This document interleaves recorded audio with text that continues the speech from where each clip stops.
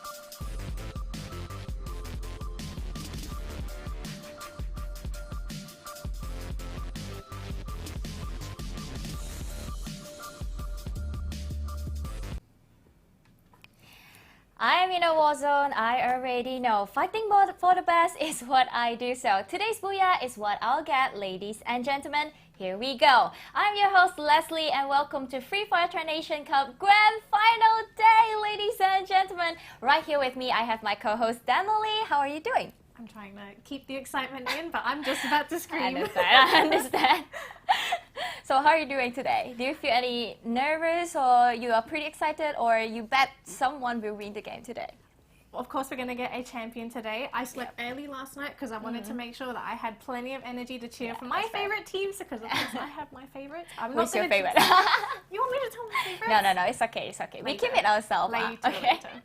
Alright, so ladies and gentlemen, today, before we are kicking start any game, actually we have something to announce later on, and you will know by looking at the schedule. So let's go to the schedule, why not?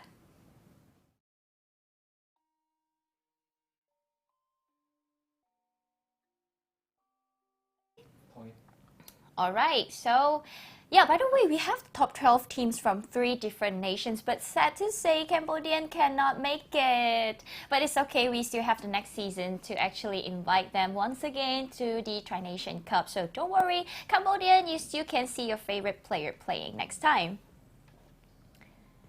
Alright, so we have the point system right here. For the placement, we can see every game you play. For the first place, you can get 20 points. Second, 17. Third, 15. And then you can see the last, you have no points for even participation.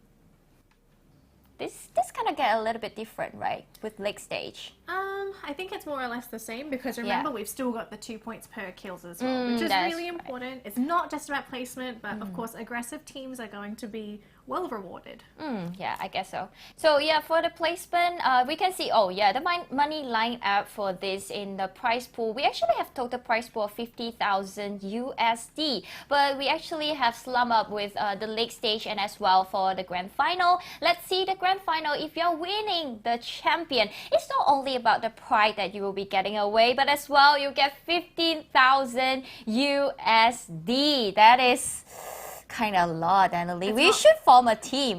But it's okay. We can't win. We can't get the 15,000. It's fine. All right. Wow. And the second place, we can see they can get 7,000. It's actually pretty far apart, right? It's less than half that they can get from the champion, actually. And the third place, they got 4,000. Fourth, 2,000. Fifth will get 1,500 USD and 6,000 ringgit. And what about this column that next to it?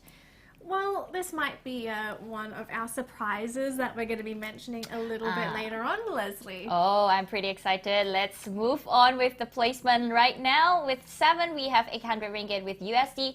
8, we got 800, 9, 600, and 10, 600. Then we have 11 and 12 for participation. Not bad, 400 USD, as long as you get something back home today.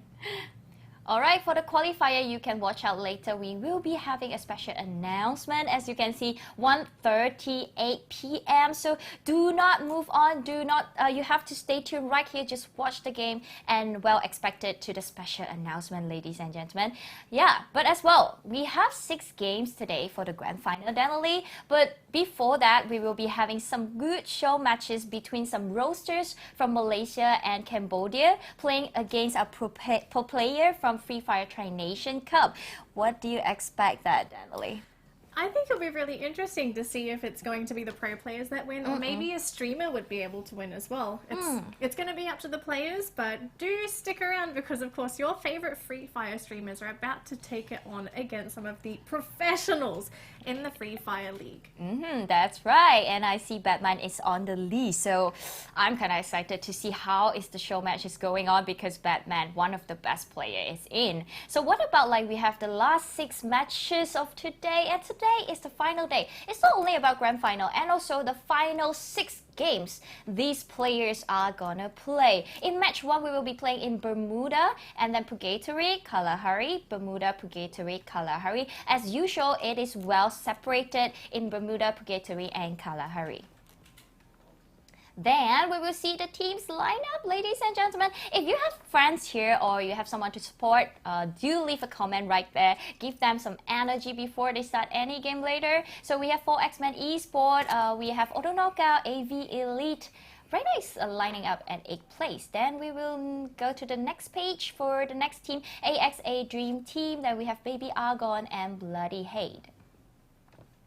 And then we have Hard to Get right now. No, it's not right now. It's actually everything will be brand new. But in the league stage, Hard to Get, just get over everyone. They perform really well, really crazily. So let's see what's going to happen today. And I'm pretty excited about that. And Raw Squad will be next. And then Freedom Legend, we have No Escape right now, lining up at 3rd place in the league stage. And Supreme Assault Forces from Philippines as well. Then we are back right here. So definitely before the show match started, I would like to shout out a little bit to them that who are gonna play against the pro player. Okay, so we have KH Daily Game, Sheds from Malaysia, and then we have from Cambodia, MN Gamer KH, and from Malaysia, Hang Tuah Gaming, as well from Cambodia, Spider. The last player, Abiyek, is from Malaysia. So yeah, if you have someone you really like the streamers right here, remember to write their names right there, okay? So by the way, before our show match started, we actually have an interview, right, to the player? We do. We have an interview with Ashed. So let's actually take a look and see what Ashed has to say. Okay, so, by the way, before Ashed, okay, we need to really talk about the prize pool first. I saw the first place getting 15,000. It's not only the prize they are getting away today, but as well 15,000 is a huge amount. So yeah, remember to cheer them up a little bit. But by the way, definitely before that, we are throwing to the interview. Who are you expecting to get the champion? Honestly. Just give 3 names will do. 3 names. Yeah, that's pretty easy, right? 3 names. That have to win. No, it's not have to. It's like you think they probably will get it through. I know it's pretty tough because there's like 12 You're best making teams. it hard. Okay. All right. Okay. You make it that. Okay, so I think from the bottom of my heart, I do think Hard to Get have a really good chance at taking the crown today. They played really well over the course of the league, but I do have 2 teams in my heart where I think there is a little, there's a chance. There's a chance. Okay, Yeah. there is a chance. I think there's a chance that we could maybe see Raw Squad Wow. taking first place if they can perform today. Yeah, and then that's the other pretty one was interesting. Legend Rumble. They really Oh. performed on the final week of the group stage, so maybe we could see them perform today. Yeah, I know. Rose Squad and Legend Rumbles, they actually came over like in week 3, right? Suddenly they were like boom, boom, boom from like the end of the bracket, and then they hit just to the first place, first page of the bracket. So they are like about the top 10 right now. Of course, they are like the top 12 right now. But yeah, we have more expectation from them. Is because they were coming up like dark horses after that, So we know that they can really actually perform really well. That playing against hard to get like strong team, No Escape or Baby Argon, So ladies and gentlemen, right now before we go into 2 show matches between all the players and as well the roster that we chosen from the streamers. So let's go to the talk show with Ashits.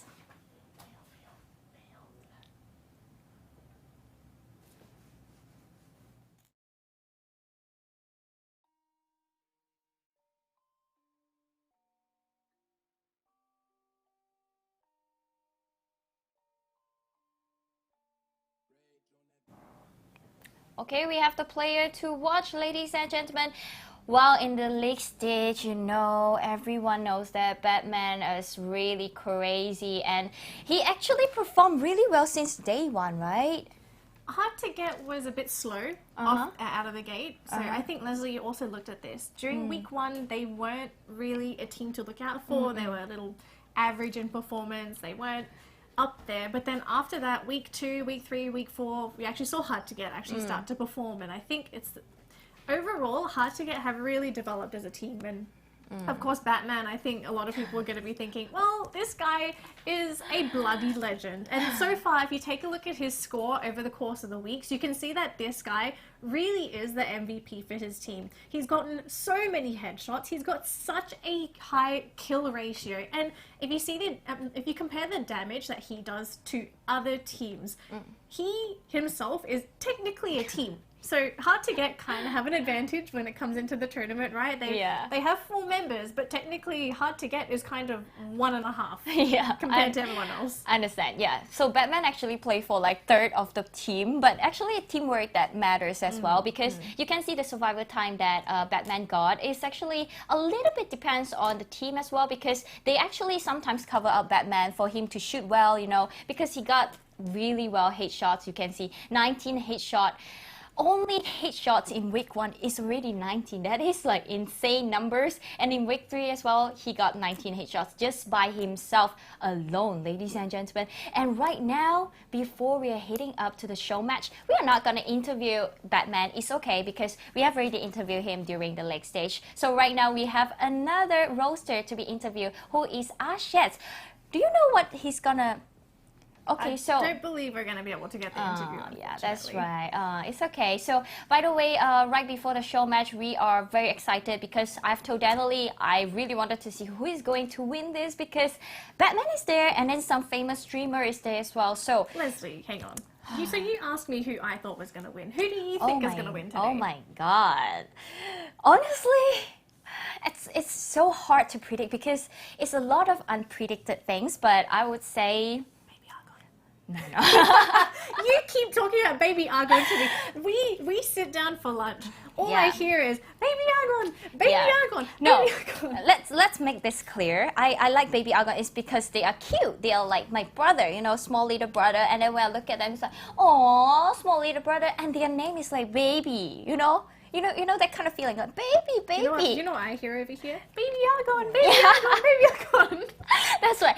It's just about the name and how they look. But in terms of getting champion, I'm sorry to say, maybe Argon could get the third or second place, honestly, what I expected. But I would say hard to get, and No Escape will probably getting the first place, because I actually have a hate up to No Escape, honestly, because they were really good in the first 2 weeks. It's just they are not underperformed, in week 3. I would say that it's other teams that are playing, too great, or they are just blended. That's why No Escape, they still have a chance today for the 6 matches, I would say. Yeah. I think today's going to be a bit of a hard day for the teams as well, because they're playing 6 matches back to back. Whereas over the group stage, they didn't really play this much, right? That's right? So this is going to be a really long day. This is where stamina is going to be very important. And let's not forget, these teams had 2 weeks to practice, to polish their skills, to scrim with these teams. I'm very sure after the group stage, everyone got everyone's contact number and said, okay guys, can we scrim? We want to practice for the finals.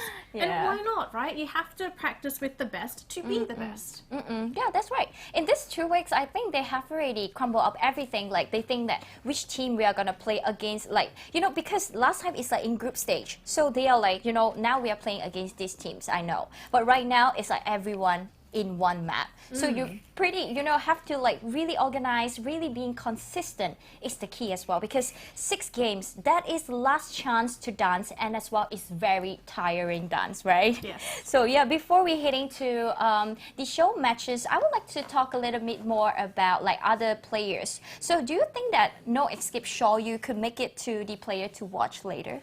They could be. I think even though they were a little bit not great during week 4, there is still an opportunity for No Escape to sort of climb back in terms of their ranks, their kills. We saw how dominating the team can be. Yep. But remember, this is the Grand Finals, right? Everyone's adrenaline is going to be rushing. Everyone, of course, they've got their scrims in. And you have to bring your A game. So there is actually a chance that No Escape could beat hard to get, right? Yeah, I know. So No Escape actually have really high potential, as we see in the first week and second week. They will perform really well. It's just hard to get my gut, warm up, and then they just came up just like that.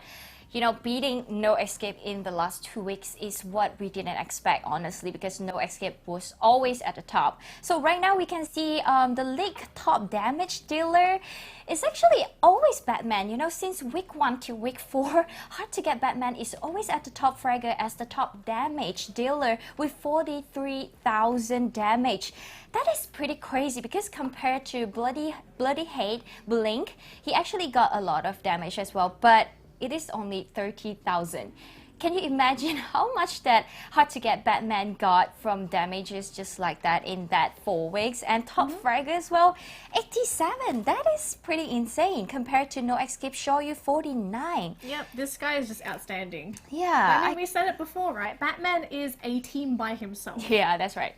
So I kind of get worried a little bit for all the teams right here, because now Batman, I think he can perform really well because he had like 2 weeks break. So he had crumble up, he had warm up, everything. He knows that who he is gonna play against. So ladies and gentlemen, especially No Escape, you really have to watch out hard to get. Alright, so highest point in a single match, we can see Legend Rumble actually got highest point. It was their match on the last week of the group stage with the grenade launcher. Yeah. That's the point. You have to remember that match. Yeah. If you didn't catch it, we highly recommend to go back and watch that match that Legend Rumble ended up winning. They won with a fantastic grenade launcher. And I think the best play, they had No Escape running at them as 4 members. 1 grenade launcher, they were out of there. No Escape had to get away with casualties. Yeah, I know. Because, killing No Escape is something that you have to work out from teams. But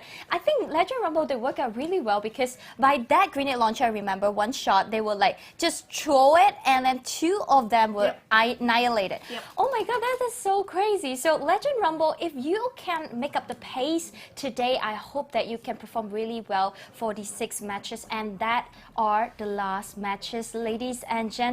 So right now, right here, we are going to start the first match of the day. I am so excited. Devilly, what about you? I'm excited too.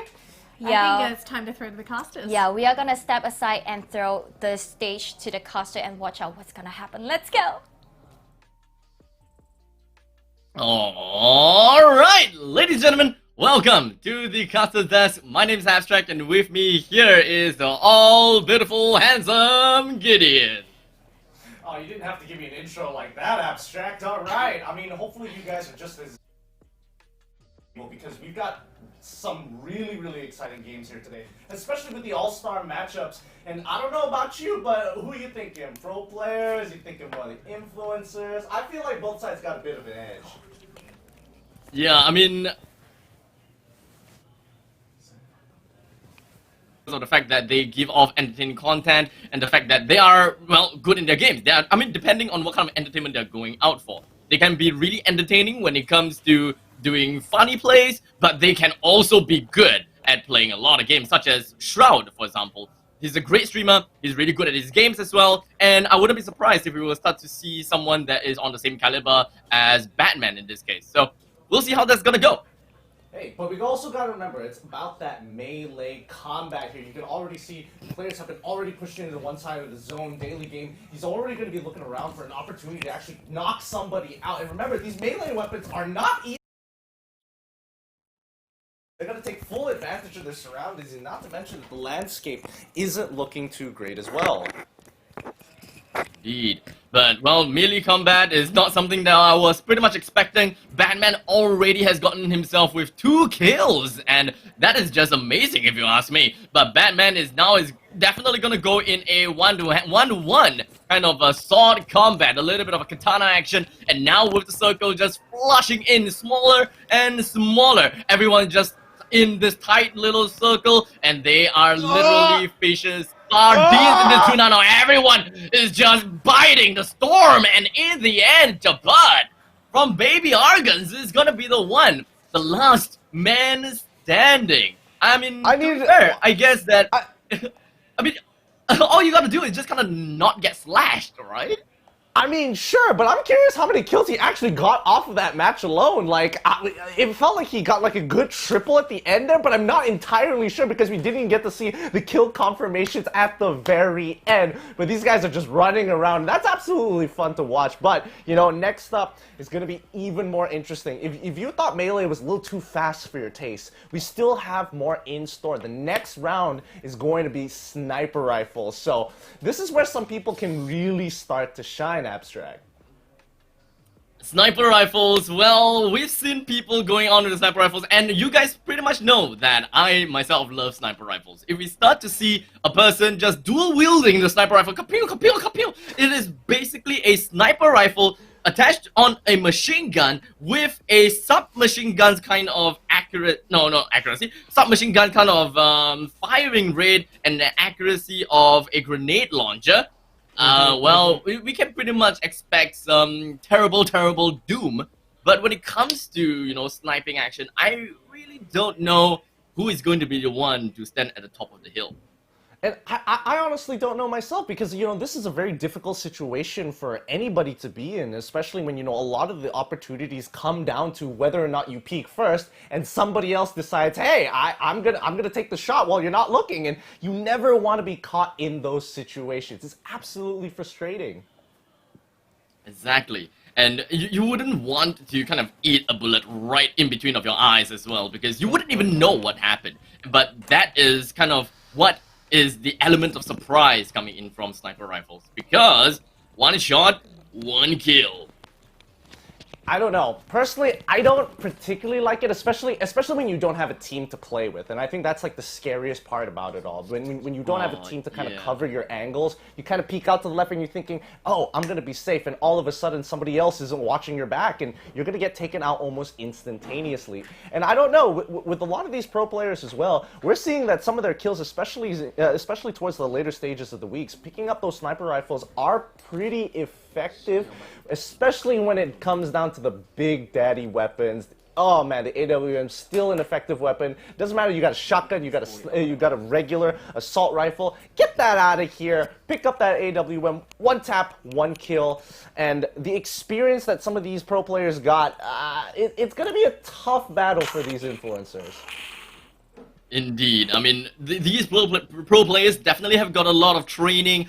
They do have a lot of brains in their games as well. So they definitely got that, muscle memory when it comes to dealing with sniper rifles, especially against other professional teams. Because when it comes to professional teams, they have very different movement patterns. Their mobility is a lot different from what you'll see in a normal casual game or in a casual lobby. But when it comes to streamers, I'm pretty sure that they kind of they're kind of in between of that two spectrum. Definitely a lot better than the casual lobby, but just maybe missing out a little bit from the pro players. That is just an assumption that we can throw out. That some of these streamers can definitely have the chance to be one of those pro players as well, because most pro players actually started off as a streamer as well. And as a streamer, you gotta have to get your name out there, and then you will be recognized, and thus become a pro player. So we can pretty much, it's pretty much safe to say that all of these streamers are pros to be. I mean, obviously, it really comes down to who's going to get the first shot off first. And I don't know who's going to be able to do it. Some people are going to have some faster fingers than their opponents, but more importantly so, it's just going to be able to abuse the system at its finest, using that, to use that ADS and making sure that your aim assist is actually helping you, especially with sniper rifles. It doesn't feel the same because it is just going to be snapshots all the time. Tracing people is going to be a lot harder. Most people like to go in and out of the ADS system just so they make sure that their shots are on target. But the moment you miss your first shot, that just means that you're dead, or it could just spell doom for the rest of your team. Yeah, I mean, the element of surprise is already gone. Everyone can hear the thunderous roar of your AWM, and everyone would have shifted their attention right to you, and you'll be like, damn. Sweats a little bit inside. Oh, hi there. How's everybody doing? Yeah, I'm just gonna hide behind the rocks. You guys just gonna deal with your own stuff, and yeah, I'll be back in a jiffy. Don't mind about me. It's just a missed shot. I didn't kill anyone, so just bye. No, I absolutely feel you. But I do want to kind of see what kind of landscape, what kind of map that they're going to be on exactly, because it's not going to be the same as on Bermuda. On Bermuda, especially when they're playing for melee, the circle is naturally going to be super small to force people to engage with each other as soon as possible. As we move on to the next map, it's going to be in Purgatory itself. So I don't know how they're going to exactly adjust the circle to make sure that you can get that full distance, so you really feel like you're doing a lot with that sniper rifle. Indeed. I mean, ultimately, when it comes to the circle, they can't make it too big, they can't make it too small. I mean, they can make it small, but it just means that their sniper rifles is not exactly the sniper rifle kind of sniper rifle anymore, if you sniper rifle me understanding me. But yeah, sniper rifle is pretty much meant for long-range combat, but when it comes to such a showdown, such a show match, you gotta have to shrink the size just a little bit, just so that when you do your first 2-time scope, all you see is your enemy's nostrils. That's a good point. That's actually a really good point, because now that you think about it, in terms of attachments and also the types of weapons that they might have access to, we don't exactly have all the details here yet.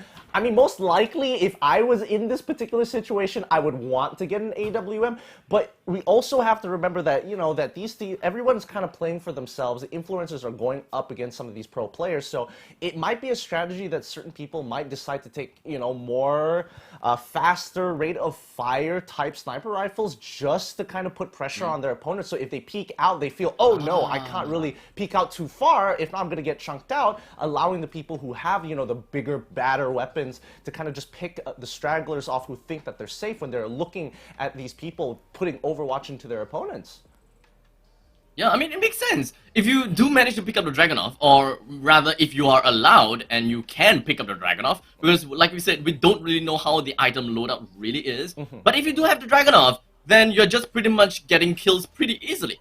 But that also means that you gotta have to rely on 2 to 3 shots on your enemy's chest, or you can steal kills. Whenever you realize that, hey, there is one guy that's shooting a single shot at the opponent, it is not a rapid fire kind of sniper rifle, that means that guy is either is not using a Dragunov. So that enemy that he shot at is probably really low already, really probably on a sliver of health somewhere there. So a single shot of a Dragunov should be more than enough to bring him down. So there is going to be a lot of merit in picking up Dragunov in this game as compared to an AWM. if you have, unless you have, you know, the headshot potential, you are very confident in your headlining, getting themselves that easy shot right through the head.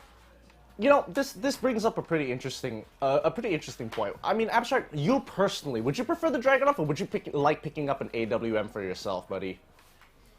AWM, hands down, it is always the AWM for me, because when it comes to Dragunov, right? Yes, I appreciate the higher firing rate, and I appreciate the fact that yes, you are able to get a shot down on your enemies if they are exposed if they're exposed long enough. But usually, I don't get that kind of chance. I would like to take that single chance, get that shot through the head in between of their eyes, and get it done and over with. And if you whiff, then just look for another opportunity. But when it comes to Dragunov, even if you don't whiff, you hit their bodies, they are still alive. Or even you hit their head and they're still miraculously alive. And you shot your shot. You landed your shot. But they are not dead. It is not rewarding enough. It doesn't have that oomph from the AWM that everybody wants to hear. Yes. No, I totally get you. But on the contrary, I used to be a very AWM person until, you know, I started to realize a little bit more that the Dragunov actually, it's not that great of a gun in general, but when you limit it down to just the sniper rifles, that's where it gets a little bit more interesting, because if you're bringing up a Dragunov against an AWM, the only slight advantage that you get from the Dragunov is the fact that you can jiggle peek really, really easily. I mean, you can peek out really quick, get the shot off, and go back into cover before anything happens again, and you can do this multiple times, allowing, you know, the AWM opponent, it's going to be a tough time to abuse the aim assist to make sure that you're on the head every single time, because by the time you get the shot off, most would have already pulled back into cover. So it kind of gives this sort of cat and mouse game, you know? Somebody can take you out in an instant, so you always have to keep them guessing, and generally be looking in a direction where they expect your head to pop out, because they're not going to be able to like knock you out instantaneously if they don't know where you're going to do it or how exactly you're going to be peeking out your head. Exactly. I mean, when it comes to, you know, kind of that kind of peeking strategy, when I peek, I'll be looking down my barrel, and if I see someone, I'll take my shot first. Whoever is just going to be camping usually will have the advantage. But when it comes to peeker's advantage, that is where things start to get a little bit messy. Whenever you have the peeker's advantage, you got a little bit of that desync. That is where things start to get funny. You may think that the opponents haven't done their shot yet, but immediately once they pick out, boom, you're dead. But in actual fact, they have picked out quite some time ago. And that is what we call a peeker's advantage. So think it as how you may. If you are holding on to a Dragunov, then you can make full use of this peeker's advantage a lot. Peek out, shoot, go back. Peek out, shoot, go back. And your opponents probably don't even have that time to react to you, right? There is such a small little time frame for them to make to get used to you. And not to forget, a smaller circle means that the circle is going to be faster.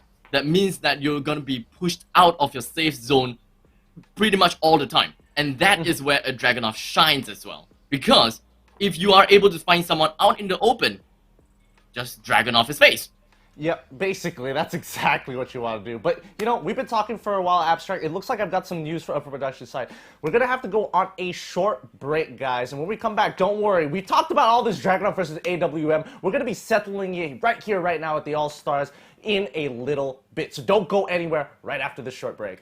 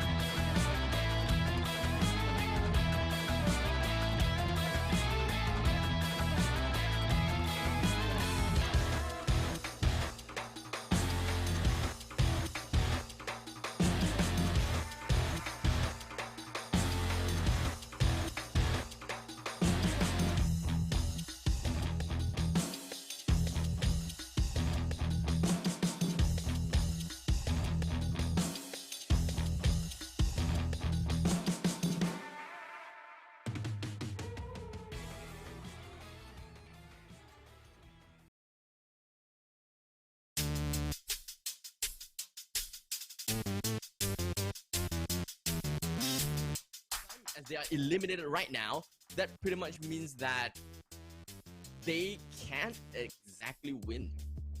That's they right, we're can't going to be exactly in get for themselves some involved. crazy business here. This is no escape, and this is for X-Men. Oh yeah!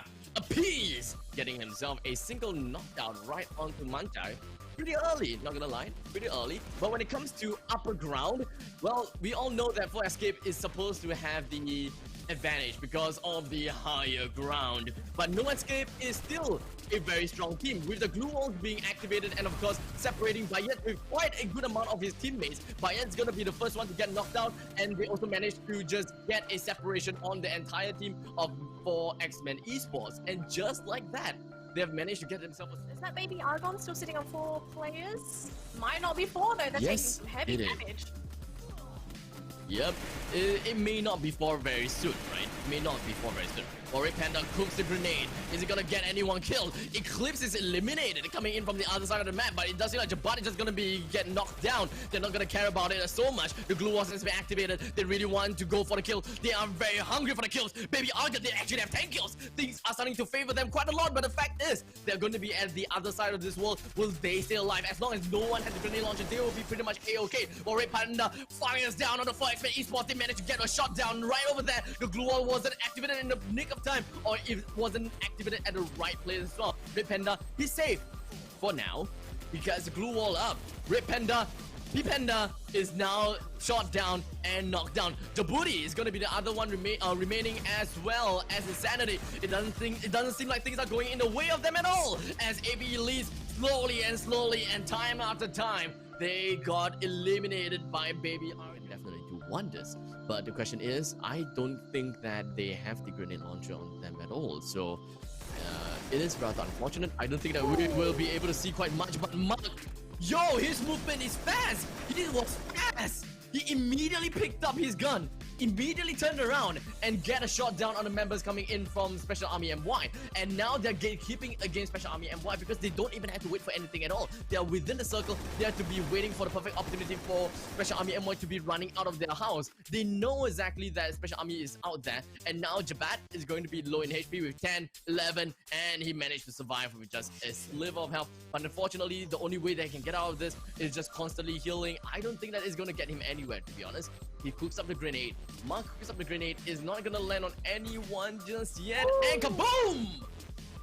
Double shot coming in. Mark has cooked the grenade well. And now it's gonna be left with Jabat now. Jabat with a sliver of health. They are somewhere outside of, inside of the circle, but Mark finds it. They are very, very healthy. While auto knockout, they have 2 members remaining, if I'm not wrong. But they are holding around at the side of the at the extremity of the circle. All 3 of them is holding out in different points of the circle. They are forming a Bermuda Triangle right in the center of the circle, which is really interesting to see. But that also means that if one of the members coming from auto knockout has been knocked down, there really isn't any way for them to help each other. This is a moment where it is kind of like all man to themselves kind of situation. But luckily for them, auto knockout has been making things right because they have split up. They have split up. They have every single angle of where Raw Squad is. There is no way that Raw Squad can even get out of the sights of auto knockout because of the amount of blind spots that they have. They have 2 little blind spots. Auto knockout has made full use of all of the angles and have flushed Raw Squad away. And just like that, auto knockout has managed to get himself with the win because of their optimal positioning. Yep. And now we have a lot of scary teams that is still in this, inside the circle with no escape, with 1 man remaining. Auto knockout have their sights onto AV Elite. Doesn't seem like doesn't seem like the shot has been taken just yet. None of the members coming from AV. Oh no! The grenade! It leaked past the window right before that glue wall is popped up. That was unfortunate but funny at the same time. Batman with a grenade almost getting his beat right over there. Red Panda with a shot down on the Mr. D, a good knockdown and then an execution. Yet another kill has been credited over to AV Elise. Auto knockout finds himself in a really bad spot right now. I don't think that they will be able to get himself away from this situation while Zen is trying to run himself away, or rather trying to do anything that he can to get himself away. But the amount of lead, the amount of shots coming all over the place is just way too much for him to handle. Now Zen comes in, gets a shot down on the AV Elite, and the entirety of the AV Elite is gonna be eliminated, and so is no escape gonna be. Shura, Miru, and now Zen is gonna be the 3 men remaining coming from auto knockout as they are gonna be slowly making their way closer and closer into the center of the circle. Now they're gonna have to deal with a single member coming in from LTMY Bosku, and who is the last team remaining? There's still one more team remaining, Bosku. and that is gonna be It's LTMY Bosku. Bosku with a sliver of health.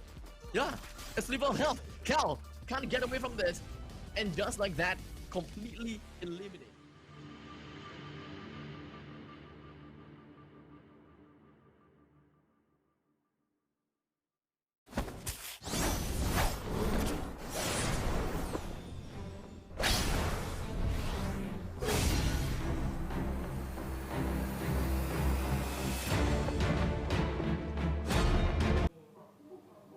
Alright, ladies and gentlemen, we are back! Already so soon and so quick. Before we get into these games, I mean, ooh, sniper rounds, it's gonna be tough. It's gonna be real interesting. We don't have too many details on how they're gonna play this out, but once we get into the game, we're gonna know so much more. Make sure you're supporting your favorite influencers and your favorite pro players here because, I don't know. I felt like this was kind of a tough matchup for some of these influencers. Like, yes, they're good, don't get me wrong, but if you're taking the top 6 damage dealers, like, that's a tall mountain to climb. Very tall, is completely paramount, and I'm pretty sure that all these influencers and streamers have got a lot on their shoulders. So I'm really hoping that, you know, they will just, you know, kind of take a chill pill and hope that they'll be able to, you know, surpass all of these pro players. And maybe become the pro player themselves and take over their spot in the Free Fire Tri-Nations Cup. Potentially. I mean, it's a big ask. It's a really big ask. I'm not gonna lie here because I mean, I'm looking at these like especially the, you know, these top damage dealers, and they're there for a reason. Like everybody's talking about Batman and how he's just been taking people out with no problems whatsoever, and not to mention that Batman is one of the, you know, the MVPs, whipping out the AWM really effectively throughout the weeks, and sometimes if you're lucky enough to see him use it, it's quite a sight to behold. There's just a lot of things that we'll like to compliment about Batman. He's just a great all-rounder player. He's really good at mobility. He's really good at the gunfight strategies. He's good with his ARs, light machine guns, grenades, and his snipers. Really, there is pretty much nothing that this guy can't do. So maybe this time we'll be able to see someone that is able to trump over Batman, and I would really like to see that because his name has been floating all around the Free Fire Tri-Nations Cup for the longest time ever and is always floating around. So that is just something that I would like to see a surprise. Surprise indeed. I don't know. I feel like it just puts like a big target on his head that all the influencers are like, okay, we take this guy out, we've got a good chance of coming out of this on top, right? Like, I mean, to be fair, like, I wouldn't even blame him for that. I mean, everybody's technically going head-to-head, but if I was, like, the influencer, I'd be talking to people, be like, hey, you want to, like, take out some of the pro players and keep it amongst yourselves because these guys are going to wreck. Yeah, I mean, you can pretty much coordinate with yourself because this is all for fun, right? You're not really losing anything, so it is completely fine to have like an internal, discreet discussion with all the other streamers and be like, hey guys, why don't we just use the original unlock skin and, you know, identify each other and find whoever is not using the original unlock skin and kill them first. Sly tactics. I like where your mind's at here. Oh boy. Luckily they didn't get us to play because this would have been bad. We would get destroyed, but we would 100% coordinate to make sure we don't die first. I think that would be my ideal situation of like not being the first person to go down. In the end, right, if we were to be the one playing, right, it's just me, you, and Leslie, as well as Danley, we'll probably do the same thing. We'll be like, let's coordinate, kill everyone else, and if it's the final 4 of us in a circle, we can only kill each other with a 360 no-scope. I mean, it sounds like a good idea, but I'm already like looking across the room, and you know, it's just giving me that look like, nah, fam, you're dead. You walking my crosshair, you gone, fool. But yeah, no. It would be a really cool idea to kind of see, some of these players actually kind of coordinate something to make something happen. Like, glue walls are still in play, and maybe more so than not, some people like me have very fat fingers and can't get the buttons down as quickly as I would want them to. But especially with these influencers and especially pro players, dropping it down on the dime can really save them in some tight situations. And especially if people are using those AWMs, that could be a make it or break it situation if it ends up being, the last 2 or 3 circles of the game. So it's really just coming down and close. So you block one shot, the guy has to reload, and you're just like, ah ha ha, got you this time.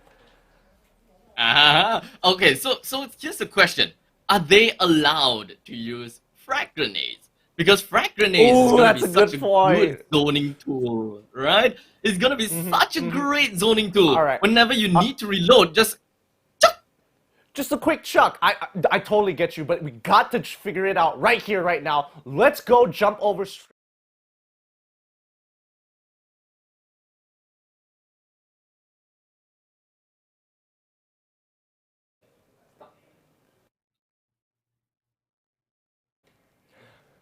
All right, now we're seeing the map. We're seeing exactly what we're getting into here. We've got Brasilia, we've got Central, we've got Fire Brigade and Lumber Mill here in Purgatory immediately, and Campsite as well. Just the perfect circle to kind of get a good reach on where everybody is going to be. And more importantly, there's plenty of distance in between each other. So with the rivers and as the circle is going to be coming closer and closer together, that's where we're going to really see people playing around with cover a lot more. Indeed, and we're just going to be looking at each of the players' point of view. And right here in Brasilia, or rather the southern part of Brasilia, we do have a good amount of players. And of course, the looting phase, you can only find yourself some consumables. You'll be able to find some caliber ammo. Just so, Jabad! Why am I not surprised? Jabad with the first shot, headshot, kaboom, chicka boom boom pow. He's got 1 to his name already, and in the meantime, Batman is still scurrying around looking for his sniper rifle, and just like that, he did manage to get 2 of the sniper rifles already. But the question is, will he be able to see anyone fast enough to get that kill? I'm not too sure here, because everybody's got to be careful when they're running from cover to cover. At this point in time, you could get shot from any angle, and it's kind of difficult to determine where you're going to get shot from, especially if you get hit in the head. You're not likely to re-peek the same angle anymore. You're going to be looking for cover for as quickly as possible. As of right now, it looks like everybody hasn't had too much variety, especially for Zeman here. He doesn't have a variety of his sniper rifles. Again, single bolt action weapons. It's great. It does a lot of damage, but when you want to put pressure on your opponents, that could be tough. But what do you think about H2G's Batman strategy here? I mean, it's good, because he's literally trying to get himself to a higher angle, and just so that he will be able to get that, well, bird's eye view. Because like we all said before, I have the high ground kind of thing going on about. You will always kind of win, and you will not lose a limb if you're on the higher ground, because you don't have to jump, if you get what I mean. In the end, it is going to be Batman versus Mark, but it does seem like both of them is pretty much pinned in this house. But they do have some time to kind of play around because of the circle. Yeah, but you can already see that there's... Oh, boy. You can already see that both of these guys are just trying to kind of fake each other out with which angle that they're going to peek in first. You can see Mark, he jumps out of the window and jumps back in, forcing Batman to actually take a shot. There's not a lot of ammunition to be playing around with, especially for these weapons. So it makes sense to start stacking... Oh, no! Batman! Oh! He was too far down, unfortunately. Holy! The tip of his head. Ooh! Oh my god, he got outplayed! He got outplayed by Mark so bad! Mark made Batman think he went into his house only for him to double back and shoot him in the head when he's trying to find a way to get down. Whoa, that is 400 IQ plays. Oh, that's unfortunate, but that's not going to be the end of... Oh, whoa, this is getting a lot closer than we thought. 2 shots, Mark gets the first one and now becoming the kill leader of the game. Yo, Mark. We have seen him in a lot of great sniper rifles action before. He is famous for his sniping. He is also famous for his grenade launcher tactics. because he's always the one that picks up the grenade launcher. But in the meantime, he's also always the one that picks up the AWM. I remember seeing from a single game, he has gotten more than 10 knockdowns. Although he didn't get a lot of eliminations or any kinds of execution from it, he's just constantly knocking people down over and over and over again. Even when he is right in the center of attention, everyone is all around the extremities of the circle and he's right smack in the center, he gets the knockdowns correctly. And here is where Mark is gonna shine.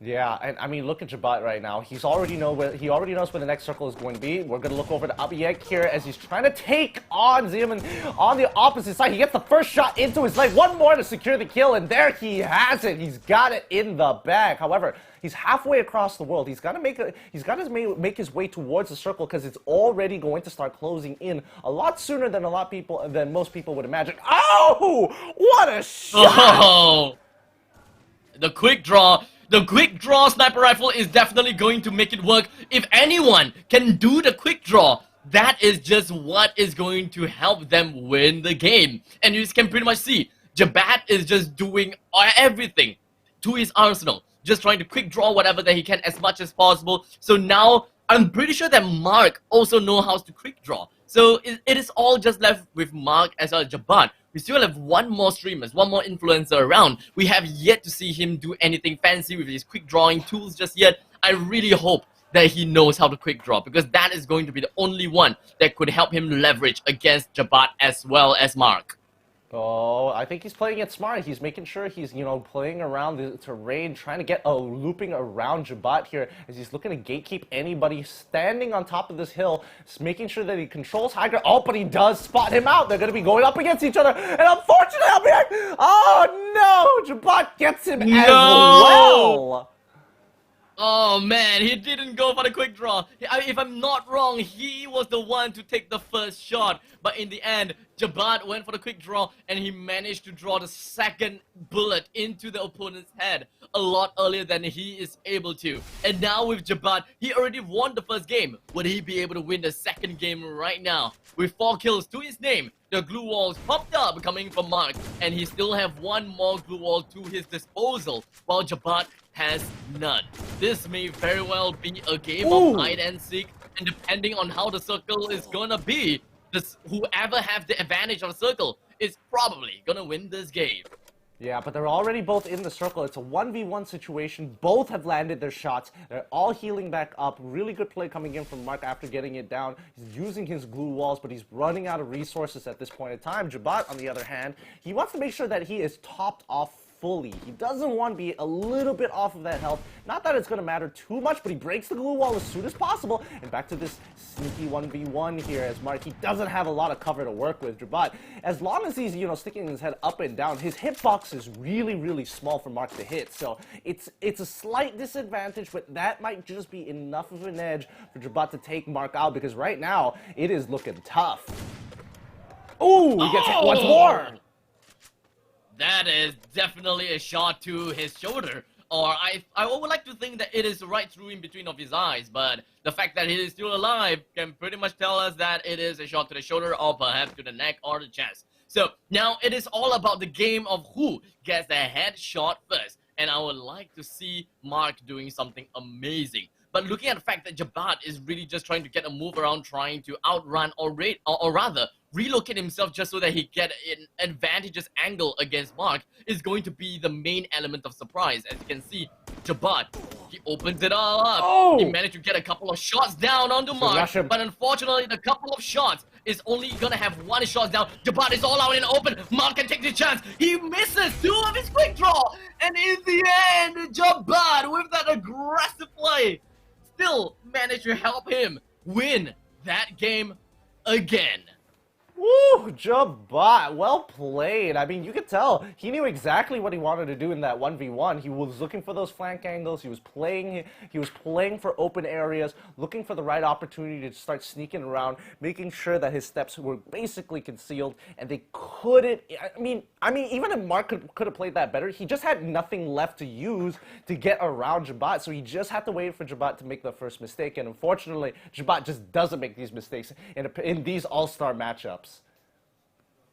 I mean, unfortunately, it does seem like Mark is the one that did the mistakes because of those two shots of the quick draw could have helped him get the win against Jabat. But I believe that with that that just so much pressure onto him, it just couldn't get the shot down, especially since he is almost at point blank range, and using a sniper at point blank range isn't that easy. But don't get me wrong as well. The second kill that Mark managed to get at point blank range, that is definitely not a fluke. He definitely knew how to land that shot down. He made it work, but it's just that at the final circle, there's just way too much pressure on his shoulders.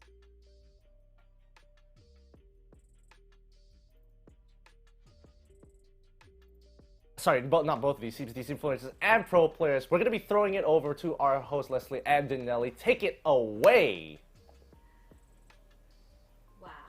Wow, what a good game there. Oh my god. Do you think that Batman actually keep a little bit of his energy for the game later? Because I can really see that he actually show up really aggressive in that show matches, right, Danny? Well, if you looked at how Batman played, we're going to leave the melee out of this because melee's a whole different story. But when it came to that second matchup for Batman, I think he just lost that 1v1 against Mark, right? Like, Batman was doing the usual Batman things. Even in regular games, he always plays on a rooftop because he wants that high ground vision, and you can hide on the slope of the roof as well. But in a sniper game, you don't have a team to back you up. You don't have anyone to act as your eyes on the side and behind you. And then once he saw that the circle was shrinking, he knew he had to move at some point. It's just, he had no one to really tell him where to go where. So, of course, Mark, he decided to bum rush the same building that Batman wanted to actually try and get off of.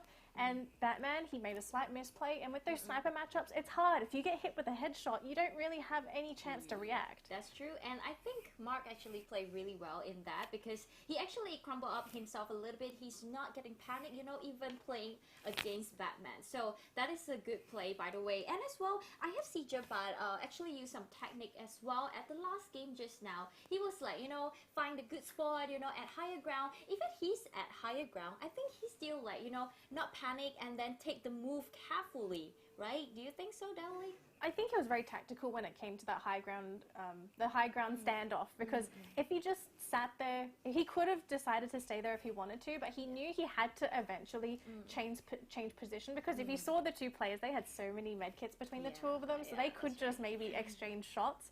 So him deciding to constantly change position, I think it really threw Mark off.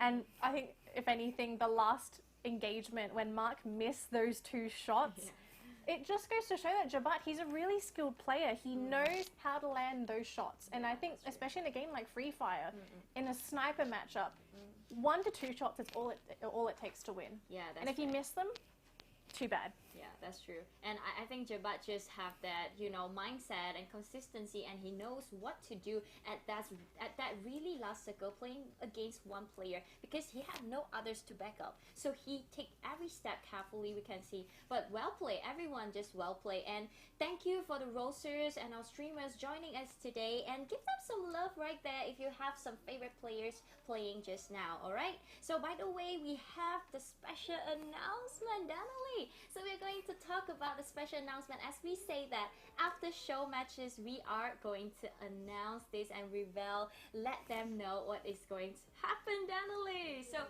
first of all, we have a top 6 from FFTC this game, and they will actually proceed to the MCP game, which is they are playing against a little bit more players and different area. And as well, for the top 3 teams, they are going to FFCS. So what about the MCP? I heard that that's like 2 seasons, right? Yes, so we're going to be looking at a brand new season of Free Fire. Yes, that's more esports action. You get to see the top teams of all around Southeast Asia compete in a once-in-a-lifetime opportunity where you actually get to see, and well, I think the most important thing is who's the best, right? What region has the best players? That's Who right. is the number 1? Yeah, and what is important, you see, the line-up prize pool is 100,000 USD. Oh my god, that is something really excited. And well, if I am a pro player, I'm gonna get ready for this and grab the highest chance to get biggest chunk of the 100,000 USD. Oh my god, should we just start planning now, and we have I'm sorry, Leslie. really We have no train. chance. We have no Okay, chance. I Stop. understand, Stop I dreaming. understand. Okay, Stop. okay. Yeah, I will just cast. Okay, it's fine. Okay, so right now we have the esport route map right here. As we have just talked about it. We have top 6 going to the season 1 MCP majors in January to March in 2021, which is like next year. Starting of next year, we have the season 1 MCP, and then we will have the top 6 from the season 1 going to the season 2, fighting against the qualifier in season 2 by July to September in next year. But what about the top 12 qualifier? Don't worry, they are as well going to the MCP major from the qualifier stage. So you, if you're not a pro player now or you haven't joined the FFTC, don't worry. Sign up right now and get that qualifier. Go to MCP and play with the top 6 from here, FFTC. Well, if you wanted to play with Batman, here is the chance for you, okay? So what about Natalie? We talk about like the international tournament from MCP as well from season 1. Well, this one's going to be a bit of an interesting one because, of course, international means we are going to be looking at players from regions all over the globe. But I think we're going to keep that information a little bit more secret because we want to save it for then. So until then, make sure to keep an eye out on our two tournaments that we have already announced. So the most important thing is that the teams today, top 3 and top 6 are going to be the most important placement matches because winning or at least getting top 6 means you're going to be participating in a tournament afterwards. For anyone that misses out, don't worry. As you saw before, we are going to have qualifiers for the tournament as well. We have 12 slots for the qualifiers. These will be open qualifiers. So if you didn't get a chance to join into the Tri-Nation Cup, maybe you can try and qualify and make it to the next major. It'll be really exciting. Sure. Even though I can't make it to top 12, I will make it to top 1,200. All right?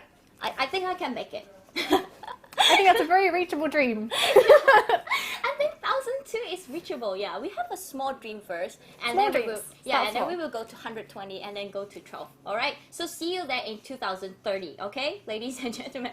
Right. By the way, we'll talk about this matches that we have just done in the show match just now, playing against our pro player and the roster. But later on, we will be having the series grand final game. Okay. So ladies and gentlemen, not to forget, right now what you have to do is like this live stream and share to your friend, because the more viewer, the more free gift, right, Emily? Absolutely. And if you're wondering what Leslie means by free gifts, we are going to have free codes all throughout the day on the stream. So if you want to get yourself a lovely free, let me say it again, a free goodie, make sure to stick around on the stream and keep an eye out for those codes because, again, it's free. This is all for you guys. Yep, definitely. So, ladies and gentlemen, I bet you are really exciting about later game, but do you know that some teams are playing right here?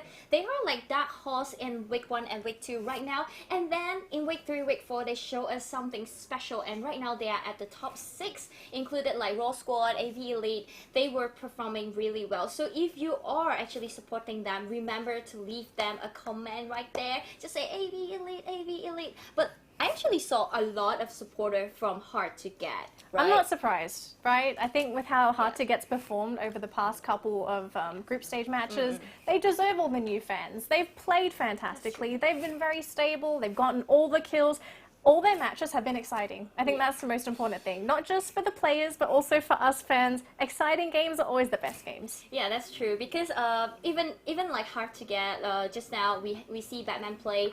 Even is him alone playing, he still can get that well play even though it didn't get Booyah. But we have a lot of expectation in Hard to Get team. But by the way, if you like Hard to Get, remember to leave them a comment too. So it's like Raw Squad and AV Elite too. I saw them have some fans right there. So remember to cheer them a little bit to see if they can actually squeeze into the top 3 today. Because talking about the prize pool, top 1 actually get 15,000 and top 2 get 7,000. USD. This is Yeah, USD. I know. Yeah. We are pretty clear of the USD 15,000. And for the second place, they get actually a little bit lesser than half of the first place. So what you wanted to get is not only the pride today, it's you fight for the best for 15,000 USD, right? Okay, so that's why a support is really important to all the players right there. So by the way, Daniel, talking about like all the good games, you say that Legend Rumble was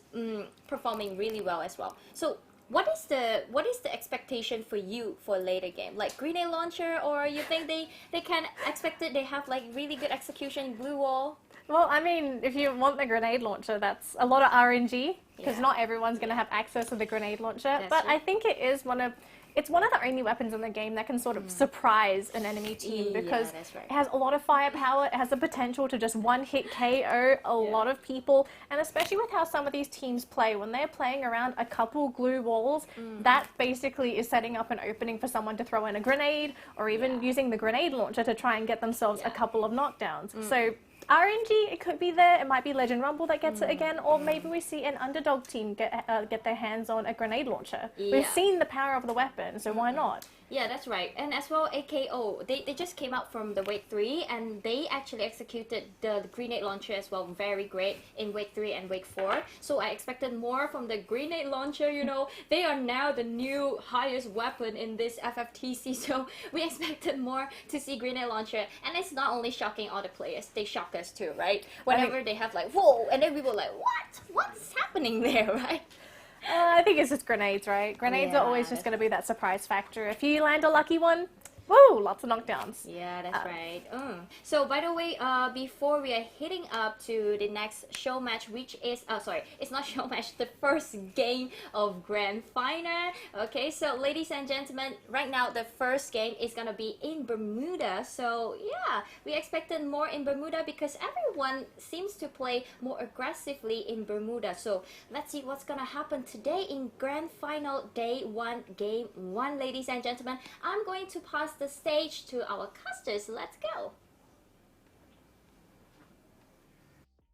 Alright, ladies and gentlemen, this is the time that you all have been waiting for.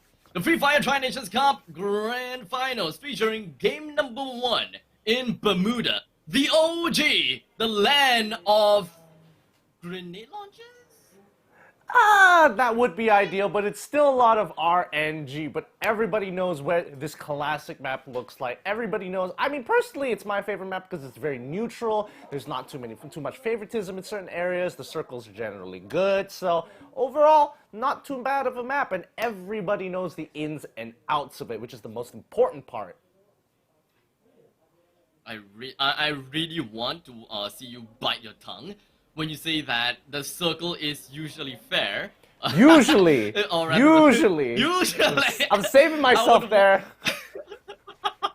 I would definitely want to see game number 1 with the circle just putting himself all the way down south or heck all the way down to the southwestern side, just right in Renum Village.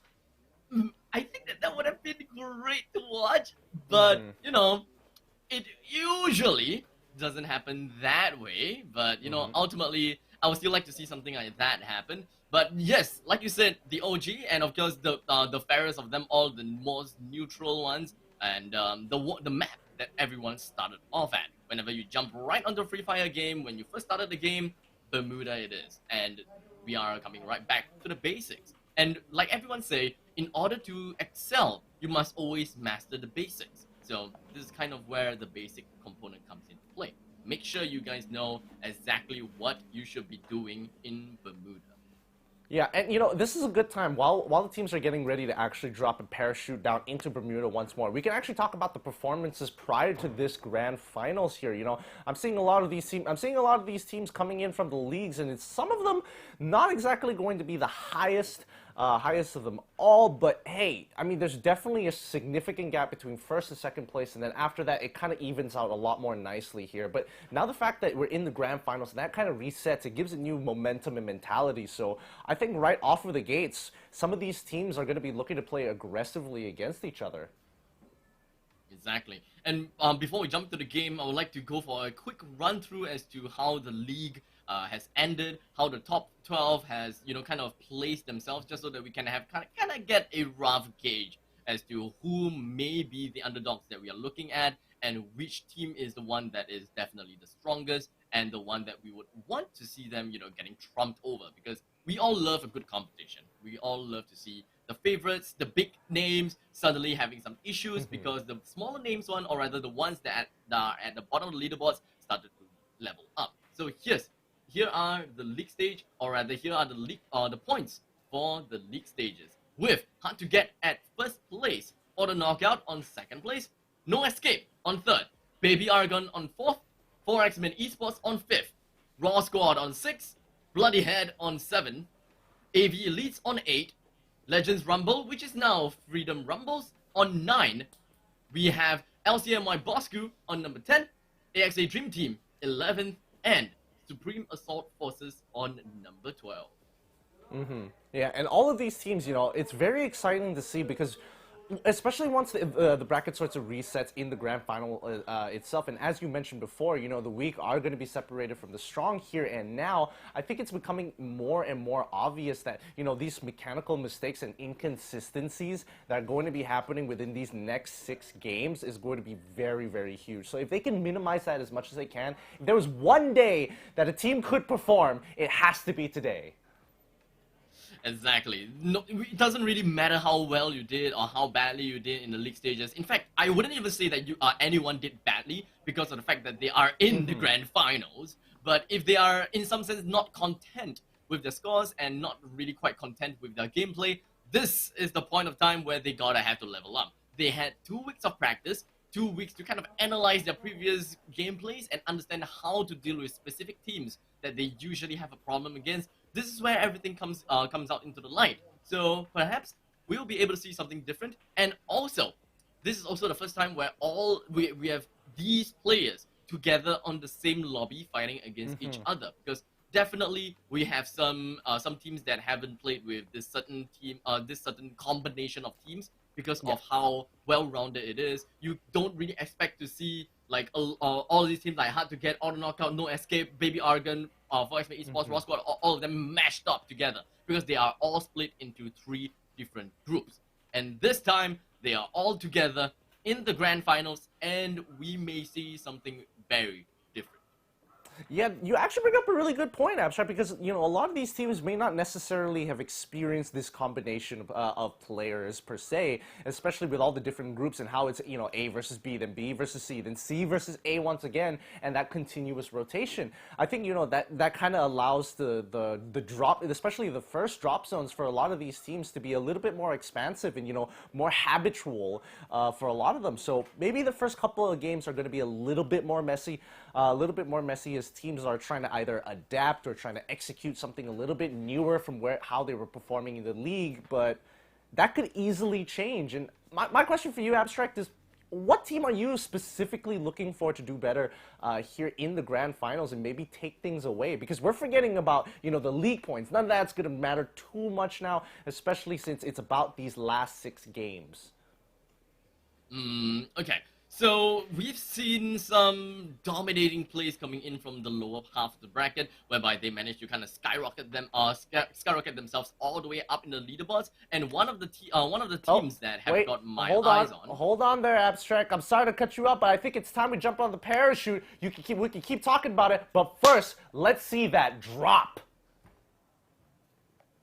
Alright, it does seem like they are all in the lobby now. And of course, I'm just gonna get back to what I'm saying. Freedom Legends. Freedom Legends is the team that I am looking at. They are the one that were... They were the one team that were all the way at the bottom half of the bracket, and I remember very clearly they didn't really have that great of a start. But when it comes to week number 3, subsequently at week number 4, they have had great plays. They didn't make a lot of mistakes. They have got good landing. They have got good fighting tactics. They managed to get themselves a heap amount of kills and a single booyah in a single game, to the point that, if I remember correctly, they broke the record of most amount of points received in a single game. That's a really good point, Abstract, but I don't know. I like the consistency when I look at teams when they're coming into this league. I like the fact that every single week that they're continuously performing well. And I mean, let's look at the flight path right now before we get into other teams that we should be looking out for, because flight path, generally neutral overall. Looks like everybody has like a decent space. Ooh, looks like AV is actually taking a much bigger space than they usually do. And for Hard to Get, they are just going to head themselves right down into peak. And of course, Hard to Get has got to be the big name that we're talking about. We are always all about Hard to Get. They are at the top of the leaderboards. Everyone understands that they are the favorites and the fact that they have the highest potential and the biggest potential to be able to win in this grand finals. But that doesn't mean that we should, well, we should ignore the rest of the teams, because there are so much of these other teams that were so great when it comes to the league stages, such as No Escape. They had such a overwhelmingly great start in week number 1, week number 2, and they were consistent as well, to the point that they managed to hold their ground at week number 3, even though they didn't perform that well, because in the end, their performance in week 1 and week 2 pretty much helped them to leverage against their loss in week number 3. So ultimately, we can still say that No Escape can be a very, very good team in terms of consistency as well. I mean, I can't disagree with that. I mean, No Escape definitely has been putting a lot of difficulties for a lot of these teams, and it's sort of. I would like to say that they're super consistent with the way they play, but there have been times where they really have dropped the ball once or twice, and I think they can't let those mistakes happen, especially now against these teams. And now that the lower bracket teams have been weeded out, it has come to a point where it's just the top teams. Even the smallest of mistakes could be monumental coming into these games. Exactly, and ultimately, I would just like to see how Team SAF is going to be dealing with all kinds of adversaries as well, because Team SAF, Supreme Assault Forces, they were one of the teams that were at the bottom half of the brackets as well, but ultimately, they still managed to climb themselves all the way back up. If I remember, it was also at the later stages of leagues, which is week number 3, as well as week number 4. They themselves managing to get themselves to the grand finals has been a very close call, and I would like to believe that and I would like to think that they think of that as well, because they are literally at rank number 12 when they managed to get it all up, and their points were 431, while the team that is right behind them is Team Eclipse with 416. So by no means do they have a huge gap above Team Eclipse, but they definitely managed to make it work. I don't know how they managed. Well, it's true. Yeah, they did manage to make it work, but I think at the end of the day, it's going to be who's going to make the first move here. And I think a lot of people have kind of forgotten that. Yeah, even though everybody is playing for these positional points, and that nets you quite a lot, it becomes super scary once you realize, oh yeah, if you play hyper aggressively, that could punish you. But 2 points is quite a lot for a kill. So how do you balance that out, especially now with the top teams just looking to not only play for position but for kills, and you want to start off strong, you want to have that momentum coming into this game? It is understandable for most of these teams to understand that the early game kills are pretty much what sets you apart from all the other teams, because like I've reiterated before, like many times, the game is designed for you to go aggressive in the early games. If you're able to scout out teams that are parachuting, you should head towards their compound, or rather find ways to be aggressive against them if you are confident in your marksmanship, because that is how you're going to get early game battles, because you can expect that the level of third partying and the levels of vouchering is going to be very low because of how wide and how accessible throughout the map it is, right? Everyone is in their own respective positions all around the clock, from 12 o'clock to 11 o'clock. Everyone knows that everyone is far apart. So if you're able to go for early game action, you can expect that you'll be able to bring one whole team down without being in danger of getting destroyed by another team coming in to sweep the rest of the straggling teams. Yeah. And now that, wait, hold on. Looks like people are kind of shivering around into the red zone here, but AKO is nearby. And Hard to Get, just kind of edging each other. And I'm pretty sure they've already spotted each other out, but you can definitely see the hesitation from both of these teams here, because since you've seen the kill feed, nobody has gone down just yet. The odds of which somebody is going to third party them is very high. Usually you kind of want to wait until, a good 8 to 7 teams where it's a little safer and the odds of getting third party is much lower, but 12 teams, you don't want to be that first team to go down. Well, You definitely do not want to be the first team to go down, so it's also understandable that all these teams would want to play it safe. But you're gonna have to play safe to the right extent, right? You need to play safe just so that you don't lose in positional scores, but you also cannot play too safe to the point that you lose out in terms of kill points. Because what's the point in hitting Booyah? You get yourself that 20 fresh points, except that you have only gotten yourself 4 kills, which is 8 points. That is 28 points. And 28 points, statistically wise, we've seen before 28 points is only at the middle half of the leaderboards. So it is not enough. Most of the time, we are able to see teams with a Booyah getting themselves well over 30 points. So you gotta have to aim far above that. Yeah, and most teams would go for the regular strategy of, waiting for the last five squads, looking to play towards, the 5th or 6th circle, the 4th to 5th circle, because at that point in time, that's when, there's not a lot of teams to kind of work around with, and it's very easy to start cleaning up those kills and getting that Booyah towards the end of the game. So that's what most teams would standardly like to do in the most ideal of situations, be that last team, finish off the last 2 squads and, take the Booyah for themselves. But if they want to start early, they have to start now. They have to take that big risk of being the first team to lose a member, take that casualty, like ending your first fight with 1 member already down and potentially losing him to just naturally people wanting to thirst to get those 2 points. The points is what all it matters. We have seen before teams that don't really go for the positional scores, such as Team Hard to Get. They don't really care so much about position. Even if they get themselves to the top 3, they're content enough. Because all they want to do is go for the kill points. Every kill is 2 points. And if you are able to wipe out one entire team, that is 8 points. And in the meantime, ladies and gentlemen, this is finally the point of time where we are able to see the first blood being shed. Or rather, it's not really quite an execution just yet. But it is good enough for us to be able to see someone getting knocked down. One of the members coming from Freedom Legends got knocked down, while AXA Dream Team have a single member being knocked down as well. And across the map, we also have Team AV Elites getting single member from AV Elites Insanity being... Wait. Oh, AV Elites is the one that managed to get one knockdown. So, we have quite a lot of actions all around the map already. Yeah, it looks like people are starting to, start getting a little bit more bold, a little bit more brave, but nobody is willing to hard commit to fully engage on these fights. It's just the poking game right now. It's the poking phase of the game where you're looking to just get a couple of knockdowns. If you find a pick, you get the pick. You look to thirst it as quickly as you can. Oh, talking about getting a pick here.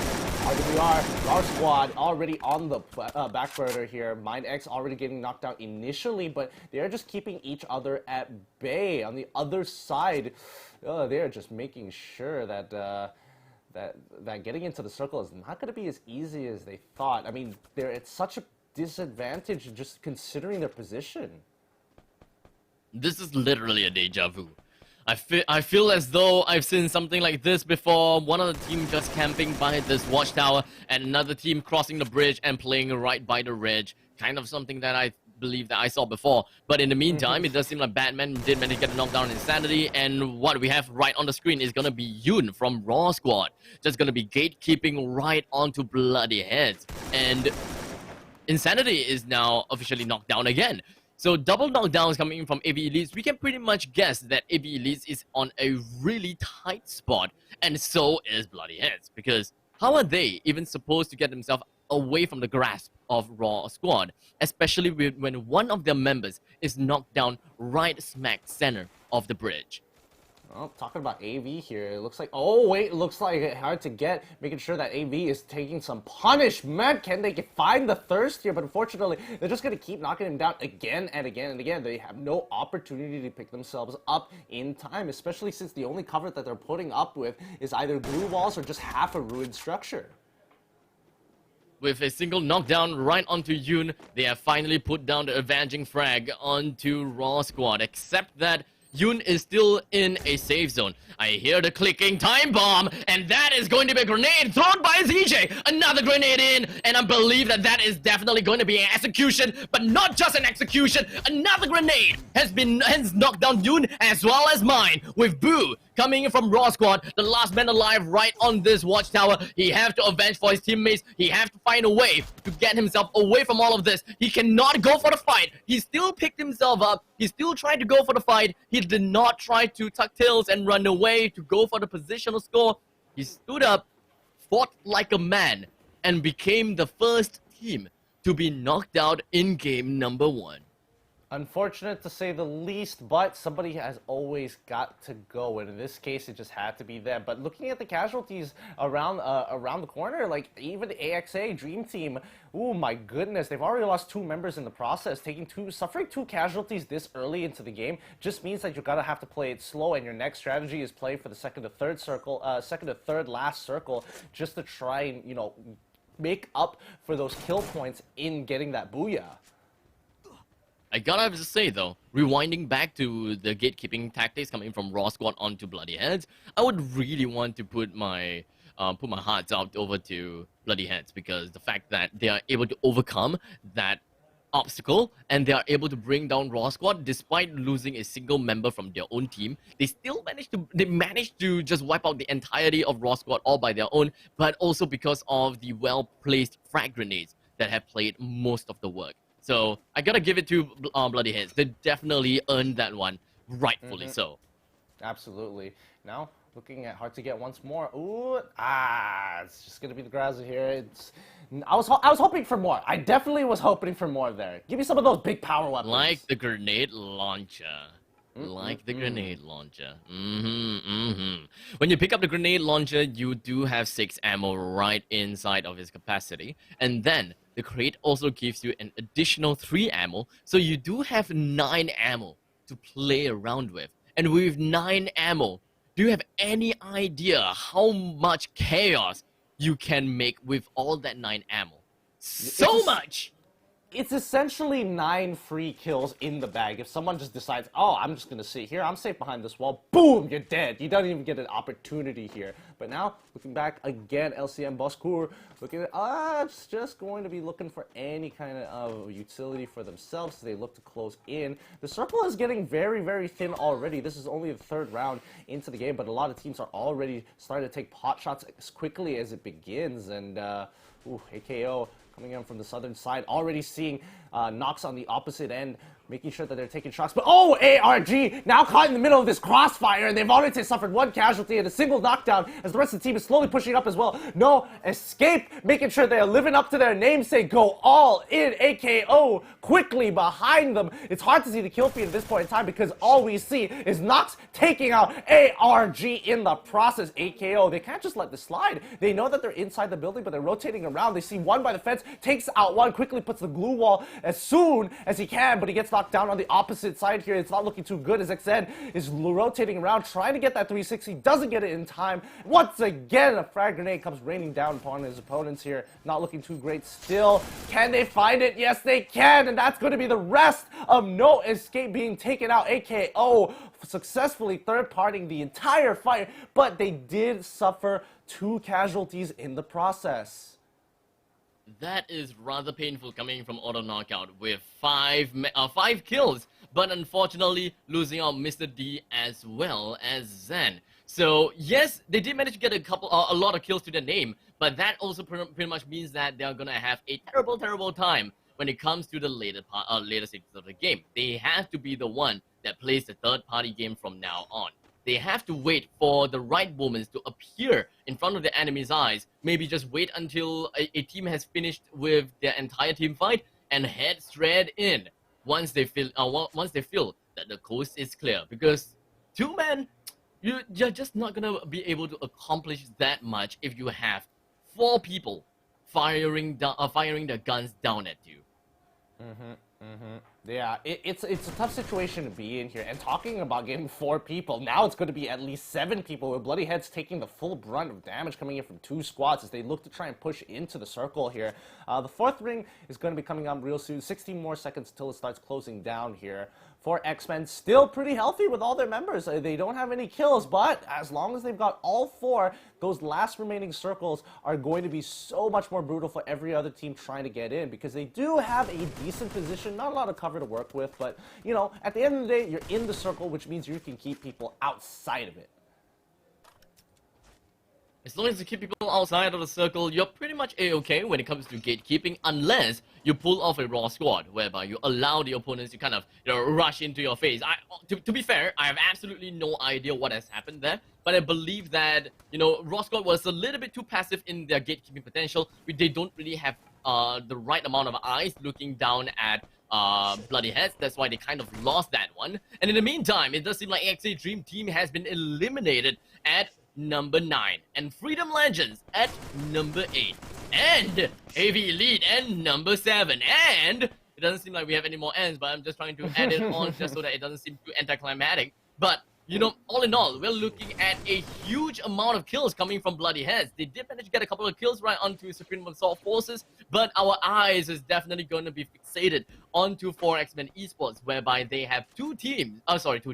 They have 2 kills to their name, but they also do have 4 members still alive. So they are definitely one of the teams that we all have to look out for, because they are one of the teams that still have a 4-strength team.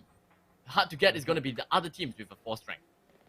Yeah, and now Bloody Head right now, they've got a lot of kills, but they don't have a lot of members to finish this game out. However, I mean, look at the position. They've got some, Bloody Head has found a pretty good position within the circle itself, and they can just wait. He can just wait this out and pray that he doesn't get shot down, unlike 4X-Men here, as they are making sure that everybody is getting gatekeeped really, really hard. As they push up in towards the circle, they should be able to come into close quarters with AKO. And here we have 4X-Men E4 with Manchai, definitely gonna go straight down, and there was literally nothing that his team could do. Bloody Heads has been eliminated. The last man standing just could not play for the positional score, and in the meantime, it does seem like Voiceface is just gonna be stepping all over Ganza, literally and liberally. And with that glue walls being popped up, the whole of Hard to Get has decided to go behind of the opponents, and it does seem like things are starting to get a little bit tricky, a little bit iffy, because they are unable to go for that backstabbing that they wished that they would want to. But all in all, they still managed to do exactly what they wanted, with 3 teams left and 9 members alive. 4X-Men Esports with 3 members alive, AKO with 2 members alive, and Hard to Get with 4 members alive. One is going to be the one that will be able to get that shot down onto Batman, and things are going to start to turn really sour, because Hard to Get has got a few members left to their name. 1 is knocked down, 2 members left from 4X-Men Esports to make that 1. Hard to Get, 3 men still alive, all of them with 8 kills. Whiteface, Batman knocked down behind the fences, and the circle is just shrinking all the way. Hard to Get is now eliminated, and who won? Auto knockout! Oh! AKO managed to survive long enough. They survived just a little bit longer towards the end there, and I thought they would have died first in the zone, but it looks like they got some decent chip damage. Wait, hold on a second. What?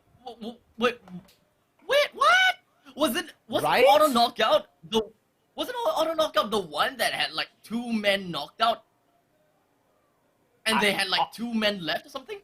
Yeah, that's basically it. They didn't exactly have the best of starts, but hey, towards the end, they still managed to get the booyah. So this, it is a stressful process, but that's a very good start. So that's going to push their momentum coming into that next game. AKO, they're starting to get that ball rolling down that hill, and soon that snowball effect is going to occur. Indeed. I mean, ultimately, like I said before, Hard to Get, they don't really focus so much about the positional scores, positional points, or whatsoever, because as long as they kind of hit themselves at the top 3, they are content. They are 100% content. But if they are able to go for that booyah, then that is a major bonus, because what comes along with that booyah is 3 points from second place to booyah, and also additional points from killing your opponents. But in this case, Hard to Get already have gotten themselves with 8 kills. And that is 16 points to their name already, plus that 17 points from positional scores. So that is 33 points, if I mathed it correctly. 33 points to their name as a second place. And as for auto knockout, I am not too sure how many kills that they have. If I remember, that was like 5 kills when they had that issue, right? When they only have 2 men left. And if they kind of manage to get things to work out, especially if they manage to hit a single bullet to the teams Hard to Get when they got shot down by the storm, that means that they still got a credit to the they still managed to get a kill credit. So it is fair to say that they had 8 kills as well. So game number 1 seems to go for auto knockout, but don't put me on the record just yet. I am not very sure of how many kills they actually have, but to be safe, they have 5 kills, 10 points plus 20. So that is 33. That is 30 points that is guaranteed in the bag. Yeah, and considering that this isn't like a league format anymore, each one of these booyahs could be a make it or break it for these teams. It's really going to create this large gap between everybody. It's basically the richer will continue to get richer while the poor will get poorer. So you can't always be looking to go for the same exact strategy each and every time and expect it to remain this and basically get the same results. So I think for a lot of the other teams who did make those initial mistakes, going for those early rotations, getting into fights that they can't necessarily win, but they did lose a lot in the process. For example, No Escape, they're going all in on a team knowing, fully aware that somebody else is shooting them from the hill. I think they got a little too overconfident when they were trying to, get those final few, but at the end of the day, it's something you got to remember. Those booyahs are going to be so important in these grand finals. Ultimately, it is all about the mishmash of kill points as well as positional points.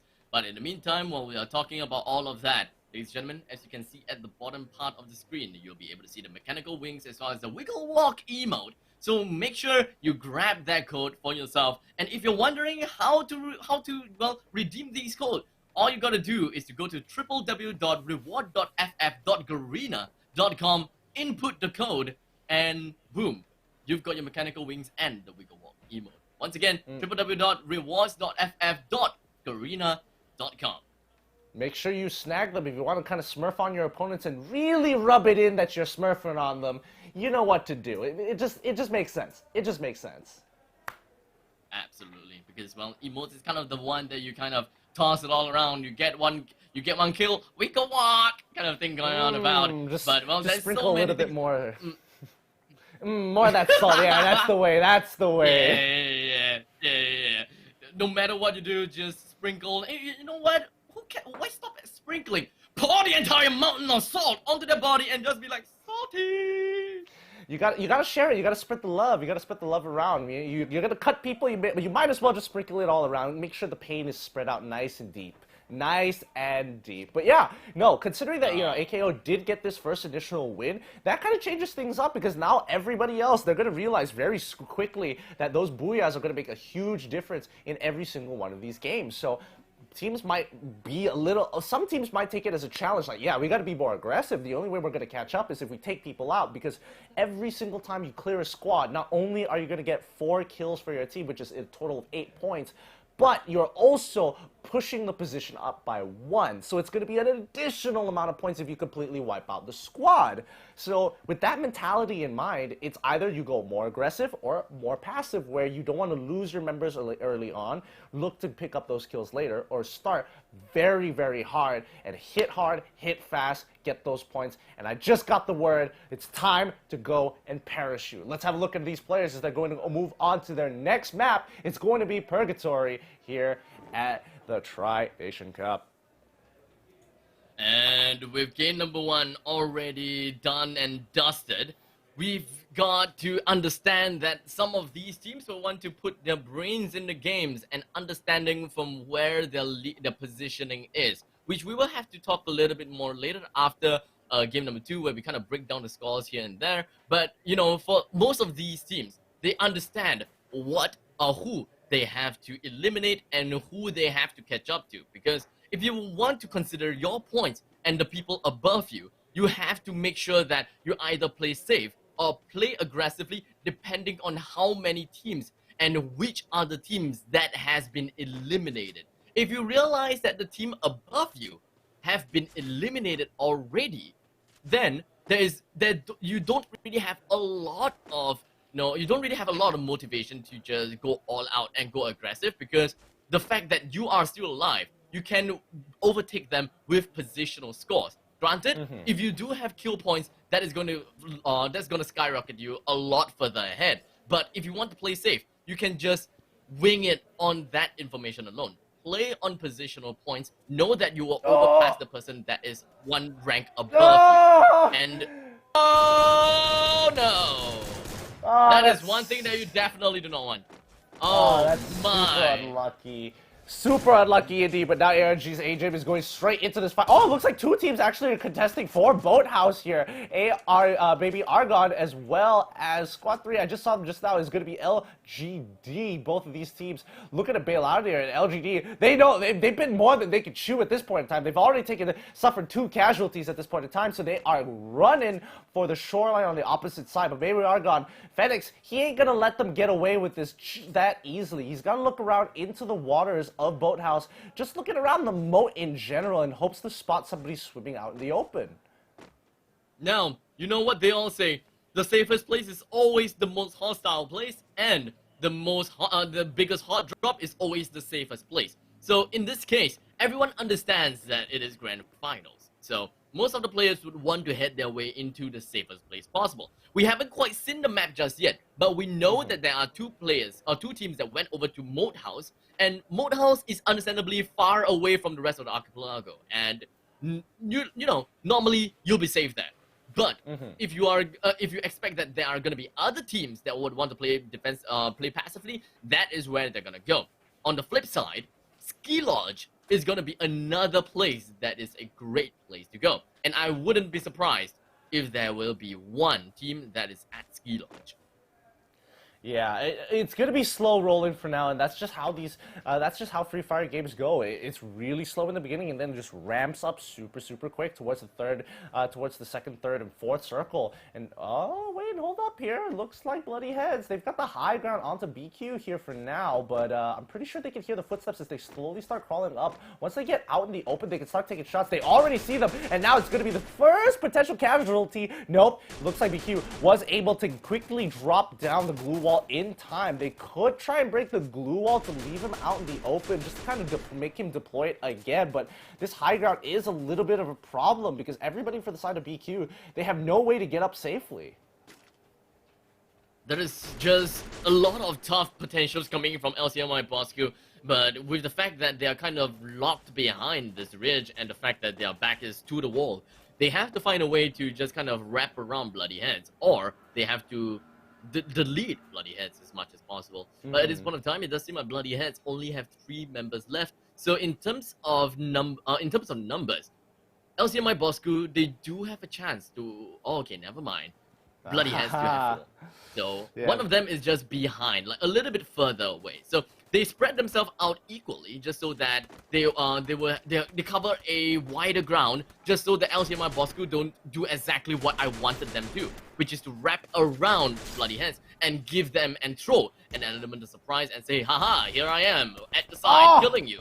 And oh, there we have it. There we have it. Ladies and gentlemen, here's the fight between LCMI Bosco versus Bloody Heads, with LCMI Force trying to go with a point-blank range kill onto the opponent, but unfortunately things are not looking well for him. Kachik is going to be the last man remaining, or perhaps a little bit too late for that one.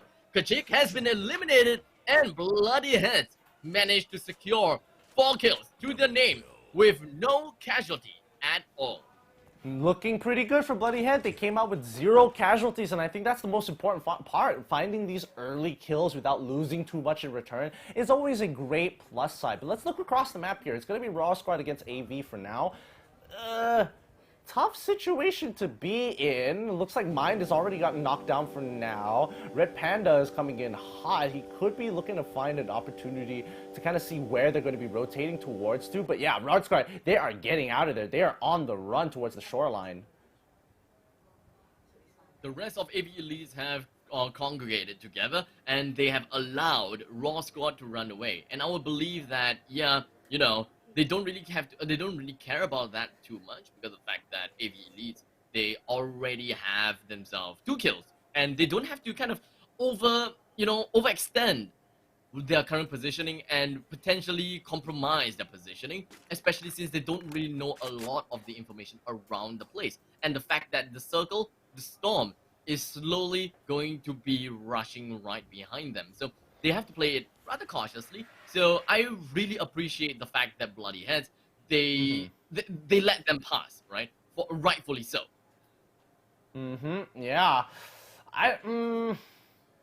I guess they didn't have much of a choice there, but yeah, I don't know. Looking back at this replay, that double peek was not necessary. He could have just kind of held his ground there, but I'm not entirely sure how high that angle was able to see. Even if he was crouched behind that rock, was the tip of his head still poking out? A little hard to tell, especially if it's from his perspective. But let's see how hard to get is kind of just chilling around and looting in Brasilia itself. Nothing much to worry about. They're just having the time of their lives. Not a lot of contest going on in Brasilia. For now, because it does seem like the circle will be centered around Brasilia, and we still have a lot of ways to go. Unfortunately, we don't really have much of the circle information, but hey, it is all the better because we all love ourselves some element of surprise and understanding how the circle is gonna be like. But for me, I would just kind of, put some data analysis going on here because looking at the circumference of the circle and looking at the degree of, curvature, it does seem like campsite Brasilia feels a little bit of ski lodge. Marble Works is inside the circle, so most of the main island of Purgatory should be pretty safe for now. Yep, and now the peeking coming in from Batman on the rooftop itself with the AK. He is making sure, he is taking shots, but I think that people are getting kind of sick of Batman harassing them. They are shooting back, and they chunked him below 50% of his HP, so that's already a little bit of a win on the opposite side of the map. Brasilia, AV Elite is just around the corner now. I guess that team hard to get is no longer alone in Brasilia. I believe that at the north of Brasilia is AV Elites, and at the southwest we also have a team which I'm not too sure whom, but we'll have to see. We'll have to see that in a while later. Raw Squad did manage to get themselves with a single elimination onto a single member from AXA Dream Team, Wise. So even if they do have they do have 2 members down, make that 3 now, they still manage to get themselves with decent amount of kills. And Raw Squad, they are down to 1. So no matter what, Raw Squad has to play passively, like very passively. Well, talking to the exact opposite is going to be ARG against Bloody Heads. Let's see who's going to be winning this one. It's going to be a close quarter battle, while half of the half the western side of this little town of Fields itself is going to be completely engulfed in red zone for now. So playing around the shelter, playing around cover is going to be an important part, but so far hasn't been too much casualties on either side. Looking forward to see how this is going to be ending up to. Bloody Heads mark is the most unexpected death coming in from Team Bloody Heads. And here we have Jaban throwing down the glue wall just in the nick of time. Phoenix is knocked down and deleted, but Jaban went straight to the face of Blank. He gets one down, he jumps hopped into the building, and he managed to tag team with Cobra as well as a Jin to bring down the rest of the members coming in from Bloody Heads. Really unfortunate coming in from Bloody Heads, but Baby Argon has definitely played that one very, very well. The aggressive plays from Baby Argon is just phenomenal. Yeah. It sounds all fine and dandy there, but that one casualty really is kind of just staining their score by far, because if they lose due to just, sheer numbers advantage, it's not much you can complain about, but it does feel super, super bad. There's a lot of things that could go wrong from this point of time, because the second circle is present and the storm will slowly close its ways. But looking at the fact that I don't see any of the curvatures of the circle, there could be a possibility that at the top left-hand side of the map, which is right by at the western side of Brasilia, I like to think of, it should be inside of the circle, especially since no escape. They're not moving an inch. They're just gatekeeping the circle, and I am right, yeah. So they are inside of the circle. We do have Fields, Brasilia, Marble Works inside. Maybe it's just a little bit of the eastern side of the Marble Works that is available, and the total playable area is only roughly 90% because the rest is going to be the water beds. So I don't know though. Most of the choke points and team fights may happen inside of Brasilia. Yeah, that's what I'm thinking too, but there's still 10 teams live, and they still have plenty of time. The circle is now starting to close in, so the feed will will really start to bloom later on into the game, and especially for like aggressive players, it is not beneficial having a slow clock. Raw squad alone, that's rather unfortunate if you ask me.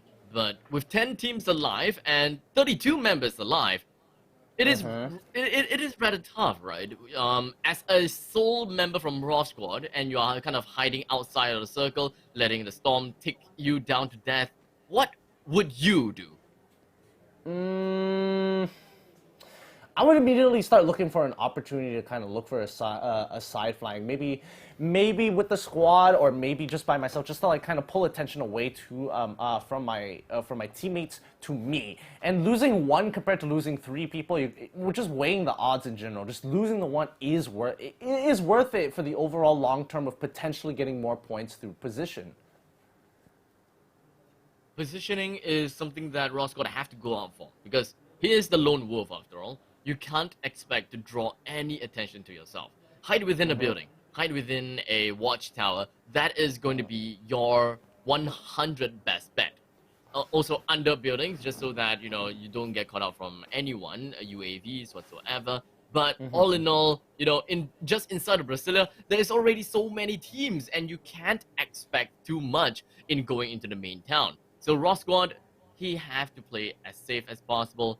Legends Rumble with 1 man alive, it does seem to be that way because I don't see any other members coming from, sorry, not Legends Rumble now, it is now Freedom Rumbles. Freedom Rumbles, we've taken, okay, 2 men alive coming in from Freedom Rumbles, so they should still be pretty much a-okay for now, but once the storm kind of kicks in, they will be gate capped by the opponent's side, which is Supreme Assault Forces.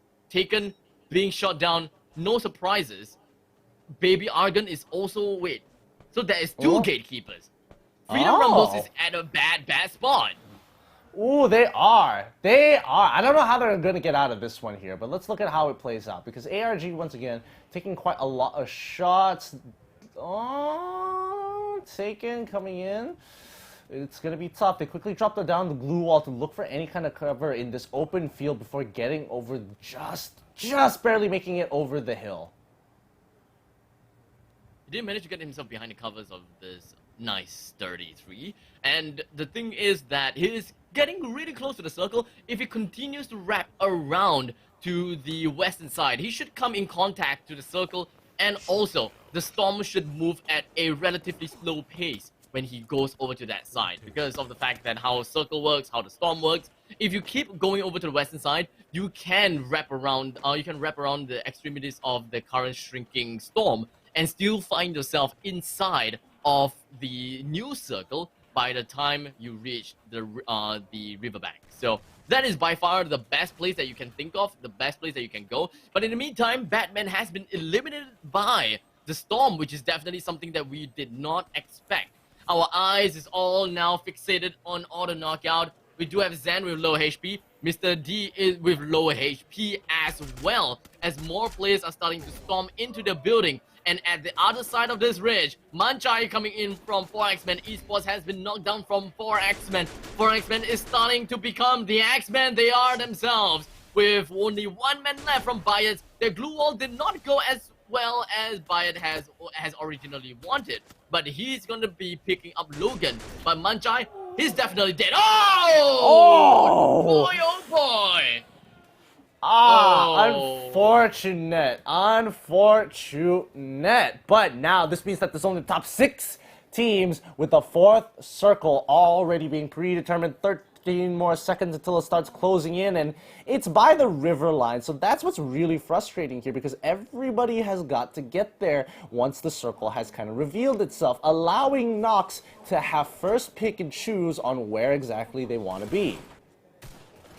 We're right down by the riverbank, and of course we do have a small little cottage house right here. You can pretty much see that Baby Argon is going to be fighting against their opponents, and on our eyes on the screen with no escape, 4 men still alive. They do have eyes onto Baby Argon as well. Freedom Rumble has been eliminated. AB Lee's going all out right onto auto knockout. Baby Argon is now eliminated with the last member left coming from auto knockout. How will Mr. D eventually deal with this? But unfortunately his leg is completely exposed.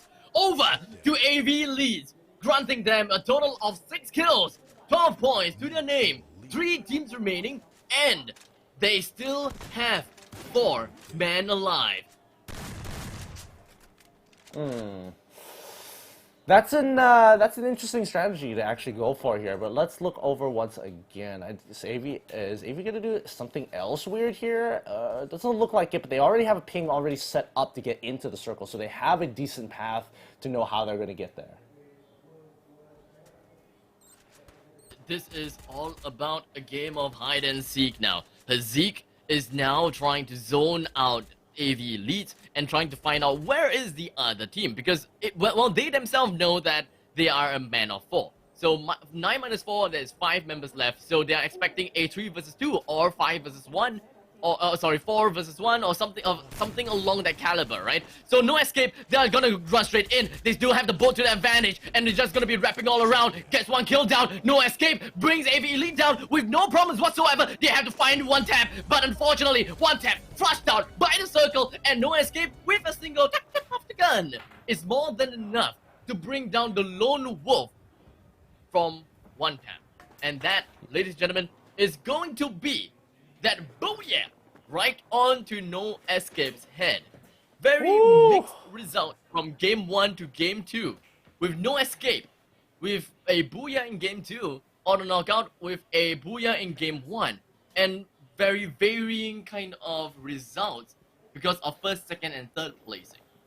Absolutely, and No Escape, they took it into consideration. How much are they willing to kind of give up to play, to get those kill points, to get position, and not only that, winning it out in the end. That's not exactly an easy thing to do when you already are looking to make sure that you are staying in tip-top shape for as long as possible. Well, Supreme Assault Forces did very well in terms of positioning score because of the fact that 1 tap, he really just stayed really, really close inside of his hut. And he doesn't want to make any sounds. So, I gotta give him that. He did not succumb to pressure and, any kinds of peer pressure, which I believe that his friends will be, babbling around, telling him, go, go, go, go, go, now's the time, you gotta go now, voucher them, go get 1 kill, or something along that lines, right? So it is an either-or situation. When it is No Escape fighting against with AV Elites, one would have thought of, steal the kill, knock some people down, or stay in his own nice home and just wait it all out just for that positional score of 17 points. Well, some people play the game slightly differently, but, we're going to have to wait and see if these teams kind of, change things up, just like how No Escape did it this time around. But it looks like we're going to have a little bit of time. We're going to be throwing it over to our lovely hostesses. It's going to be Leslie as well as Denelli. Please take it away. Wow, wow, wow! Congratulations for AKO and No Escape. Last game was pretty crazy, I think, because, AV Elite was having 4 members at the same time, No Escape as well. They have the full squad. I was expecting that AV Elite might do something for that, but unfortunately, AV Elite still remain not really aggressive, right, Dali? I don't think it's a case of them not being able to play aggressive, but you also have to remember that they have to go up against No Escape, right? So it's a tough opponent. We've seen No Escape. They're very good in those close quarter combat battles, and it kind of showed during that last little skirmish. I have to say, Legend Rumble, they did a really good job in hiding as well. I think they basically hid for the entirety of that last engagement. So, of course, for Legend Rumble, they do get quite a few points out of that. But this is going to be good news for people that are cheering for No Escape, because unfortunately for the first series, No Escape, I believe, were the 2nd or 3rd team to get eliminated. So they really needed these points. So it's a good comeback, but of course, they are still competing against Hard to Get and Auto Knockout, who had fantastic matches in our first game. Yeah, but I think Hard to Get and Hard to Get and AKO, they kind of didn't need that, warm up, but instead, No Escape probably needs some warm up right here, because we can see like in the first game, they are not so aggressive, or they are not able to be aggressive. But right now, they come back to be aggressive, but fortunate enough, because Baby Argon and AKO was gone that time, so they're like, okay, we are good to go because we have AV Elite and SAF, the last member left, so they're like, okay, we can go full force in this one. So yeah, congratulations, No Escape, really well. But talking about the first game, Hard to Get actually got 9 kills. 9 Yes. kills are pretty crazy, right? It's not pretty crazy. It is very crazy because if you take into consideration how many points you get for those kills, Yeah. it's 18 points. That is the equivalent of coming in second place. You're 2 points away from basically booyah points. Yeah. So to get 9 kills plus to place so high, I think as a team, yeah, you didn't get the booyah, but does Yes. it really matter? You got the points. Not to forget they are the second place Yes. at the first game. So I expect that Hachigat is probably getting 35 points in only the first game. So I am expecting more in Hachigat, honestly, because they were really insane, playing great in league stage, but right now they are still shining bright, ladies and gentlemen. So yeah, we're expecting more in Kalahari later on when we come back from the advertisement. So let's go.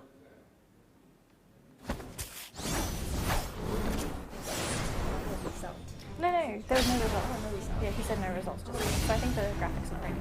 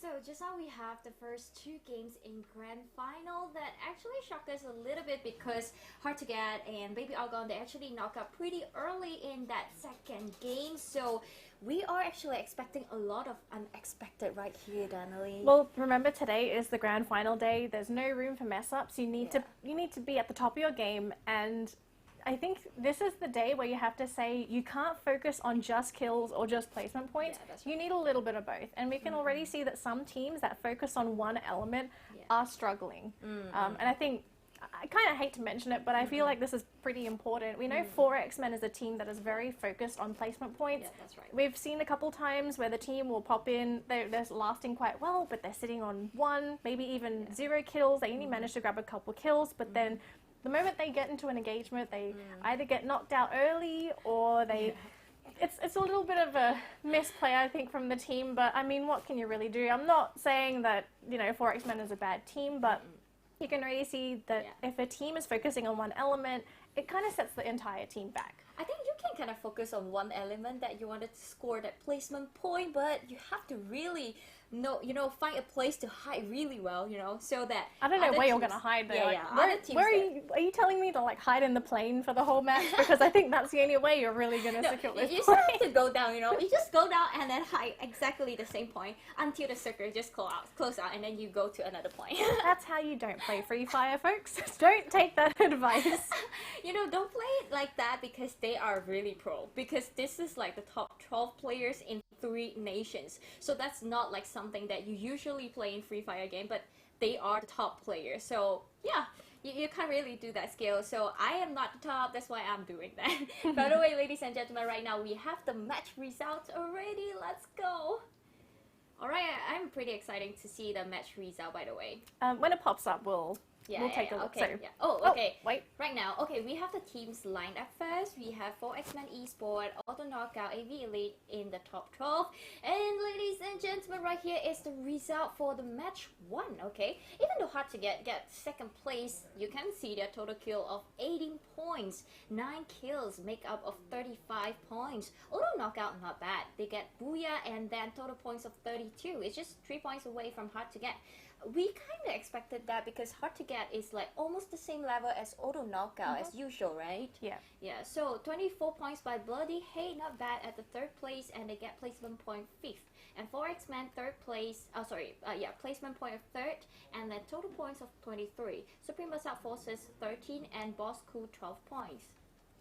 We haven't kind of see Argon and No Escape. Oh, okay. Ooh. Yeah, No Escape is right there at number 9, 10 points. Freedom Legend, not bad, 12 points. AV Elite, 10 points. AXA Dream Team, 5 points. Raw Squad, 2. And Baby Argon, sad to say, 1 point in the first match. Yeah, this is hard to swallow if you're a Baby Argon fan, if you're cheering for No Escape. It was a very bad round 1 for these two teams, That's and right. to start the day like this, it's going to be an uphill battle because, of course, you've still got 5 more That's games, true, yeah. but everyone ahead of you is going to have an advantage because they have those points to lean on from that first round. Especially to Baby Argon and No Escape, they have to face is hard to get. Right now, at the first game, they are already at the top. So if you wanted to catch it up, you only have 4 games left to actually fight for the best, and you really have to perform well in that last 4 games. So let's go to the next game result. Why not? Okay, the second game result, we can see No Escape. Yep, they are coming up with 46 points. We can see they were fired in second point with Booyah as well. Total kill points, 26. No Escape, you make this comeback again in second game. Alright, AV Elite 4 placement and 27 points. Baby Argon 24, not bad. It kind of looked like No Escape and Baby Argon, they go down together and they come up together. Yes, and even AV Elite as well. AV, they didn't have a great round 1 either, but it's really nice to see that AV Elite, they have some fire left in them, that they haven't given up. Game 1, let's reset for game 2, and I'm really happy to see AV Elite here. I really want to see this team rise up on the leaderboard, so I'm really happy to see AV here. Yeah, that's right. AV Elite actually could do better by just being aggressive. Just now when I see they play against No Escape, they actually perform pretty well. So I hope AV Elite will still remain the same in the next game. And Supreme Assault Forces from Philippines as well, 19 points, not bad. Standing at the placement 6, but getting kill points of 2, not bad. Auto Knockout, no kill points in these, but total points of 13. Auto Knockout is rarely not getting any kill points. Yeah, this is a bit bizarre. Yeah, you don't really expect Auto Knockout to sort of go down without any kills. That's right. And as well, we can see hard to get, getting 12 points. And then we will go to the next page. Now, Bloody Hate from Philippines as well. Total points 11 at number 7. Freedom Legend, they got number 8. And total points 10. Raw Squad 7. And coming up with 4X-Man, AXA Dream Team, and Boss Coup. AXA Dream Team and Boss Crew, you really have to stumble a little bit in these coming games. Yeah. Alright, then we go to the next overall score, ladies and gentlemen. Right now, we still have No Escape at a total points 56. You know all these points are from 1 round. Oh no, overall standing. Yeah, this is. Oh, you mean from No Escape? Because No Escape. Yeah. They got 46 at the second. I remember. 56. Oh, is it? 56. These are all of their points from their second match. Oh no, I don't think so, because their placement at the first game They got 2 points from the first round. Oh, is it just 2 points? So they were like 54 from the second game? Second it was 54. Oh my god, that is a bit insane. Because this is a comeback. Yeah. If this is a comeback, this is so hard to get. Really have to just 46. Yeah, 46 actually. No Escape in second game. So that's why the first game they got 10 points. But by the way, No Escape was really on fire in the second game. If they continue to do this, hard to get. Really just have to watch out. No escape in the next game. Hard to get, by the way. Second place as usual in the league stage. Day 1 they were there. 47 points, not bad. Auto knockout as well, 45, not that bad. AV Elite 37. They are standing at the 4th place. This is a little bit unexpected because they usually play more passively, but today seems like they are doing pretty well. Bloody Hit as well, 35. Supreme Assault Forces 32. Oh, I guess I'm doing this then. Thanks, Leslie. All right, so looking at 7th place here, it is 4 X-Men. They are sitting on 29 points, with 21 of them being placement points at 8 points total for kills. 8th place is Baby Argon. 9th is Freedom Legends.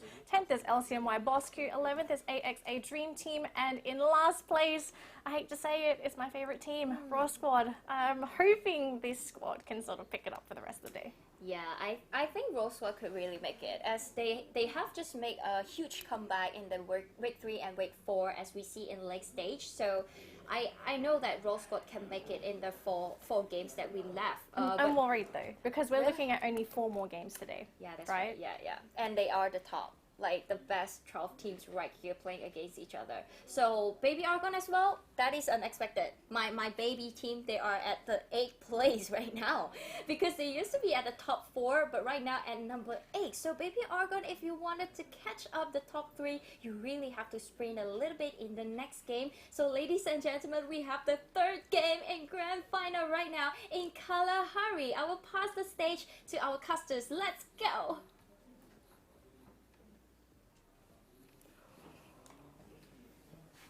Three, ladies and gentlemen.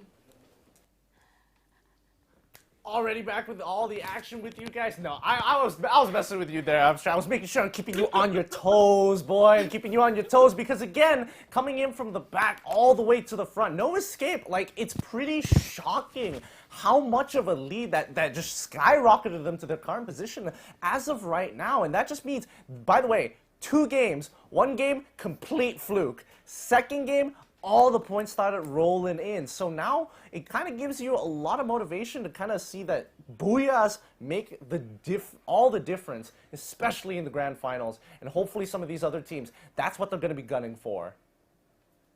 Exactly. There's just so many elements to, well, putting points to your games, and understandably so. You can go for placements without any kills and you get 20 points, but if you go for kills, you can't exactly go for kills without placement, because if you're getting a lot of kills, naturally, you know, the placements would come one way or another. So if you had got to choose, you know, which one do I want to prioritize on? Do I choose the position points, whereby I'll guarantee myself a good amount of kill points, or do I go for kill points where I can guarantee myself with some good placement points, but at a risk of dying?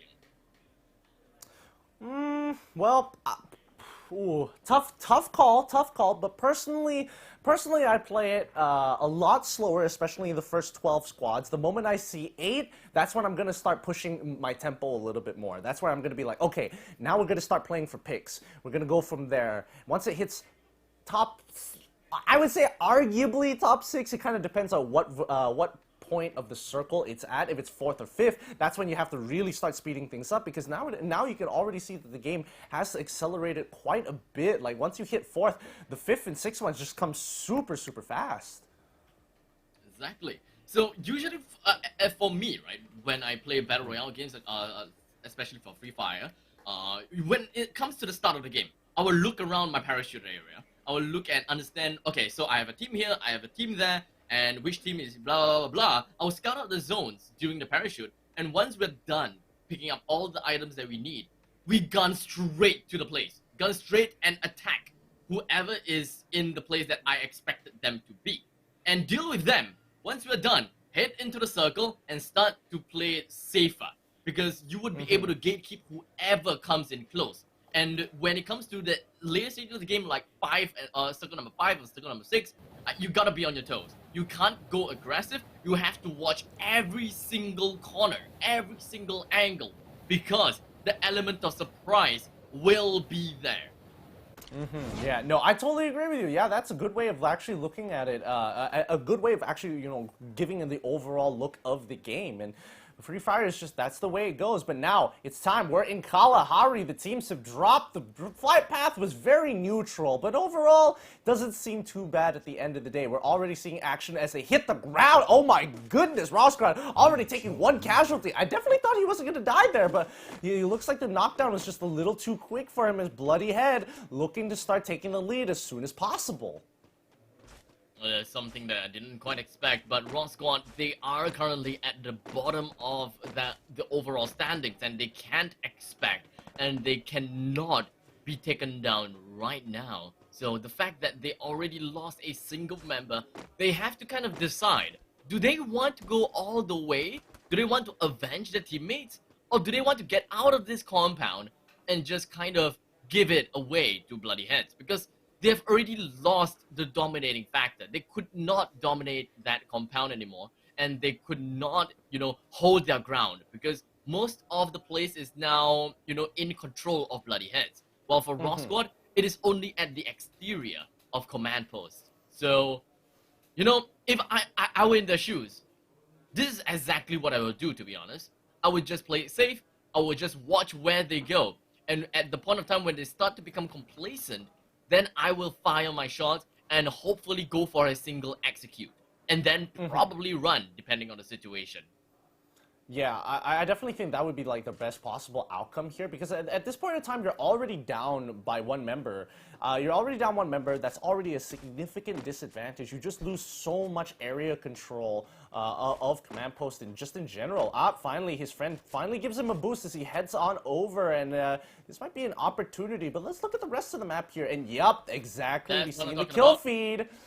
Ooh, they take it 1 for 1. Oh, wait, no. They find the flank, and that's going to be 2. Bloody Head. They try turning around, but all of a sudden, the flank coming in from Yoon is going to be enough to take him out. 2 people down, and now the rest of the members of Raw Squad are going to start pushing in. Yo, that is exactly what I'm talking about. Wait outside and wait to the point that the opponents becomes complacent. And that, ladies and gentlemen, is complacency at its finest. And perhaps, you may argue that it is not complacency, but the fact that, Bloody Heads, they just don't have any information as to where Raw Squad actually is. But ultimately, they still have to play it safe. By no means were they playing safe at that moment of time. And the fact that they have 3 members dead is pretty much kind of explains what happened over there. So Raw Squad, good job. You guys did exactly what I thought you guys should do, and you reap the rewards. Yeah, and I mean, it's probably really, really good that he is so, but they need to finish off this squad because they can get a lot more points if they do so this way.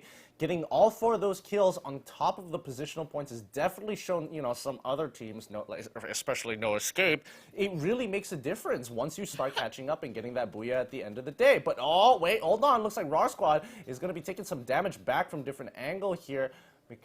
Mark is making sure that he's using his glue walls as effectively as possible. However, AKO from atop of the cliff, slowly coming down on the Raw Squad. They don't even see this happening. They get taken out almost instantaneously.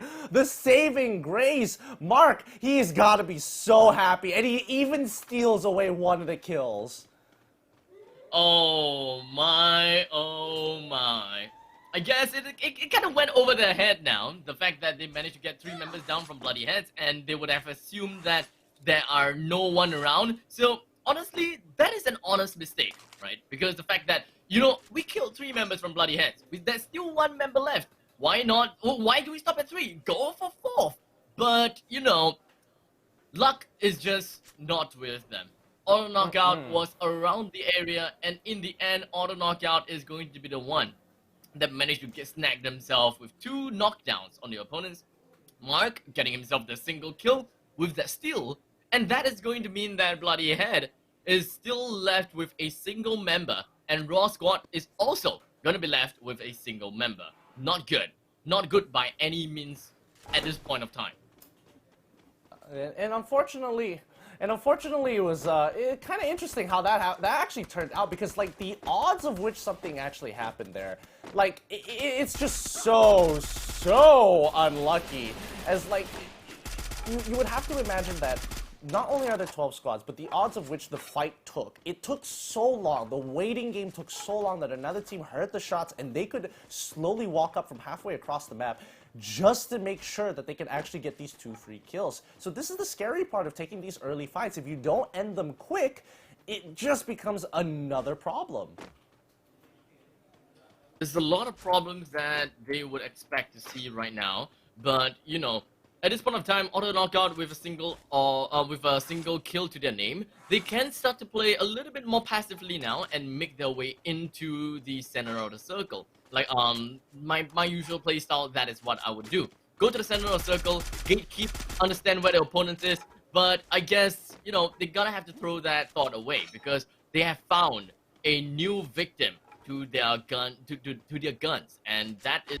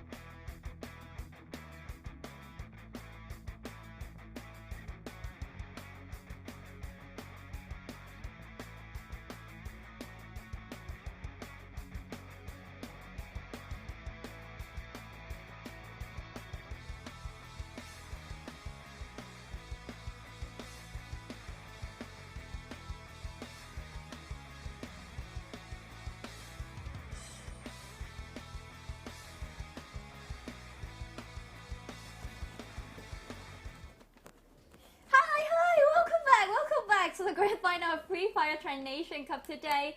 We have the top 12 teams play against each other to claim themselves as. And today, we have the last 6 matches to claim themselves as, Emily. Absolutely. And to everyone that's come back to the stream and you're wondering what happened, we did have a slight technical issue. So unfortunately, we did have to spend a little bit of time to fix it. But now we are live. Everything is fixed.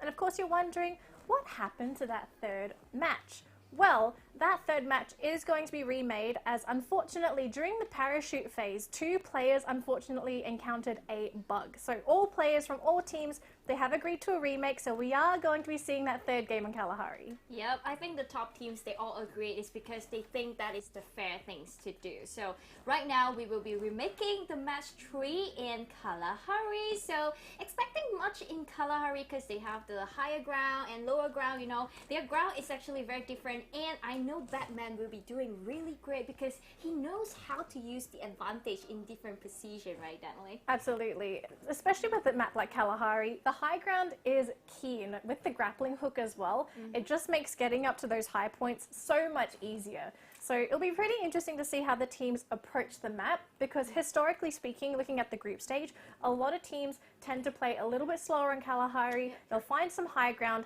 and they'll sort of stay there until they feel that they have to move closer within that middle of the circle. So it could be in for a little bit of a slow early game, but at the end of the day, folks, this is the grand final. These teams are looking to make it to that first spot. So if it's a little quiet at the beginning, don't worry. The end games have been fantastic. I think the last circle is what we're expecting to see because every players, they will be really, you know, passively playing in Kalahari. But when it comes to the last circle, that is going to determine who is going to win the game at the higher ground because whatever it happens, always end at the higher ground as in Kalahari, I see. Okay, so ladies and gentlemen, wait no more. Right now, we are going to pass the mic to Caster before we starting the match 3. Let's go. Alright, ladies and gentlemen, we are back, and good thing. Wait a minute. Interesting, but we're already back here. Abstract, I can't exactly write. Oh, wait, there it is. I got the audio already back here. Thanks so much. Interestingly enough, but yeah, we've got another game up here. Once again, we're going to be playing that match 3 one more time. As you heard from our hosts, yeah, it happens. There are bugs in the game, and unfortunately it happened, but don't worry, these guys are true professionals right up to their names, and yes, they were able to do it one more time as they all agreed to make sure it happens and giving everybody a fair chance for that top spot. But how you feeling, Abstract? One more time, we're going to be going back to Kalahari.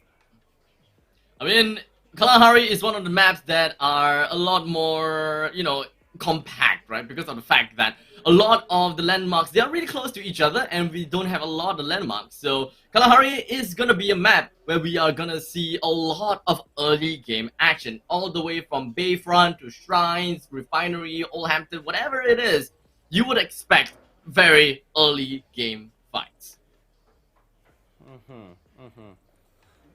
Sorry, I'm getting your audio like slightly late, so it's coming ever so slowly, but It's coming, yeah. there we go. I All got right, you. yeah, no, you're correct. These early game fights are crucial. It's super important not to get caught out so early on, and especially in a map like Kalahari that's naturally a lot smaller than a lot of the other maps. A lot of the other maps like Purgatory and you know, even Bermuda as well, that everybody knows and loves since they were the first 2 maps to come out. And you know, those verticals that Denali was actually mentioning just now is actually a very important point, especially since that early game is all about looking for that high ground as soon as possible. Smaller map means that this initial circle, you're going to be okay for the next 2 or 3 circles sometimes if you are in the right place at the right time. Exactly. So when it comes to the early stages of the game, go for kills and then start scouting. Because like we all said before, positioning is always one thing that will propel yourself forward and be able to help you and assist you in getting yourself in the prime, paramount, optimal spot. Because if you're going to be at the bottom of the rock formation, only to realize that there are people at the top of the rock formations, you can't exactly lob a grenade up there, but they can lob a grenade down there. Yeah, I don't know. Personally, I feel like I feel like for a lot of these teams, like if you want to be aggressive, you want to be able to get those high grounds so many times. And yes, there is that high to low proportion that you're always going to be fighting for, but it's about the quickness of these fights sometimes, because like we've seen, I think 2 games in a row already that these teams who are slow to finish off their fights usually get punished later on by third-party teams, or they just don't finish off the squad in general, and then they end up dying before they even get that positional point. So it can be really frustrating for a lot of these teams. You would really have to capitalize on your kills and your fights. If you know that you're going to advance into a team fight, you have to end the fight fast. Snappy kind of fights going on about. You have to be as fast as you can and try not to drag the fight for way too long. Because when it comes to the later stages of the game, or rather the mid stages of the game, like circle number 3, circle number 4, you gotta have to kind of weigh in the pros and cons. If it's too long-winded, do I continue this fight, or do I just stay where I am and see whether there are going to be any other teams that's going to be coming from behind or literally anywhere else? And weigh it all in. Is it worth it? Is it worth getting these 8 points as compared to getting completely knocked out in number 12 or heck, even number 11? So the teams, they really have to put the brains in their games.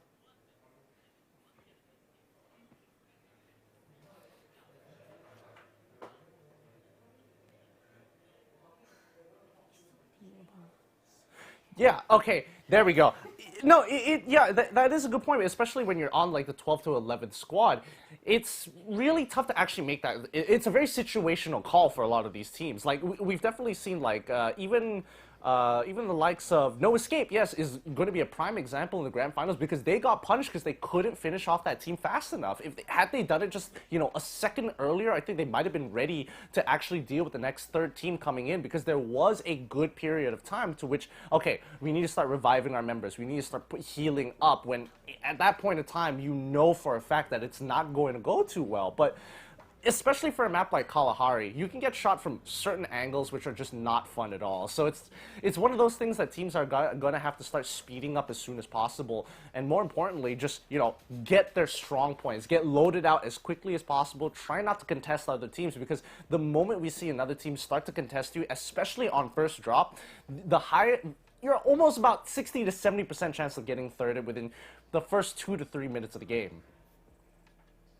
Well, as long as they don't just drag the fight for too long, which is something that we see quite often, there's only a few teams that decide, and there's only a few teams that kind of know that they would want to play it fast. Hard to Get is definitely one of the teams that wants to play it fast, and they would want to go for kills fast.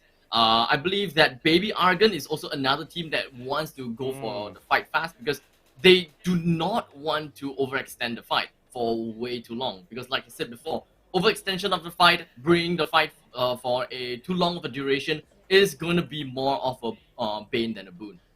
Yeah, and now that I got the audio back on time, I can reply to you as soon as I hear you. So that's great. But yeah, speaking of Baby Argon, and actually, they had quite a slow start throughout the Grand Finals so far. Like, this is the 3rd match. This is arguably the halfway point. So when are they going to pick up the pace?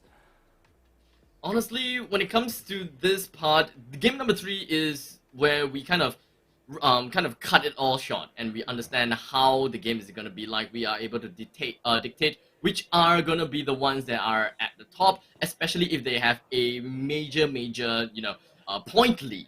But at this point of time, we don't really have that kind of point lead, because a single game is able to net you from a minimum of 20 points all the way up to 50 points. 50 points is really the maximum. But anything else after that or before that, you don't really have any ways to play around with it. So you can expect that even if you are at the bottom half of the scoreboard, as long as you have one good game, you should be able to get yourself maybe to the middle parts of the leaderboards. And if you get 2 good games, you could get yourself in podium. And if you get 3 good games, you should be well above everyone else already. Yeah, I think you bring up a really good point there. 2 Booyah is actually really hard to get overall, and just for other teams as well. Them trying to get those 2 Booyahs to kind of compete, like if you get it first, that's so much more pressure for some teams to catch up. So when it comes to catching up, right? I would like to believe that catching up in Free Fire doesn't really isn't really a problem until a team starts to get repeated booyahs, which is something that I've seen in the Free Fire Europe Premier League, whereby one of the teams, they are called Vasto Mundo, they completely steamrolled the entirety of week 1 of 4 games. They booyahd 3 games, and they had like a massive lead. In just 1 week, they have 100 points above every other team below.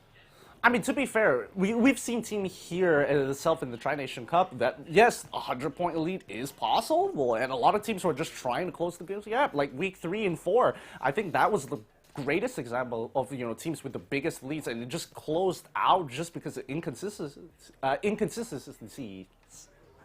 My mouth is not working. Inconsistencies.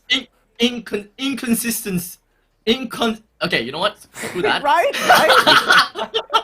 It happens. It's like a bug. But yeah, these inconsistencies, like, it doesn't apply in the Grand Finals. It's all about working above and beyond and getting those booyahs as soon as possible.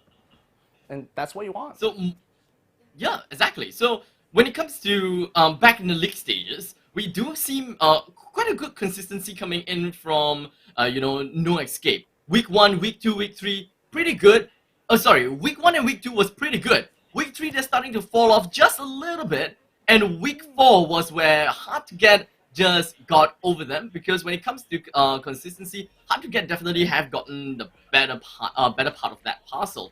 No Escape, they high rolled Week 1 and Week 2. And when it comes to Week 3 and Week 4, they kind of just all the way down.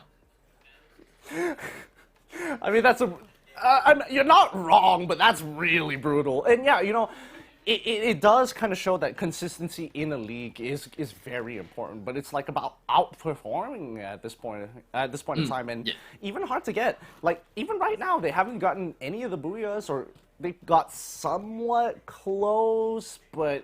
Even SAF is doing a much better job. I mean, yeah, ultimately, when it comes to placement points, there's a little bit of a here and there kind of talks. But then when it comes to kills, which is something that Hard to Get prioritized over a lot, so we can pretty much expect that Hard to Get would not get a lot of booyahs. Maybe of these 6 games, I would expect that Hard to Get probably will only get a single booyah. But the rest of the games, they're probably still gonna be in podium and snagging themselves at least 6 kills. At least. Is that gonna be enough though? Because I mean, I feel like at the end of the day, 1 kill is 2 points, and if you want to get somewhere close to a booyah, you're gonna need to hit that double digits as soon as possible, almost every single game to kind of compensate for that. So I don't know, 2 booyahs in a row, and considering how No Escape got like 40 points off of a booyah and a bunch of kills, I feel like that's the way to go. Exactly. So you gotta have to weigh in the pros and cons, like I said before. But ultimately, it is all up to the players as to how they would want to play it. How does the circle enable them to play certain things? How does the flight path enable or disable them from going to the place that they want? Do they want to hot drop it? Do they want to go for a safer place whereby they might be able to catch on to the teams that they know that they are able to beat? Well, speaking of hot drops, it is time for the parachute. Here back in Kalahari, we are praying that no bugs happen so that these teams can crush it here and play at their tip-top shape. When it comes to hot dropping, it does seem like 4X-Men is going to be the one hot dropping, while the rest of the teams, they are heading their way to their own specific and safe location, except for AXA Dream Team and AV Elites, whereby both of them has landed in Council Hall. So this is going to be the part where things may start to get a little bit ugly. And down in confinement as well, it does seem like LCMI Bosco is uncomfortably close to Freedom Legends. How are they supposed to play this out, to be honest?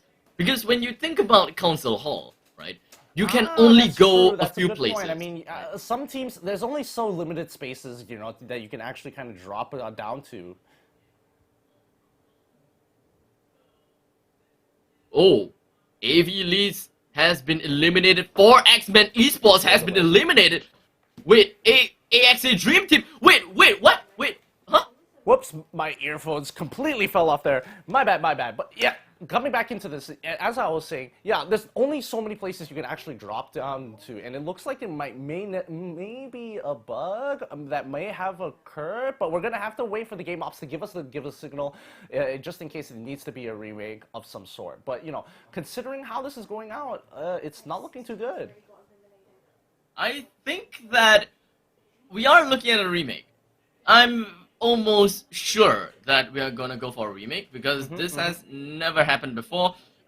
It could be teams that are kind of committing suicide or something like that. We don't really have a lot of information as to what is pretty much going on. But in the meantime, I guess that one thing that we can definitely talk about, which is not about a game, is to talk about the 2021 esports roadmap. For those people that did not tune in at 1:38 p.m. for their special announcement, I shall be the one to deliver the news, because the Free Fire Tri-Nations Cup is only a small part of the series despite being such a big event, because this is going to be one small part of what is coming up in year 2021. The Free Fire Tri-Nation Cup has started all the way from August all the way until now at the on October. The top 6 teams will head on to next year's Free Fire MCP Majors, and then the top 3 will head on to the international Free Fire FFCS, which will be held in November 2020. So that is only like a small part, because anything else after the MCP, you're expecting more teams again, more games again. The top 6 of the MCP Season 1 is going to go up to MCP Season 2, which will be held on July to September 2021. So many things going on, so many things will happen in 2021. So for all the international audience, for all the audiences in Asia as well, this is something that you definitely want to catch up on. You definitely want to find out more. So make sure you drop a follow, a subscribe onto the Facebook page of Free Fire. Drop down a subscribe in Free Fire's YouTube page as well, and be updated with any kinds of events that is about to come up. Yeah, thanks for the re-announcement, technically, in this sense.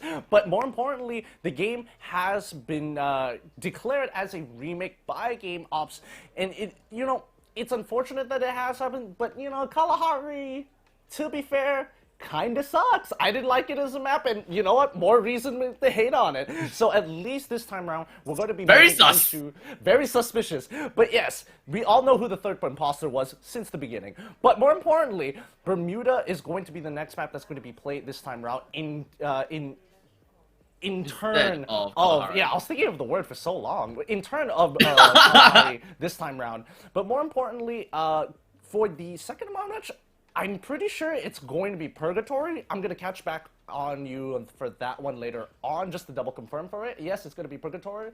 Okay, but yes, this time around, it's going to be Bermuda. When it's the next rotation, it's going to be Purgatory. So we're gonna be avoiding Kalahari due to some unforeseen circumstances. So we'll be playing on kind of like a cycle between Purgatory as well as Bermuda. So I hope that all these teams are excited for a Bermuda as well as the Purgatory games, because Kalahari, very sus. Get them out into the airlock. Into the airlock, indeed. But at least with Bermuda, teams can kind of spread out a lot nicely. Yes, it is a little bit of a slower game, but overall, I think as long as the teams stay focused and are looking to third more often than not, and rather than just going for these early team fights, then it's not too bad.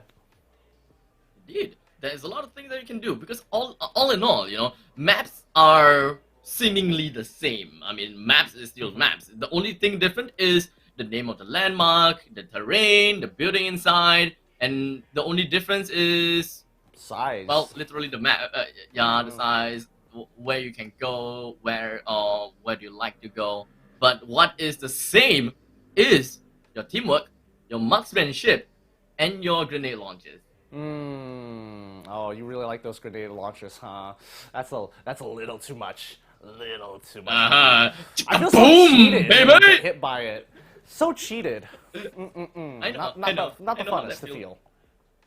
I know how that feels. I mean, grenade launchers is just something that you would never expect coming in your way. And just, out of a sudden, you think that you are safe behind a glue wall, and you'll be like, okay, I'm gonna heal, kaboom! Kind of thing going on about, Yeah, it's only natural. And the worst part about it all is being the first team getting hit by the grenade launcher, because everybody else is going to be aware that somebody has access to the weapon, so they'll play a little bit more carefully once they see it in the kill feed. So you never want to be that first guy.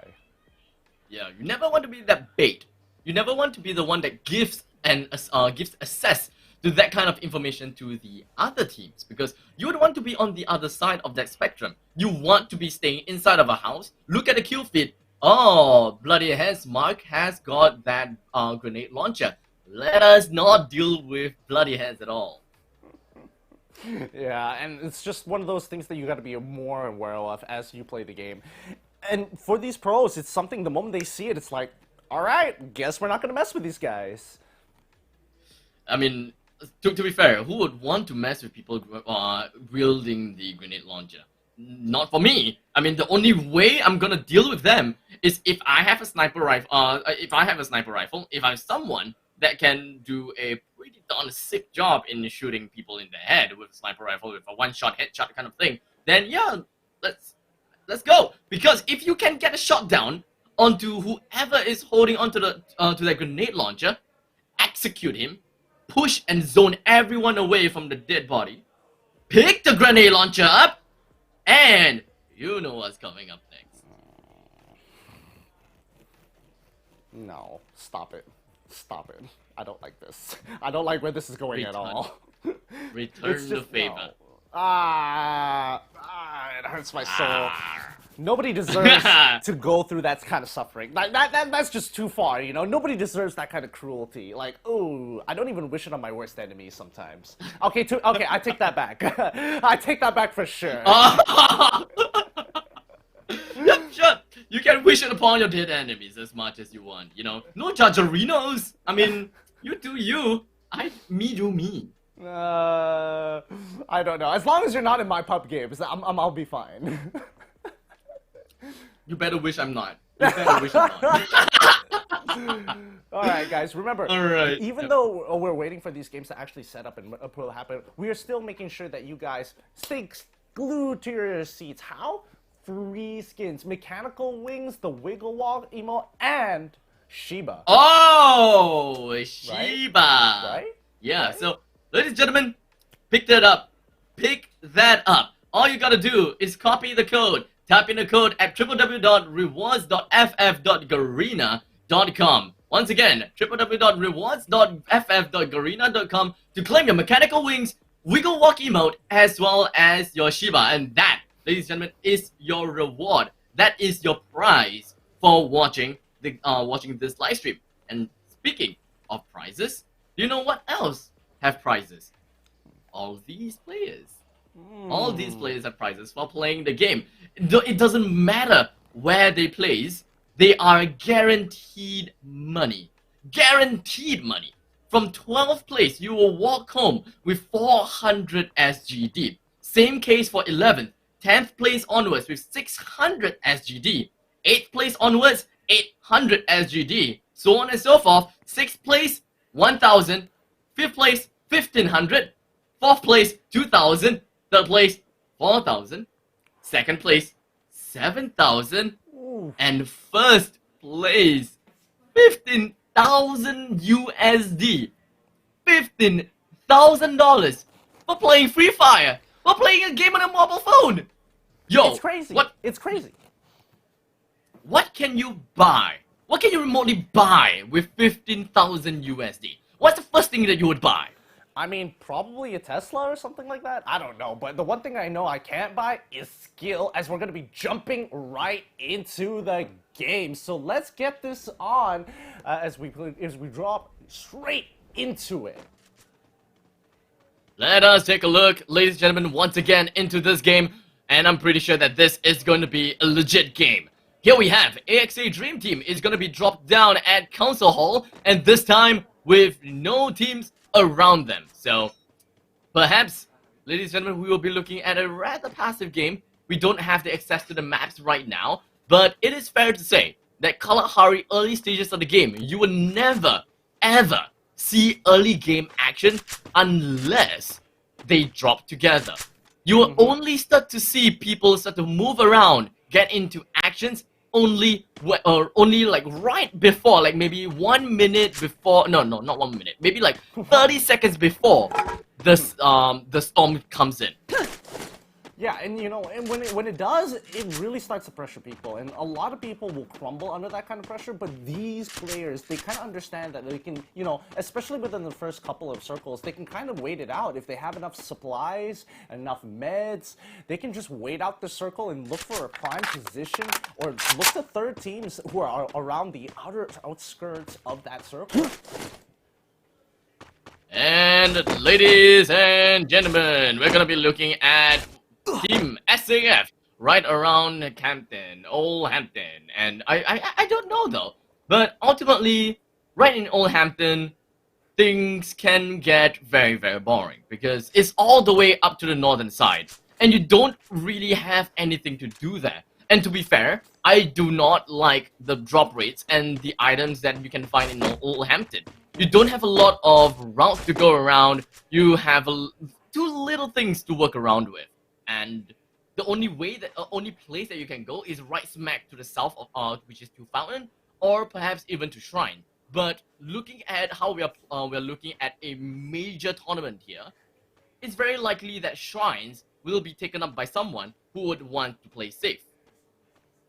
Yeah, in most cases, you want to be able to like contest for these high loot areas, but it also puts a big target on you. Oh wait, hold on. Looks like Bloodihead is going to be going straight into a fight against AKO. Marks is going to be able to get out just in time. He regenerates just enough in health, but does he have an angle here?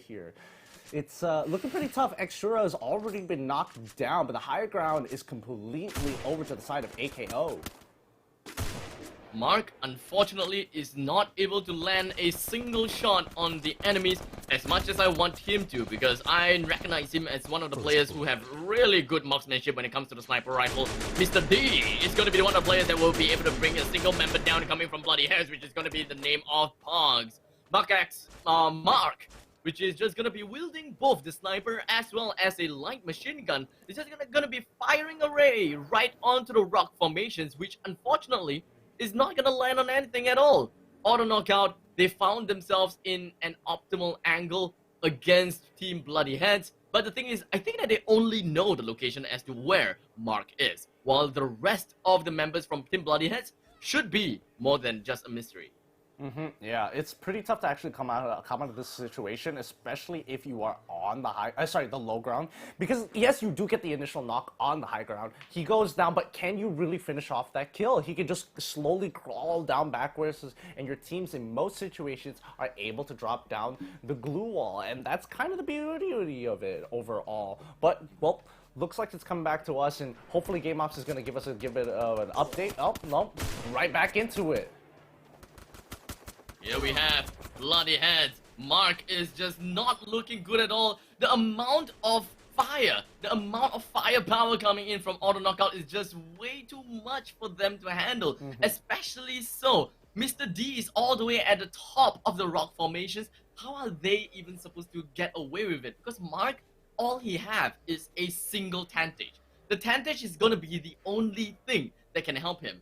And to shoot up above, with that kind of angle, with that kind of distance, you gotta be at his spot. It is not easy to land shots. While if you are on the spot of Mr. D, it kind of feels it's way too easy to land the shots. Yeah, and the worst part about it is that getting too close probably means you have to kind of overextend. Like, in most situations, you probably want to nade them off that high ground position. But considering the height of it, I don't think you can lob it that far up. There's no way. There is absolutely no way that they are able to do that. But you know what? I don't think that the fight is going to continue for much longer because, well, the fact that Mark is way too far away from Mr. D, and I mean vice versa, they're not gonna be looking at any more fights. So we should be taking a look at another fight over here, and it does seem like it is going to be Freedom Legends fighting against AXA Dream Team with Wise all the way at the frontal assault. But right as I said that he's gonna be the frontal assault, he's gonna be running right back and gets immediately knocked down. Things are not gonna be looking good for AXA Dream Team right now, while Freedom Legends is still making things work out for them from one place to another. So if we kind of just put things together, AXA Dream Team, they have kind of like a very weird position because Wise, he's all the way at the rock formations at the front, but for some reason, he decided to double back, which is not something that I was expecting. If they would really want to deal with the opponents and they really want to get kills, they would want to pop down the glue walls, which in this case, I think that they don't have enough glue walls for them to push onwards. But ultimately, you know, AXA Dream Team, they decide to back off. And backing off may be the best case scenario because of the fact that they do not have glue walls, they cannot push in, they cannot go for the kills, and thus backing off, best case scenario, but still, best case scenario is equals to Wise getting knocked down. Yeah, and you know, in these situations, what can you really do about it, you know? If you catch somebody off guard, you want to be able to get them down as quickly as possible. In most cases, headshots are going to matter. And most people, like, even for me sometimes, I don't even realize that I'm walking by, I see a helmet, like, I'm not going to really need it. In those situations, like, even in that one, that would have been a perfect time to actually have a helmet because at least then you could potentially survive if your teammates can react fast enough. They can kind of start giving you cover fire while you are running towards cover, and you have what, 30, 20 HP at that point? I suppose so, yeah. With the helmet, it does save lives, really. So, ladies and gentlemen, get yourself a helmet, both in real life and, you know, if you are a cyclist at least, get yourself the helmet. It saves lives. Oh boy, yeah, and more importantly, it's about the supplies. Like, do these guys have enough supplies, especially when you drop down in Kalahari itself? Like, a lot of these places, if it's not going to be a hot spot for that loot, like, certain strategies aren't necessarily going to work, like having grenades to blow off people off of high ground, and more importantly, just to sustain through all the damage that the zone is willing to give out. Yeah, I mean, ultimately, when you drop down, there are a lot of main things and main considerations that you want to look out for. Number one, utility. And utility meaning it is going to be glue walls as well as frag grenades. Number two, consumables. You would want to get yourself a decent amount of healing because who the hell plays a battle royale without healing? Number three, equipment. Vests as well as your helmets. Damage mitigation is one thing that will be able to help you to outlast the fights. The higher the level you go, the better it is. So most of the people will always be roaming around trying to upgrade their equipment as much as possible, and that is why you'll start to see, and rather you will start to observe that a lot of teams, they really love to run around from places to places, compounds to compounds, because they are just not satisfied with their equipment. The damage mitigation value is just way too low whenever they're using a level 1 vest or even a level 1 helmet. So they have to bump up from places to places just so that they could upgrade their equipment and could even hold a candle against any other team, which potentially may have level 3 helmets as well as level 3 vests. You know, speaking of equipment, I really found, like, especially it's quite unique specifically to Free Fire, is that the grapple hook usage. I mean, we've seen games actually use grapple hooks overall, but not in the way that Free Fire does it. It's like a whole entire slot just to get you, to save you from that fall damage, and more importantly, get you to those really, really high spots, especially in Kalahari, the map that has some of the tallest areas that can kind of give you a good overlook of the map. That's kind of the main thing I love about Free Fire, right? Because they kind of break the norms of what Battle Royales really is, while still staying realistic, right? Because you can't expect us to, you know, just, oh, there's a rocket-powered boots in a modern society, so let me just take these boots and fly all the way up to a watchtower and be 50 meters above the ground. Thank you, rocket boots. No, a grappling hook makes sense goes all the way up to wherever you want, to the roof. And so you don't really engage with your enemies, rather only on eye level. You don't care only on eye level. You have to look all the way upwards. All the way upwards, you have to look at every single corner. It is a 3D spatial awareness kind of thing that you have to understand, and you have to keep your eyes peeled for it. Yeah, you got to make sure you are just utilizing everything. You know, in each of the maps, you know, like even the what's it called, the heal gun. Like that's a very interesting way of using it because you get somebody to pick up, and you don't necessarily have to use one of your med kits to waste your med kits in those senses. Or if you don't have med kits, at the very least, you can help somebody out. Exactly. And you can also put down a decent amount of aggression during that phase. You may have one person to just be shooting about, and he suffers a little bit of a damage. You can have a support member that just use the heal gun right onto you, and you can continue your assault with your light machine gun or whatever it is. Stay at that exact position and just flush the enemies away. That would be great. But in the meantime, ladies and gentlemen, we are right back into game number 3 now. With our eyes peeled onto Freedom Legends with Kai right below of Supreme Assault Forces, and that is going to be one tap that is right above of Kai. Yeah, we can see that one teep, he's just peeking. He's making sure that he doesn't peek too far and get caught out in this really awkward position. But just look at the rest of the map. 10 teams, 32 still alive to make this happen and go strong. Let's just see how this is going to work out for everybody. And RAR Squad still alive. Yeah, so far, if I remember correctly, RAR Squad hasn't really have a really good, early start.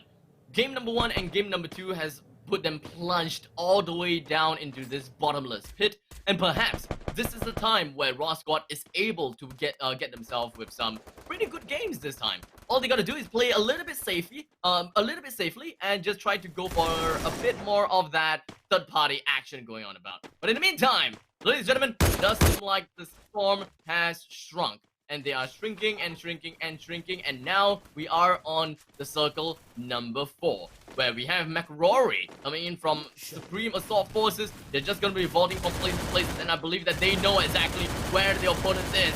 Freedom Legends, one of them, knocked down. Nga is going to be the first one, going straight down to the hands of McRory as well as one tap, while the rest of the team coming from Supreme Assault Forces is going to be getting away as far as possible because they do not want to mess with them at all.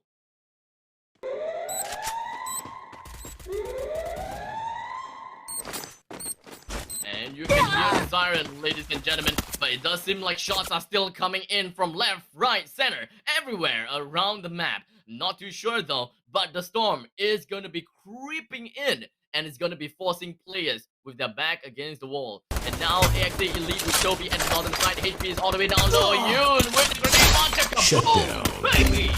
With one man down, make that 2-man down, because Batman is gonna be lost with grenades. Unfortunately, there's too many shots from all around the place. RAR Squad, fortunate for them to get a single kill, or rather double kill. I'm not too sure. I'm not too sure if Batman was actually eliminated or not. Oh no, he's not. Batman, he's managed to be, he's now picked up. AXA Dream Team eliminated at number 7 as well. That is where all chaos ensued because the circle was closing, the storm closed in, everyone else has to make a move. And when you are in a fight during this phase, you are in a very bad spot, and it is going to be tough. In the meantime, we're going to be looking inside of the building. We do have auto knockout with a total of 14 kills.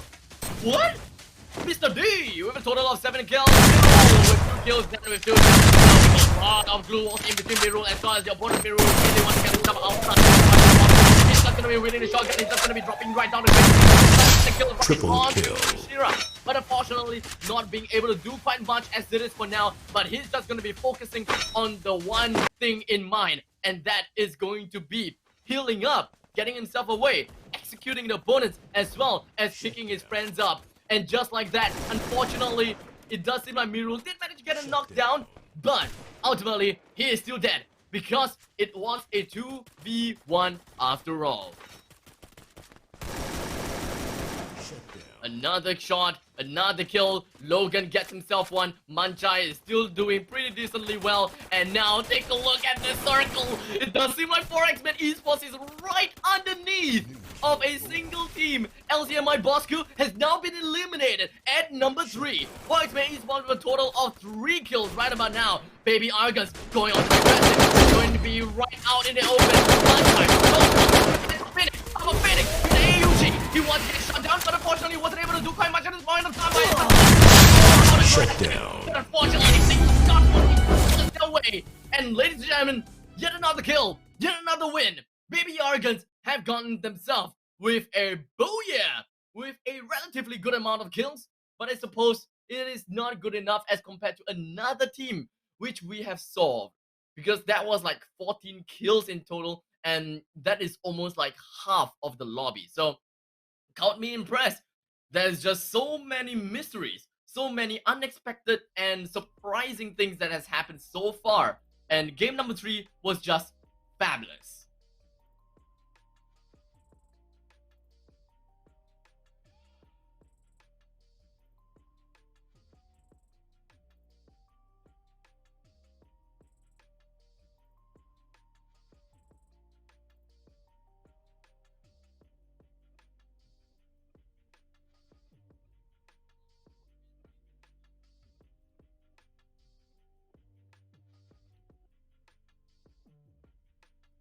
And all in all, well, ladies and gentlemen, that is game number 3 done. And Bermuda, match number 4, will be coming up next. There's just so many things that is kind of like a mystery. And Baby Argon has gotten themselves with a single kill. And, well, I mean, not a single kill, but they managed to get themselves with the booyah.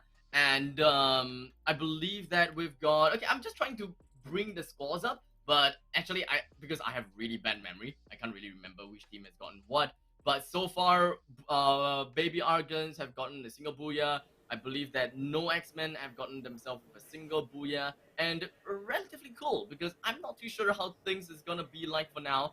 And we will be approaching into match number 4. The scoreboard should be rather tough to dictate. I'm not too sure what is to be expected. Once again, who is still at the top of the leaderboards, who is at the bottom of the leaderboards. So, what do you think, Gideon?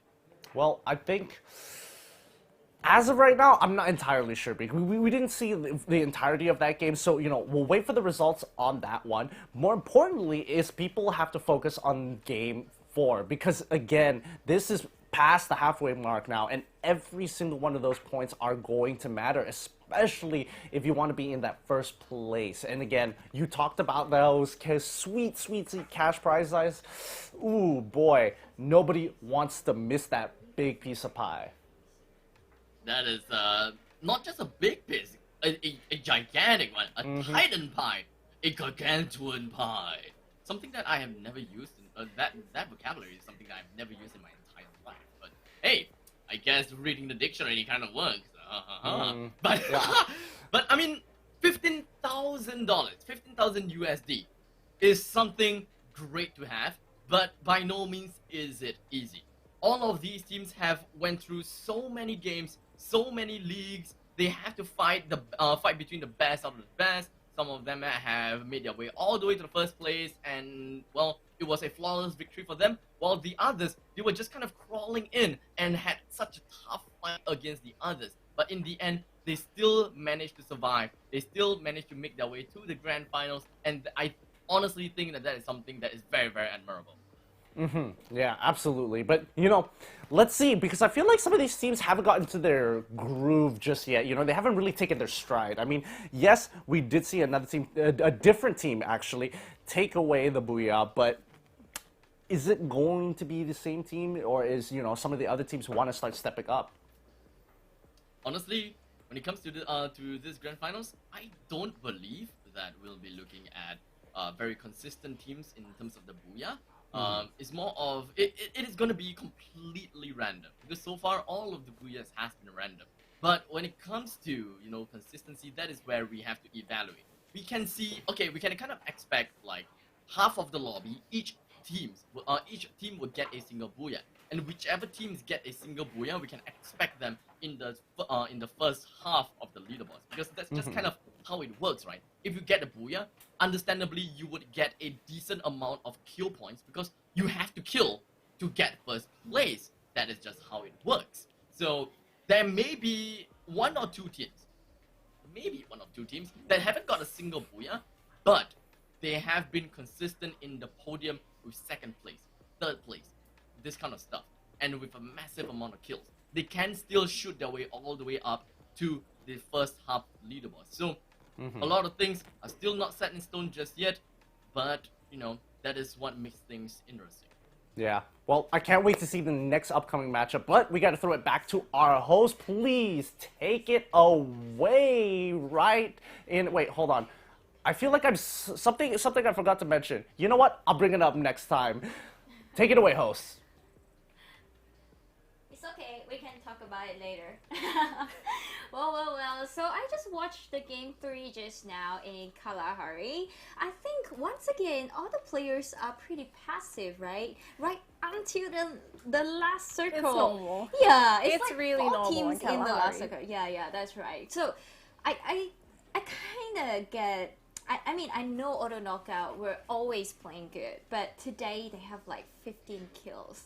What do you think about that 15 kills, Stanley, by watching them just now?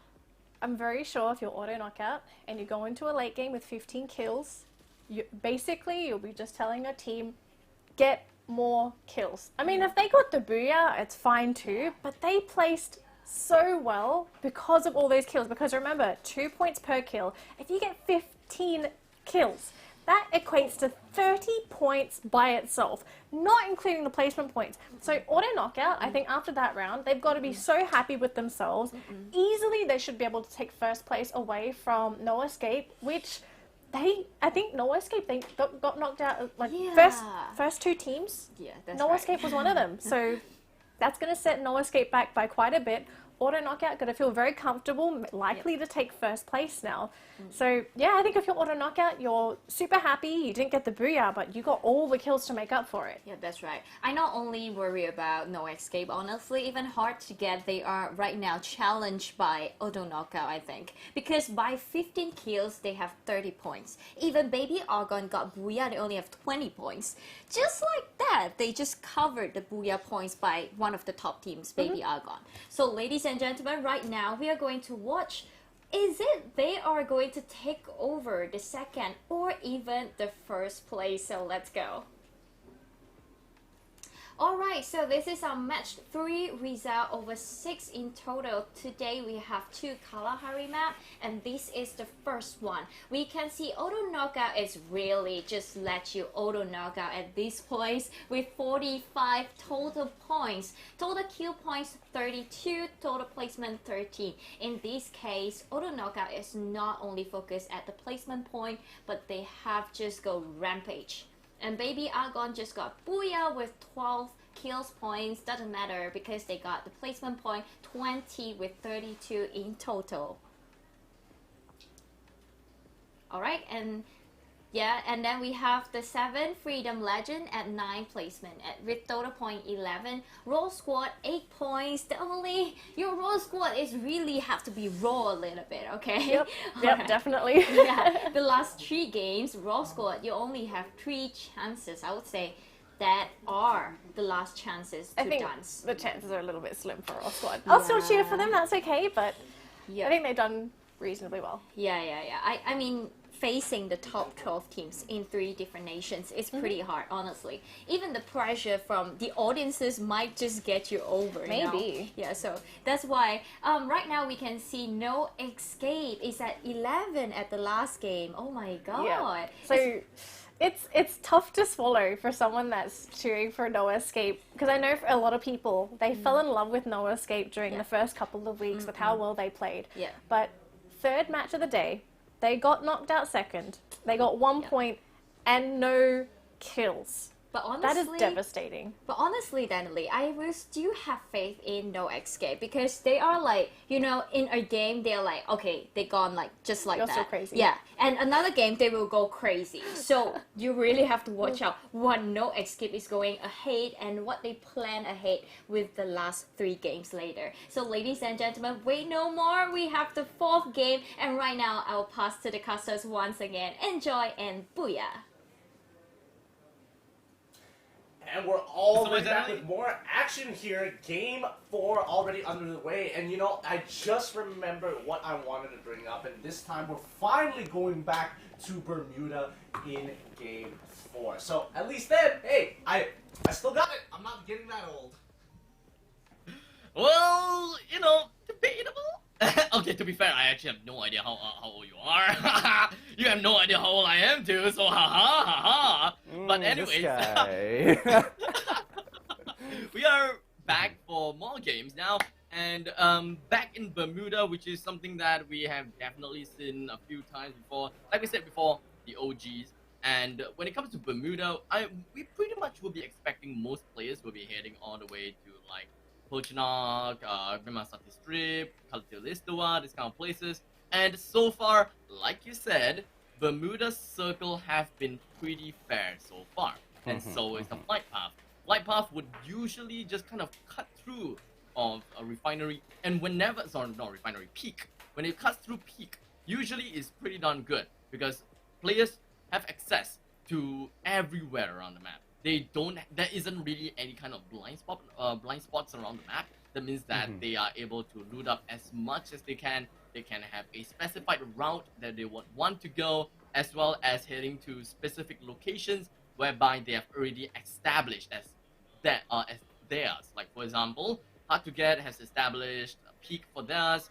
No Escape has established factory for themselves. This kind of stuff, right? So unless you are itching for a fight, you would contest these players for that compound. Yeah, and speaking of contesting these compounds, let's jump right into this game now as the parachutes are ready to go and we can actually see the flight path to make this happen. So let's see whether or not if you are right, if these teams want to actually contest each other so early on into the game. At this moment of time, it does seem like Baby Argon's just going to be making their home right at Cape Town. We've got Keratin that is only inhabited by Phoenix. And in the meantime, Raw Squad with only a single... Okay, never mind. With 4 members that's just going to be heading all the way down south. So, not too sure exactly where they're going, but it does seem like it may actually be Factory. No contest whatsoever. So, luckily for Raw Squad, we would be expecting to see them surviving past the first circle at least.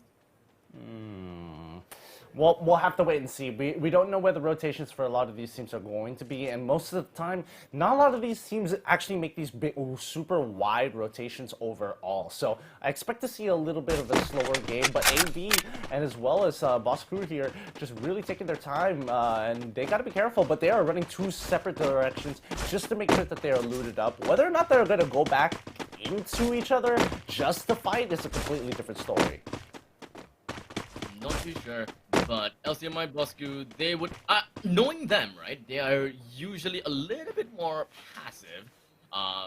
Baby Argons are relatively aggressive, but looking at how they're playing, the fact that they are inside of Cape Town, it kind of shows that they decide to play it safer in the second half and try to go for positional scores. Whoever is at the top of the leaderboards, they are increasingly pressured because of the fact that they would need to go for kills. They would need to go for positional points, but it doesn't really quite dictate what kind of actions is the most reliable action.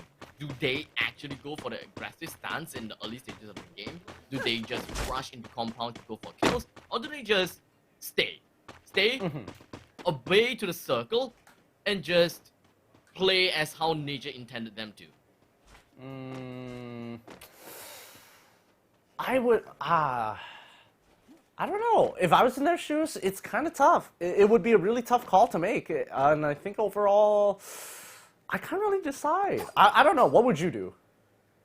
Honestly, I have no idea. Okay.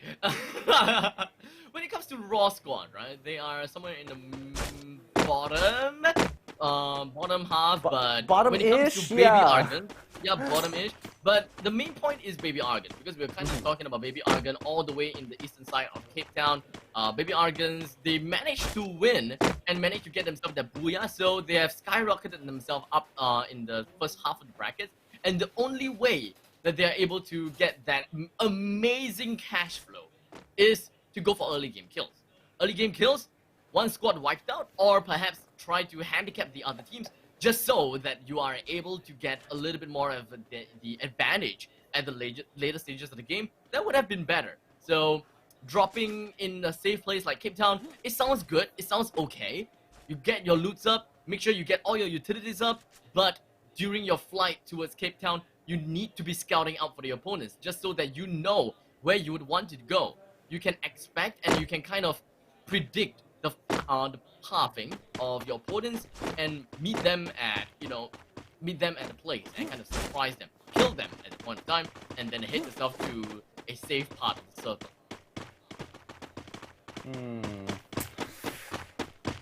They come down into bullseye here. I don't know. It feels like the game is just, taking its sweet time. A lot of these teams have pulled back from being super aggressive. Like, we did see a couple of rotations being made, but overall, nothing towards the direction of where gunshots are coming from, or looking for these other teams that drop nearby them overall. So I think everybody's taking, a much slower approach, especially in the first circle.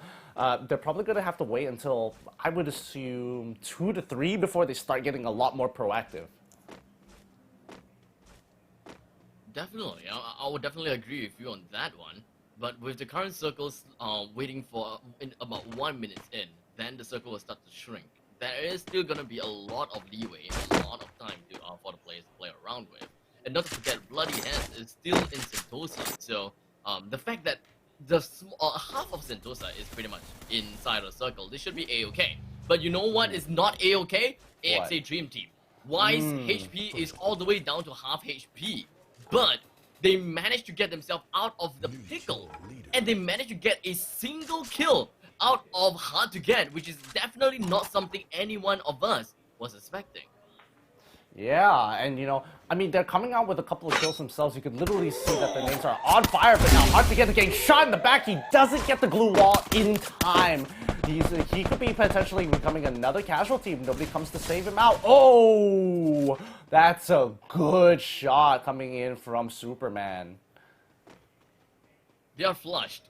I'm pretty sure that Hard to Get has got their back against the wall. They don't even know where the enemies are. So in the end, it does seem like Hard to Get, they have to bail. They lost Shira, they also lost Ganza. Both of them are crucial to Team Hard to Get to make amazing plays, because as much as you see Batman dealing all the damage all the time, we cannot discount for the fact that his teammates have been there to do a lot of his work as well, to force the enemies out, to show aggression, to literally just apply pressure onto the opponents. And of course, Shira is one heck of a good player as well. He's got a lot of like 1v3s to his name, and he won in those circumstances. So when it comes to Clutch Master, he definitely takes the cake. That's fair. That's a fair assessment overall. But let's look over to the Raw squad now. They're still alive. 12 teams still there. Some teams have taken quite a number of casualties, but, overall, it's not too bad. A nice, slow game. A little bit too slow for my liking, because there are still 12 teams available, 46 members alive. So, not, like I said, not my cup of tea. And all of these players, they are just kind of running away from each other unknowingly. So it's kind of similar as though, nature has taken its course. They do not want to give us early game fights, but instead, they want to show us disaster, chaos, hell unleashed on the 4th circle. Well, we're going to have to wait to see how much hell is going to be unleashed at that point in time. But, all these teams are just slowing down, making sure that they are getting their shots down without putting themselves in too much danger. And, you even see that Baby Argon here, they know that the Dream Team is lower down, and they're just waiting for them to make a mistake. waiting for mistake is definitely the right thing to do. We saw before how one of the teams, I believe it was, oh darn, I can't remember. I have a memory of a goldfish. But yeah, waiting for opponents to go for the complacency route is always the best case to make. You play around the extremities of their compound, wait for them to kind of wield their melee weapons, pop off the drop beat, and start running. Because that is a common practice within Free Fire. And I believe that most of these players have identified that practice and would want to change that into a bad habit, just so that they can catch the opponents completely off guard to get easy kills that way. Dream Team taking pot shots at ARG as of right now. The rest of the team slowly creeping up. They haven't found the angle just yet, but you can already see that most of the ARG is just pulling backwards. They want to stop this flank. They know for a fact if they let it through, they're probably going to be walking away with 1 or maybe even 2 casualties at most by the end of the fight. So far, still not much casualty. The only thing that we are going to be looking at is Baby Argon coming in close to AXA Dream Team. And the circle is now slowly closing. So with the storm closing out and none of these teams, none of these players are going to be remotely affected by the storm, we should only be expecting more fights only by the second circle onwards. Yep, and now, you know, the second circle has already been predetermined here. Team coming in from Factory, it's going to be Nox, No Escape. I mean, they had a really weak game before this, so maybe based on history of, you know, doing badly on the first game, but doing really, really well on the second. So therefore, you know, rule of law, evens, they should be doing pretty good this time around.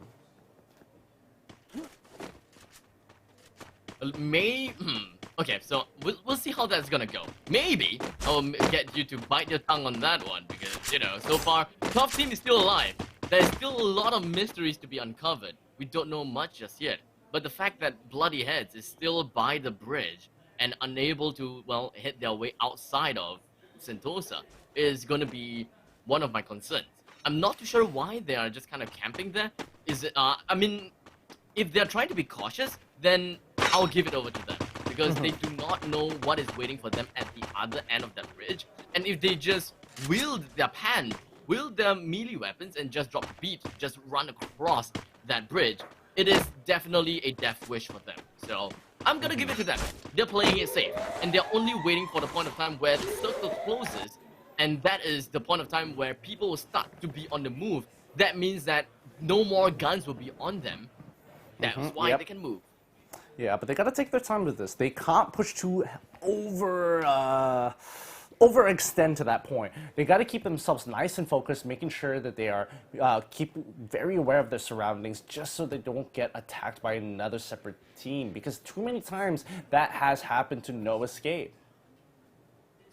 No Escape, they got eliminated a few times, and I believe that were they still at the top of the leaderboards actually?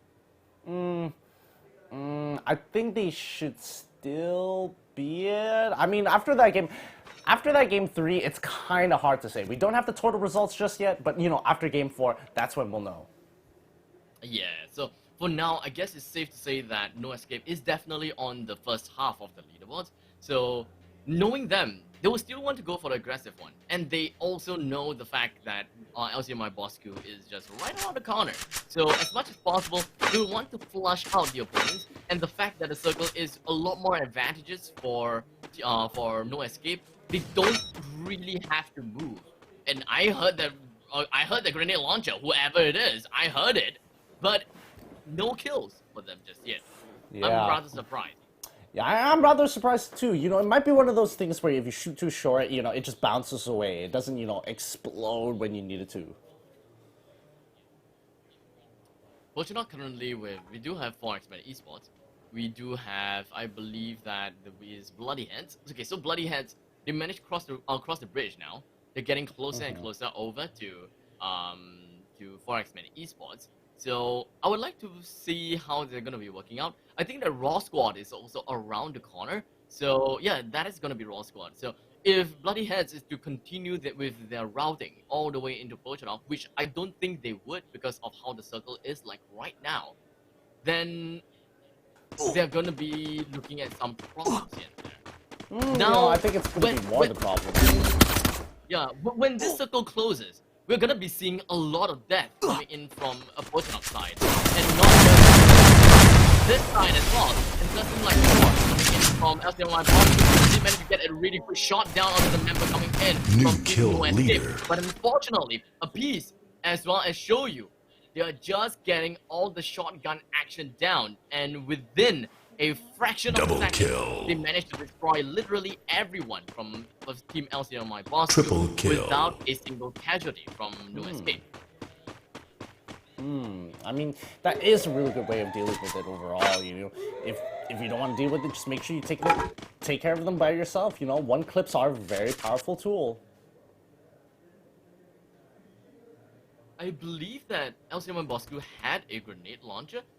If I'm not wrong, it's either one of the members from No Escape or LCMY Bosku that have the grenade launcher. So now that LCMY Bosku is dead, it is almost guaranteed, like 99.999%, that No Escape have got a grenade launcher.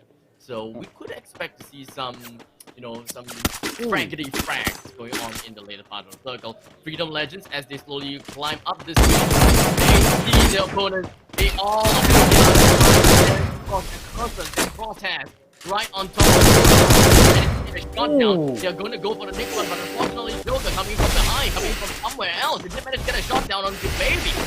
As well as Taker is going to be the last two men remaining coming in from Freedom Legends, and just trying to rush right onto the ridge. Unfortunately, a little bit too late now. We do have the Storm that is going to be putting with his back against the wall. And there really is nothing much you can do except to constantly heal up over and over and over again.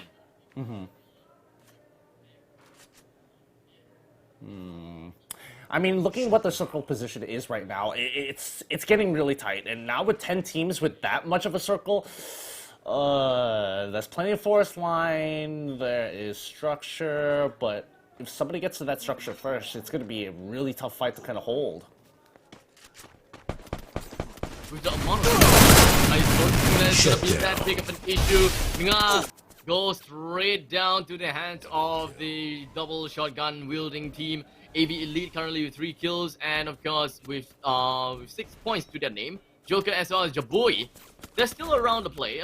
They're still around the play area, and unfortunately for Joker, he's gonna go straight down. Jabui needs to find a safe place to run away. Otherwise, he would have to commit suicide and not give any points to anyone. No Escape currently having a total of 9 kills, which is an amazing amount, mind you.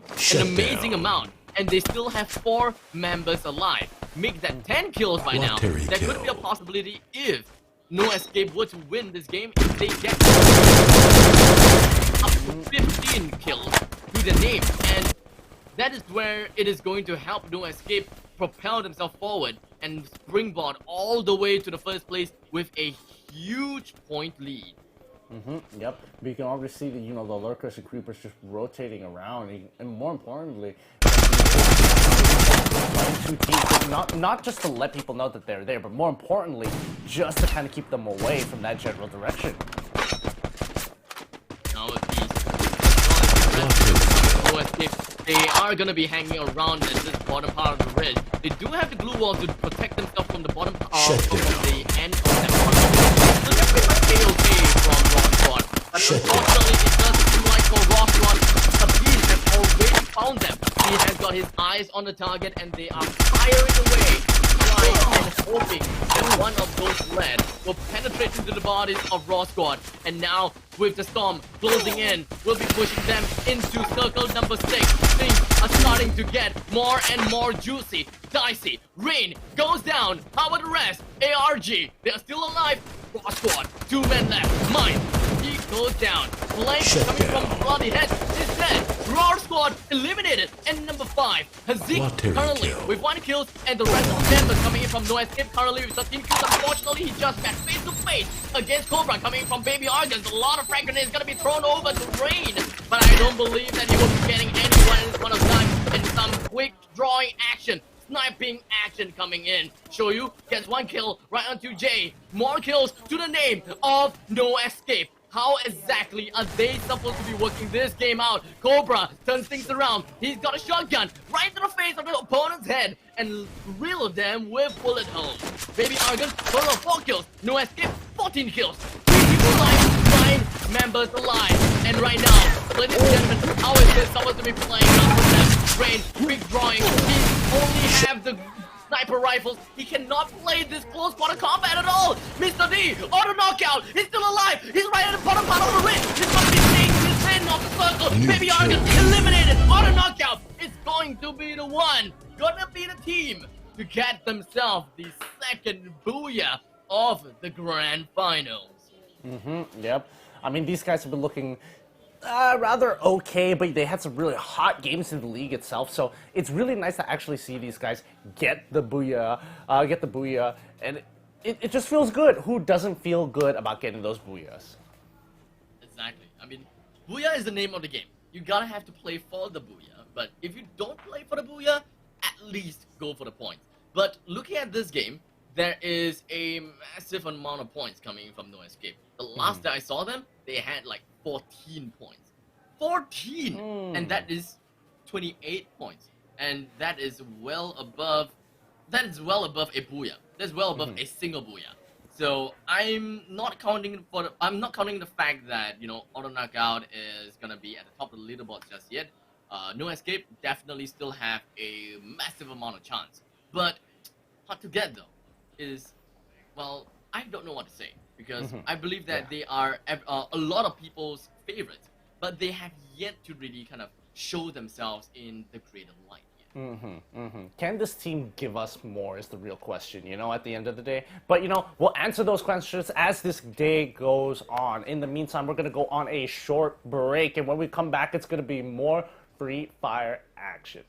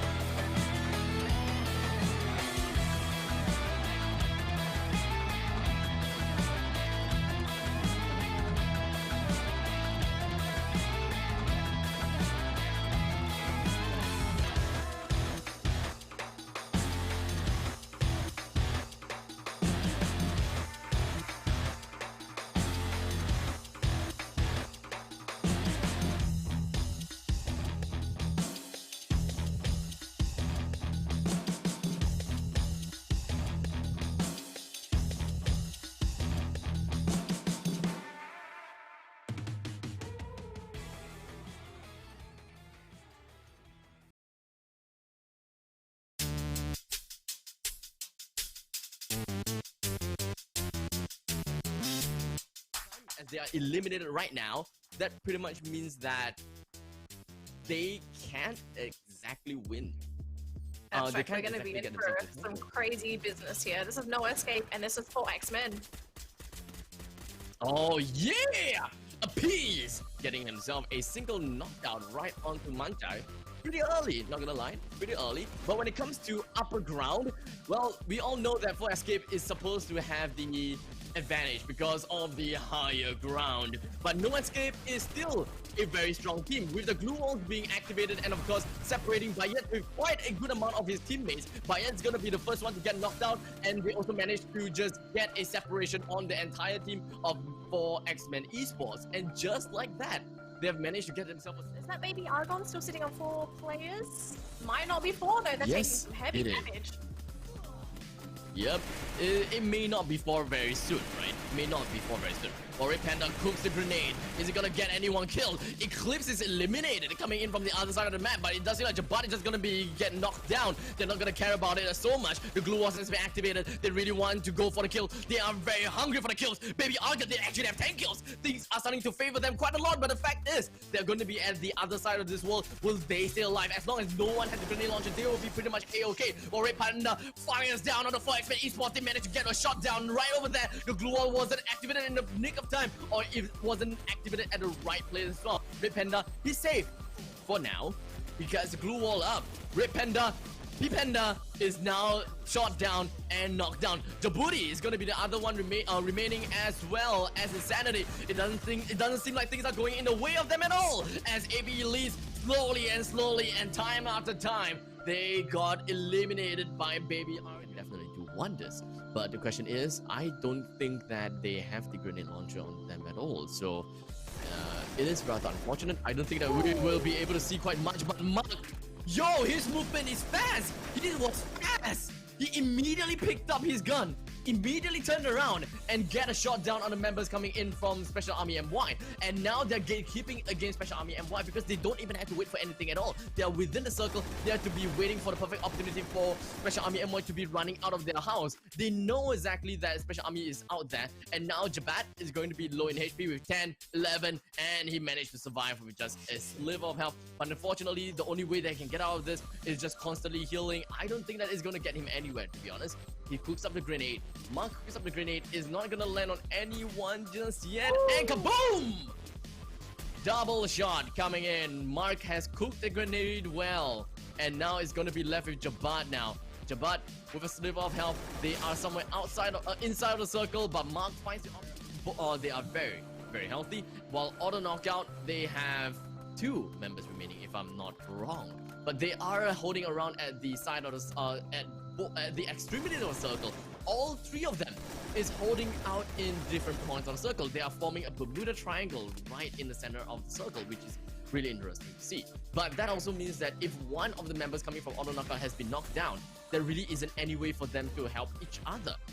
This is a moment where it is kind of like all man to themselves kind of situation. But luckily for them, auto knockout has been making things right because they have split up. They have every single angle of where Raw Squad is. There is no way that Raw Squad can even get out of the sights of auto knockout because of the amount of blind spots that they have.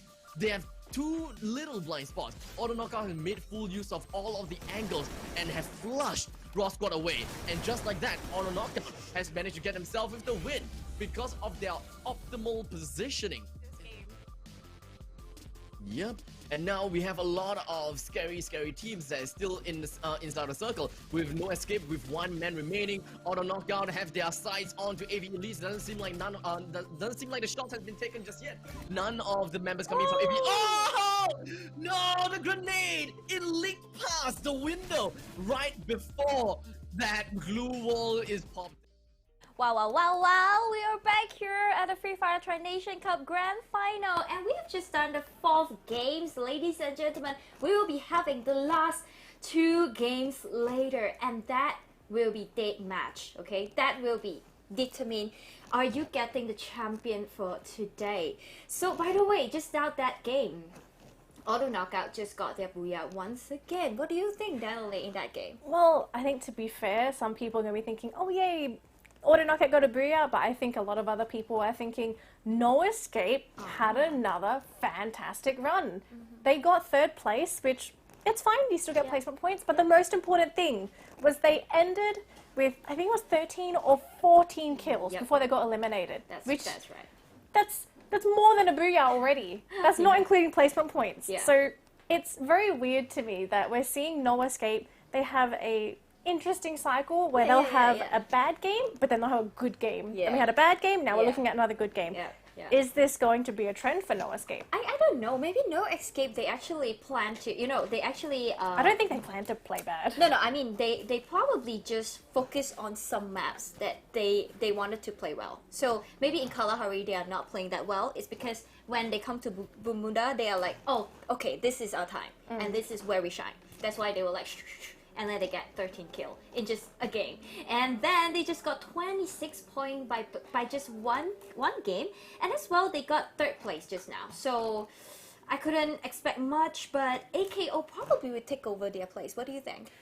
There's a good chance that No Escape could keep that first place, but Auto Knockout are still looking pretty good as a squad. They did great last game, they've got the points, they managed to get booyah this time. I think they ended with 4 or 5 kills, which it's normal, not bad. it's fine, decent points, but not anything to look at compared to No Escape. So I'm really interested to see where everyone is on the leaderboard now. Yeah, but as well, the most fan base, hard to get.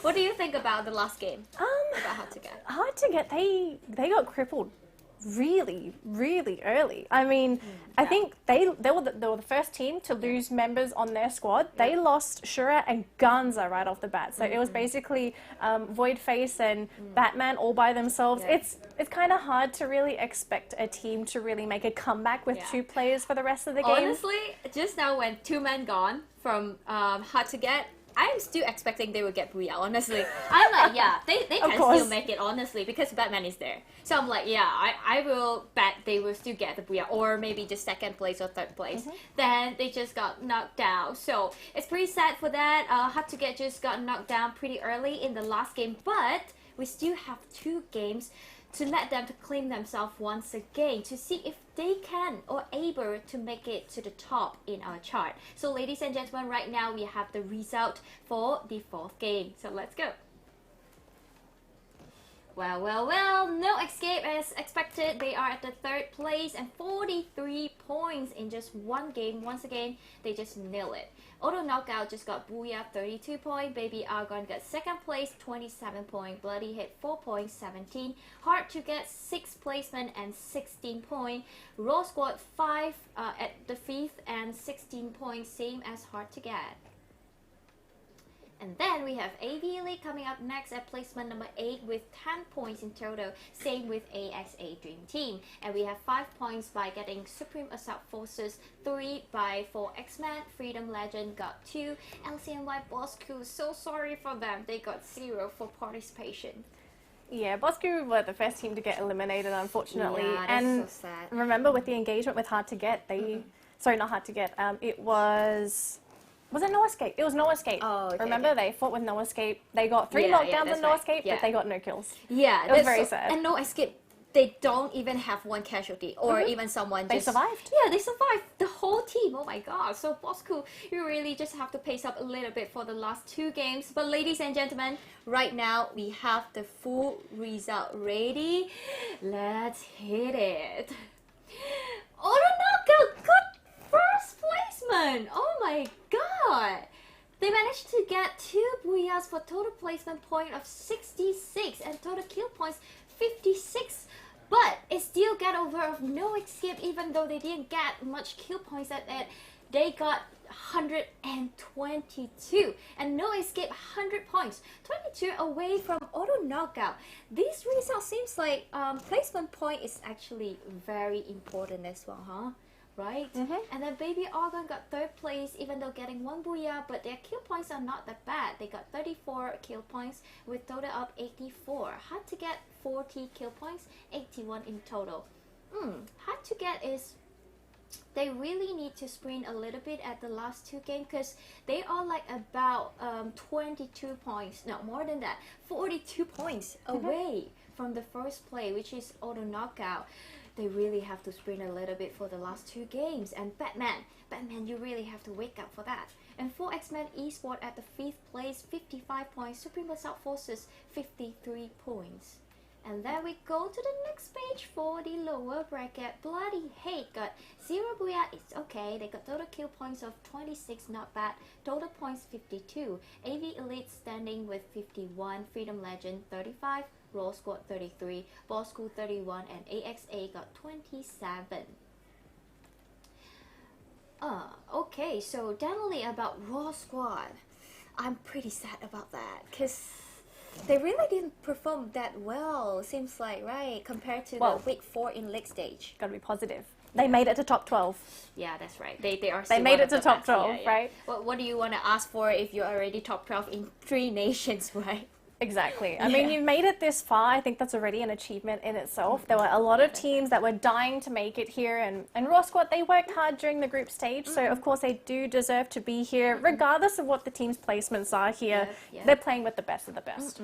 But I know, most importantly, a lot of teams, or at least a lot of viewers, are wondering what's going to be happening for the rest of the day, because I know a lot of people were expecting Hard to Get to be top 2. Yep. They're in 4th place. They are now with Baby Argon. Argon, I believe, is 3rd place, right? Yeah, correct. Yeah. And it's a race now between No Escape and Auto Knockout. Yep. Imagine how different it would have been if No Escape didn't watch 2 of their games. Yeah. There was a good chance that we could have had a huge lead from No Escape, but because they had those 2 not so great games, it really sets them back, and Auto Knockout are comfortably ahead by 22 points, which that's a lot of points. The only way you can catch up if you're No Escape is to have 2 phenomenal games. They've been able to do it. Or the other option is somehow Auto Knockout get eliminated early with very low kills. And that's hard to do because I think every single game Auto Knockout has played, they are top 4. Yeah. And they are consistent. That is the point. That's probably in that 4 games, they are not good at all. They are always there. It's the most important thing on Grand Finals day. If you are consistently at the top of the bracket, you are going to be so comfortable. Yep. And Hard to Get actually got really consistent in the last few weeks game in league stage. I was expecting a lot from Hard to Get because I know that they can make it consistently good or even splendid performance. But today, yeah, I got a little bit goosebump when talk about it because when I think about it, you know, we have high expectation. Everyone does to Hard to Get. We are like, okay, they are gonna at least at the top 2, not top 1 maybe, but definitely top 2. But right now they are at top 4 and it's 40 points away. So that's a lot to do in the 2 games, ladies and gentlemen. By the way, talking about the placement, you are not only getting the pride of getting FFTC champion, but as well you are going to MCP game in January to March in 2021. That is kind of a huge game because if you win there, you will be going the international tournament. I know that players from Brazil are kind of good, right? I heard a lot of things about some of the other regions, so, and after hearing some of those stories, you actually wonder how well do we match up against these foreign teams. It'd be really fun to watch, let's be real, right? Because there's going to be different metas, different play styles, and it's a good way to compare skill.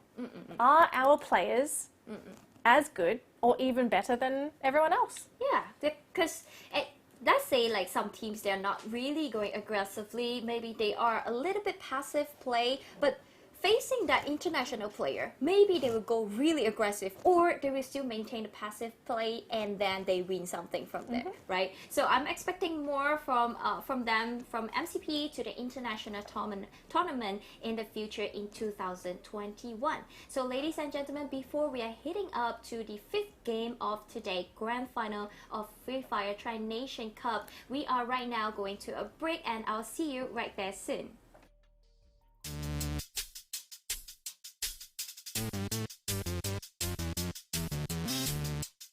As they are eliminated right now, that pretty much means that they can't exactly win. That's They right, we're can't going to be exactly in get for themselves some crazy business here. This is No Escape and this is 4X-Men. Oh yeah! Appease! Getting himself a single knockout right onto Manchai. Pretty early, not gonna lie, pretty early. But when it comes to upper ground, well, we all know that 4Escape is supposed to have the advantage because of the higher ground. But No Escape is still a very strong team, with the glue walls being activated and of course separating Bayet with quite a good amount of his teammates. Bayet's gonna be the first one to get knocked out, and they also managed to just get a separation on the entire team of 4 X-Men Esports. And just like that, they have managed to get themselves. Is that baby Argon still sitting on 4 players? Might not be 4 though, they're taking some heavy damage. Yep, it may not be for very soon, right? May not be for very soon. Red Panda cooks the grenade. Is it gonna get anyone killed? Eclipse is eliminated, coming in from the other side of the map, but it does seem like Jabat is just gonna be getting knocked down. They're not gonna care about it so much. The glue walls has been activated. They really want to go for the kill. They are very hungry for the kills. Baby Argon, they actually have 10 kills. Things are starting to favor them quite a lot, but the fact is, they're going to be at the other side of this world. Will they stay alive? As long as no one has the grenade launcher, they will be pretty much A-okay. While Red Panda fires down on the 4 X-Men Esports, they managed to get a shot down right over there. The glue wall wasn't activated in the nick of time, or it wasn't activated at the right place as well. Red Panda, he's safe for now because the glue wall up. Red Panda, P-Panda is now shot down and knocked down. Djibouti is going to be the other one remaining, as well as Insanity. It doesn't seem like things are going in the way of them at all, as AB leads slowly and time after time. They got eliminated by Baby R. Definitely do wonders. But the question is, I don't think that they have the grenade launcher on them at all. So it is rather unfortunate. I don't think that we will be able to see quite much. But Mark, yo, his movement is fast. He was fast. He immediately picked up his gun, immediately turned around and get a shot down on the members coming in from Special Army MY. And now they're gatekeeping against Special Army MY because they don't even have to wait for anything at all. They are within the circle. They have to be waiting for the perfect opportunity for Special Army MY to be running out of their house. They know exactly that Special Army is out there. And now Jabat is going to be low in HP with 10, 11, and he managed to survive with just a sliver of health. But unfortunately, the only way they can get out of this is just constantly healing. I don't think that is going to get him anywhere, to be honest. He cooks up the grenade. Mark cooks up the grenade, is not gonna land on anyone just yet. And kaboom! Double shot coming in. Mark has cooked the grenade well. And now it's gonna be left with Jabat now. Jabat with a sliver of health. They are somewhere outside of, inside of the circle, but Mark finds the option. They are very, very healthy. While auto knockout, they have 2 members remaining, if I'm not wrong. But they are holding around at the side of the at the extremity of the circle. All 3 of them is holding out in different points of the circle. They are forming a Bermuda Triangle right in the center of the circle, which is really interesting to see. But that also means that if one of the members coming from auto knockout has been knocked down, there really isn't any way for them to help each other.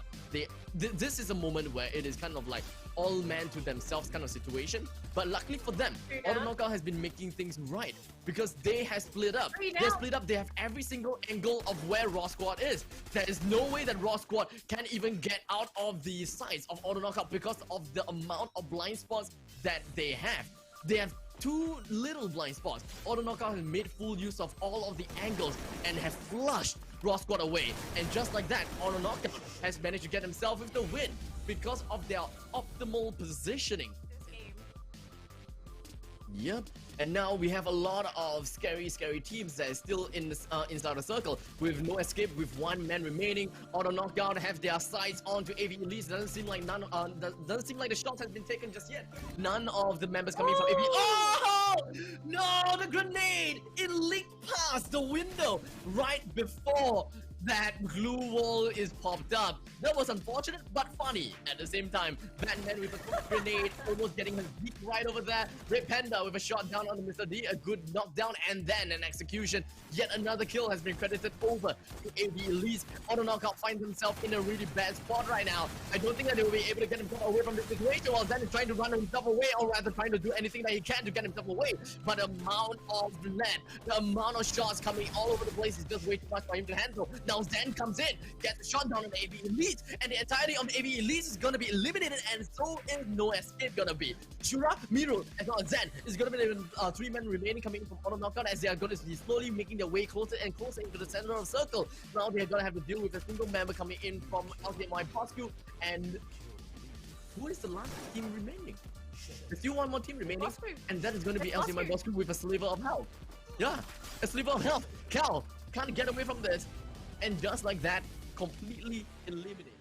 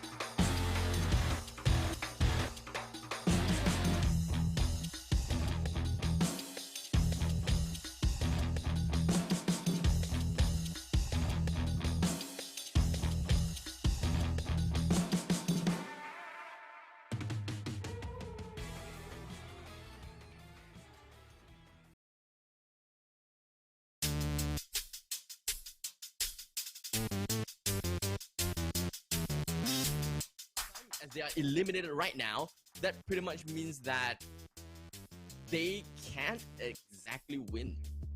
That's They right, can't we're going to exactly be get in for themselves some crazy business here. This is No Escape, and this is for X-Men. Oh yeah!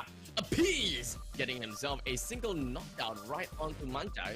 Pretty early, not gonna lie, pretty early. But when it comes to upper ground, well, we all know that For Escape is supposed to have the advantage because of the higher ground. But No Escape is still a very strong team, with the glue walls being activated and of course separating Bayet with quite a good amount of his teammates. Bayet's gonna be the first one to get knocked out, and they also managed to just get a separation on the entire team of 4 X-Men Esports. And just like that, they have managed to get themselves Is that baby Argon still sitting on 4 players? Might not be 4 though, they're taking some heavy damage.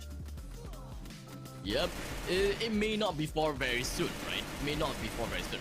Red Panda cooks the grenade. Is he gonna get anyone killed? Eclipse is eliminated, coming in from the other side of the map, but it does seem like Jabbar is just gonna be getting knocked down. They're not gonna care about it so much. The glue wall has been activated. They really want to go for the kill. They are very hungry for the kills. Baby Arga, they actually have 10 kills. Things are starting to favor them quite a lot, but the fact is, they're going to be at the other side of this world. Will they stay alive? As long as no one has the grenade launcher, they will be pretty much A-okay. Red Panda fires down on the 4X Esports. They managed to get a shot down right over there. The glue wall wasn't activated in the nick of time, or it wasn't activated at the right place as well. Red Panda, he's safe for now. He gets the glue wall up.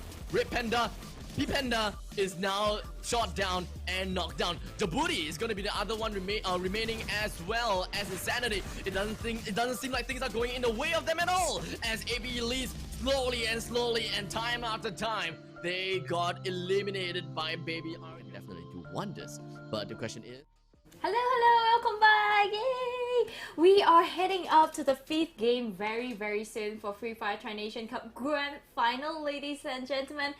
I am so excited because we didn't expect what is unexpected again and again till today. From next stage till the Grand Final, we are like, what is happening now right there? Because hard to get used to be the top in leg stage, but right now at the 4th place. Let's see the full result once again. Okay, while waiting for the full result. Oh, Okay, while waiting for the full result. Alright, Auto Knockout standing still at the first place. We can see they have total kill points of 56. They still can't match up with No Escape because they actually in game 3 I saw they got 15 kills, but although No Escape is still getting 62 points right there, right, Danielle. So they are actually averagely in that 2 games they were playing pretty well by No Escape. They actually got almost half from one game and another half from another game, which is 30 points, 30 kill points from one game, another kill points from another game.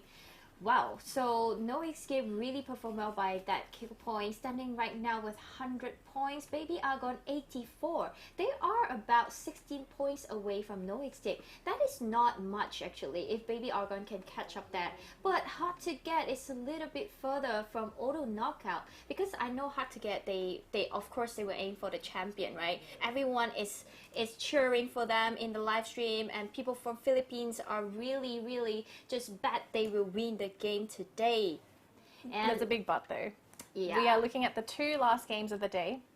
They are sitting on 81 points. If they're going to catch up to Auto Knockout, they somehow need to get 40 points to even catch up at first. Yep. Plus, of course, you're going to get those extra points from the matches. So it's either we're going to see Hard to Get pretty much play as hard as they can and just destroy the competition, or Auto Knockout have to have a horrible game. Same thing with No Escape. Yeah. Which, it's not nice to wish for these teams to have horrible games, but Yeah. it almost feels like that has to happen if you're going to see some of the some of the teams such as Baby Argon and even Hard to Get actually make it to that top 3. That's right, that's right. If we wanted to see Hard to get champion today, Auto Knockout really have to do not well in the last 2 games, but we really just don't wish anyone just do not well, because today is the grand final and last chance to claim yourself as the best team in 3 nations, ladies and gentlemen. And we hope for the best for all the teams, included Hard to Get, Baby Argon, Auto Knockout, and No Escape. Let's see, 4 of them are always on the top. As well, today, nothing changed for that. Not really, no. I think that is the only expectation we have, right? The same top 4 teams, pretty Yeah. much. It's not really going to change. Yeah, I'm sorry to say that, but we already know, like, you know, between that 4 weeks, who were really performing, who is consistent, are gonna be at the top 4. So right now we can expect that. And Bloody Hate right now at 7th place with 52 points. AV Elite not that bad. It's still at number 8, as they were in the league stage at number 7 last time standing, but right now at number 8 with 51 points. It's about there. They are actually at the middle bracket. I think they could probably catch up if they were like super good, like suddenly they were like boom. They would have to blow the competition out of the water though. This is, you're 51 points, and to even make it to top 4, you need, what, 80 points? So you're already looking at 30 points plus the extras from all the rounds. So yeah, I would say it's slim. actually, if I'm AV Elite, I would just focus on being the top 6, because that will be going to MCP, right? That's so, true. Yeah, so I think the top 6 is actually very important. If you're not going to squeeze into top 4, because it's pretty hard, you can see those 4 strong teams, they are making every way, and then they make a big distance between 4 and number 5. So all you have to do is take the last 2 placement, 5th and 6th, ladies and gentlemen. Alright, so right now we have the 5th games going on. We have another map in Purgatory game. Ladies and gentlemen, we are so excited to see what's gonna happen. And is Auto Knockout and No Escape going to get the 2 place in the last 2 games, or they are going to, you know, not really perform? I don't know, but we really have to watch out, Danley. So let's go. We are going to parachute and passing to the caster. Let's go.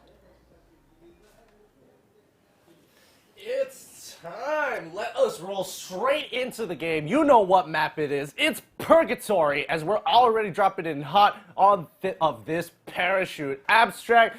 It's a close game like never before seen. And at this point, I don't even know who's going to be in the top spot. Do you?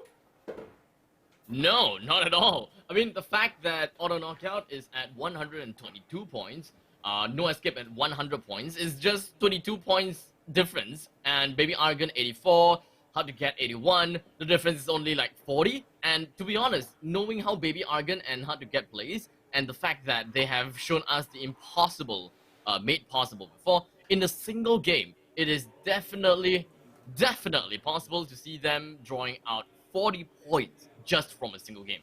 So none of these placements are set in stone just yet. I mean, obviously it's not set in stone, but like at this point, like it's a tough race. Like everybody within top four, two and below, top five, this including the first place seeding. They are just looking to try and take that first place spot. But if you're in first place, your objective is to be as consistent as possible and keep that gap as wide as possible, because a booyah won't necessarily mean that they will overtake them. They're going to have to be able to perform in some shape or form, like really outstandingly as well. So I don't know. I feel like this race is really starting to like slow down to a jog while everybody else is like running to catch up. Yeah, exactly. With only 2 games remaining, I would like to believe that the top 4 teams are the one that will be contesting the games, right? It is very tough for anything below 5th place, which is for X-Men Esports with like 55 points, Supreme Assault Forces with 53 points. It is tough. Not gonna lie, it is very, very tough for them to even do anything to get themselves back to the 1st place, because they are required to win 2 games. They are required to get Booyah twice. And not to forget, they need to top it off with an amazing number of kills too. So, I'm just going to fixate my attention over to Auto Knockout, No Escape, Baby Argon, and Hard to Get, because, well, unfortunately, the most exciting thing is to dictate who is the one that makes it to podium. Yeah, and that's kind of the beauty of Free Fire here, because there's so much importance on not only playing for position, but it's just, yes, getting that booyah, so many points, but getting those kills on top of that just really gives yourself a safety buffer, just a safety net to kind of fall onto, that even if you do mess up one game or so, it doesn't necessarily mean that you're out of the race. There's still a lot of things that can be counted in this. Because, well, Auto Knockout, their placement points and kill points have been very, very consistent. 66 and 56.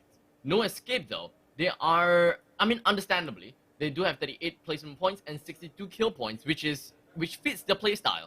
They always go for the kills. Still, similar to Hard to Get, which I will get to it in a while. Baby Argon, they have went for more placement points, 50 points in placements and 34 points in kill points, which is, well, a little bit lesser in terms of kill points than I have expected. And for Hard to Get, with 41 placement points and 40 kill points, is also a little bit of a difference. Hard to Get has been consistent in that regards. A lot of kills in the same amount of placement that they have. So it's safe to say that the longer they survive, the more kills they get.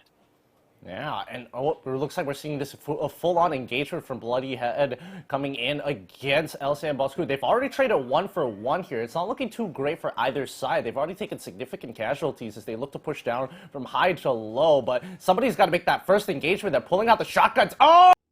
Whoa! Now, that was amazing! My god, to the point that I think that a grenade even destroyed you, Gideon, to the point that your O was like literally O bricks because of the power of the grenades. There is just so much shrapnels going all about. Bloody Head have only lost a single man to themselves. Like literally, a single man only. How did that work out? In the end, that grenade that's being tossed by Bloody Heads was just so much that I just did not expect it. It was cooked well. It was thrown well too. And it's just not something that I have originally expected. So, well played over to Bloody Heads. They have really outdid themselves. But still, for now, we're still looking at the early stages of the game. Getting one team out is just but a small little achievement. You're able to get yourself with a total of 8 points to your name, which is a great amount, but by no means is it enough, because you need to go out and kill more. Kill more, get yourself more placement points too. And in order to do that, I mean, the only way that you can get higher placement points, literally, is by having people dead. So it's either you leave that job over to other teams, or you do the dirty job or for yourself. As for X-Men Esports, they're still around. they're holding on. They're doing pretty well, and I think, for a lot of these other squads, especially if they're in the middle of the pack, they don't want to, take these casualties so early on. They kind of want to just play this slow. If they see an opportunity to get a pick, they'll take it, get the kill, walk off. Try not to get too involved in the game until, later into the later stages, like third ring, third or fourth ring. Fourth ring would be a bit late, but third ring, most likely, a lot of teams start to pick up the pace and look to start these faster engages and really have the supplies to kind of back themselves up. In the meantime, 4X-Men Esports has been eliminated by 4X-Men Esports, and that, ladies and gentlemen, is yet another 4 kills over to No Escape, and that is going to help them propel forward to claim the first place away from Auto Knockout. So I believe that Auto Knockout have seen that. They understand that No Escape have gotten 8 points already. So they are getting closer and closer over to Auto Knockout's points. So Auto Knockout, I believe that they've got some pressure on. They would want to start to play a little bit aggressively just so that they can kind of tally things out a little bit. And here we do have the grenade being tossed right out. Nga, he immediately changed it all up. He immediately popped down the glue wall just to save himself from the grenade. But how long can he stay inside with a glue wall separating between him as well as the grenade? Oh, not very long, apparently, because everybody's just trying to take shots at them as the rest of Freedom Legend wanted to shoot their feet through the ground right under the trailer. And once again, they find another sniper shot through their... They haven't learned their lesson. They're pushing right up with the shotgun, and now that's going to be finishing them off one by one. It is not looking good. Freedom Legend turning it around. AKO now in the most vulnerable position that they ever been in before, that we've seen them before. It doesn't look very, very good. They need to start thirsting kills. You need to make a decision right here, right now. And they are going through one by one. Ngung finds another one. A triple kill already coming through as Freedom Legend clean up the shop with AKO. Once again, finding the next one. New kill leaders coming in from Freedom Legend. Now that, ladies and gentlemen, is exactly what you would want to see coming in from Freedom Legends. A great opportunity and great kills right onto Auto Knockout. And now, ladies and gentlemen, with Auto Knockout being taken out, they will not be able to get a lot of points for this game itself. That means it is time for No Escape to take up to the helm. Now, Freedom Legends is going to be the one that will be fighting against No Escape. And I'm not too sure about this though, if whether No Escape is going to be continue fighting against Legends Rumble, or they're just going to be staying where they are, because by no means are they safe. We do have Hard to Get that is just right in front of them as well, while AV Elites is just right at the opposite side of the riverbank. Don't forget about Dream Team. They're also within the red zone at this point in time. Nobody's really going to stick their heads out during the red zone. There's really no point. You stick your heads out, it's either you get hit by the flames or you're going to get shot. So really, you're putting yourself at risk. For now, it's going to be a short ceasefire before these teams are going to be looking to pick each other off. Just look at the amount of sniper rifles these people are bringing in just to get this poke on lock. How exactly are they supposed to get themselves away from this kind of danger? Because honestly, you can't exactly say that they are safe for now, especially since the circle will be closing in soon-ish.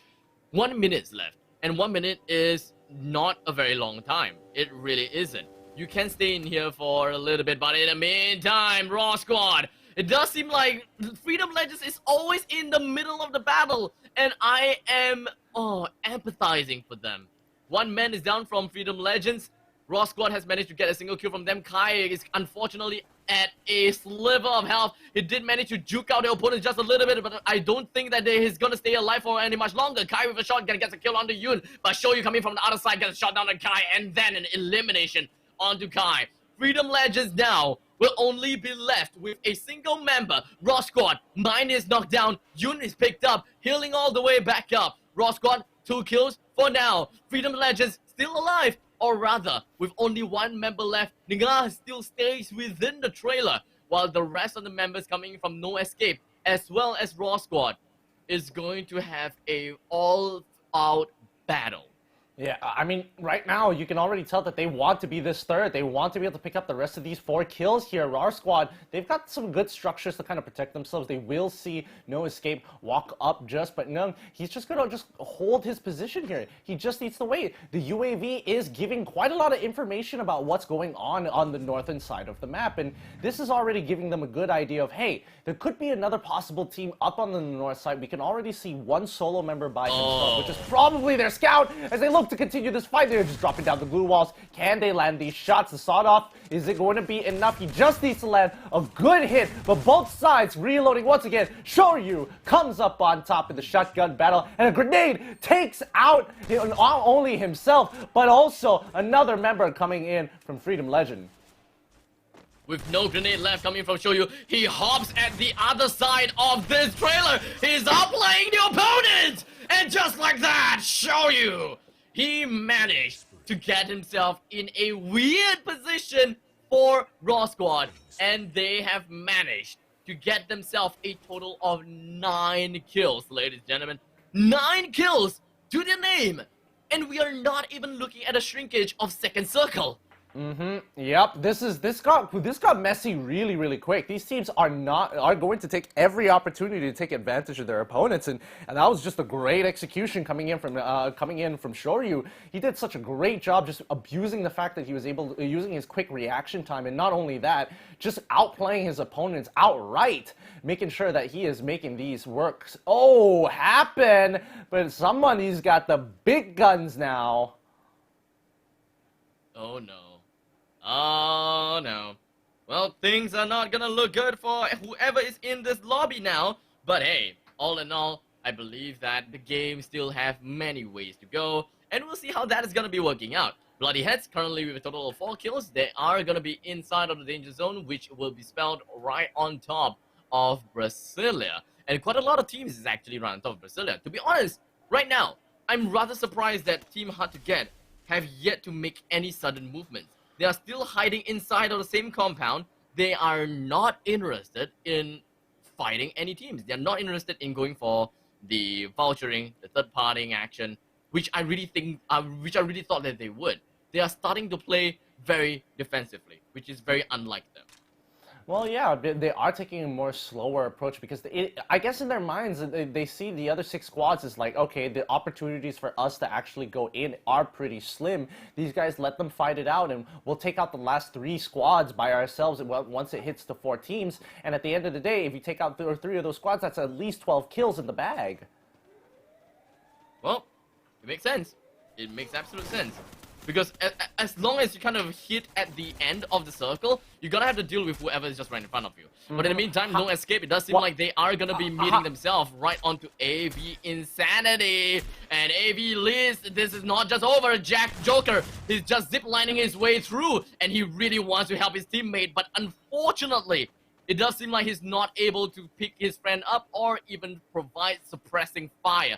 And here we have Joker right by the bridge, and we have another member coming from AV Elite that is just far away, and that is going to be Jaboy, which a piece should be able to find him out real soon. They're going to continue to fight. They're going to continue to fight on at this point in time as they slowly rotate back into the circle. 22 is still alive, but somebody's just getting sniped off with the car. Trying to bring his buddies back up just in time. He should be able to get the med kit off. And yes, Phoenix is still going strong as they run right back into the circle one more time. Gas mask buying some time as well. The glue walls have been deployed, but this northern side of the map absolutely devastating. SAF being eliminated almost straight away. Bloody Heads looking to play into the low ground, but again, not a lot of cover on this hill to begin with, and they're already at the edge, and finally Cobra finds the target. And Cobra is just gonna be dancing around his glue walls. He really needs to get himself closer and closer to a gym. He gets the glue wall down. He gets the revive back up as well. And now Bloody Heads understands what kind of predicament they will be in. They pops out the glue wall of their own. They want to help their friend. But unfortunately, Cobra is just a little bit too quick on his feet. He's able to bring one down. And they are just rushing right up this ridge. And shot after shots after shots. The shotgun is gonna be enough to riddle them in with bullets, fill them up with holes, and Baby Argon has once again clinched more kills to their name. Yeah, they've been making sure that this side of the map is just not fun. But now H2G looking over into the Dream Team, zoning them out, making sure they can't get into this circle. While on the western side of the border, we see AV, the last man standing for his squad, just creeping up, hoping not to get gatekeeped. But Dream Team, they're in a really difficult situation right now. They literally have a squad on their tail, and now looking over at Nox once again. Can he pick up that last member from AV's side? Yes, he's out in the open. Double glue wall has been deployed. He just needs to keep him out of the circle long enough. Honestly, at this point of time, looking at the fact that No Escape have 3 members left with 12 kills, we may very well be looking at a record game coming from No Escape. Now they managed to see the Tracer coming from Baby Argon. This is not gonna be good coming from Baby Argon because they know that a gym is just right around the corner across that ridge. And you know what's worse is that the circle is in favor of No Escape. Baby Argons and hard to get. They have to rush into the face of No Escape. They already have a total of 14 kills. If No Escape were to kill every single one of the members from Baby Argons as well as hard to get, No Escape is definitely secured in first place. Yeah, and now they're going to continue to put some firepower into ARG onto that northern side as they continue, once again, to try and make sure it happens and works out well. The fires and shots are still going in, but now, Nakis was able to get that trade 1-for-1. It's still one last man standing. He should be looking to pick up Uppis here, and they do. Once he's out, they got a med kit and get on out of there, but once again, the grenade launcher, an effective killing machine as the rest of the team, the final squad, ARG, they are ready to win this. Now, this is a tough time. They are literally having a back against the wall as the whole of ARG, Baby Argons, they're pushing right in. They want to go for the vouchering, but unfortunately they're coming in from left, right, center, literally from every part of the circle. And just like that, Baby Argon played the waiting game. They waited for the prime, the perfect opportunity to run back up and get themselves to run for the money. And that, ladies and gentlemen, is the second booyah for Baby Argons.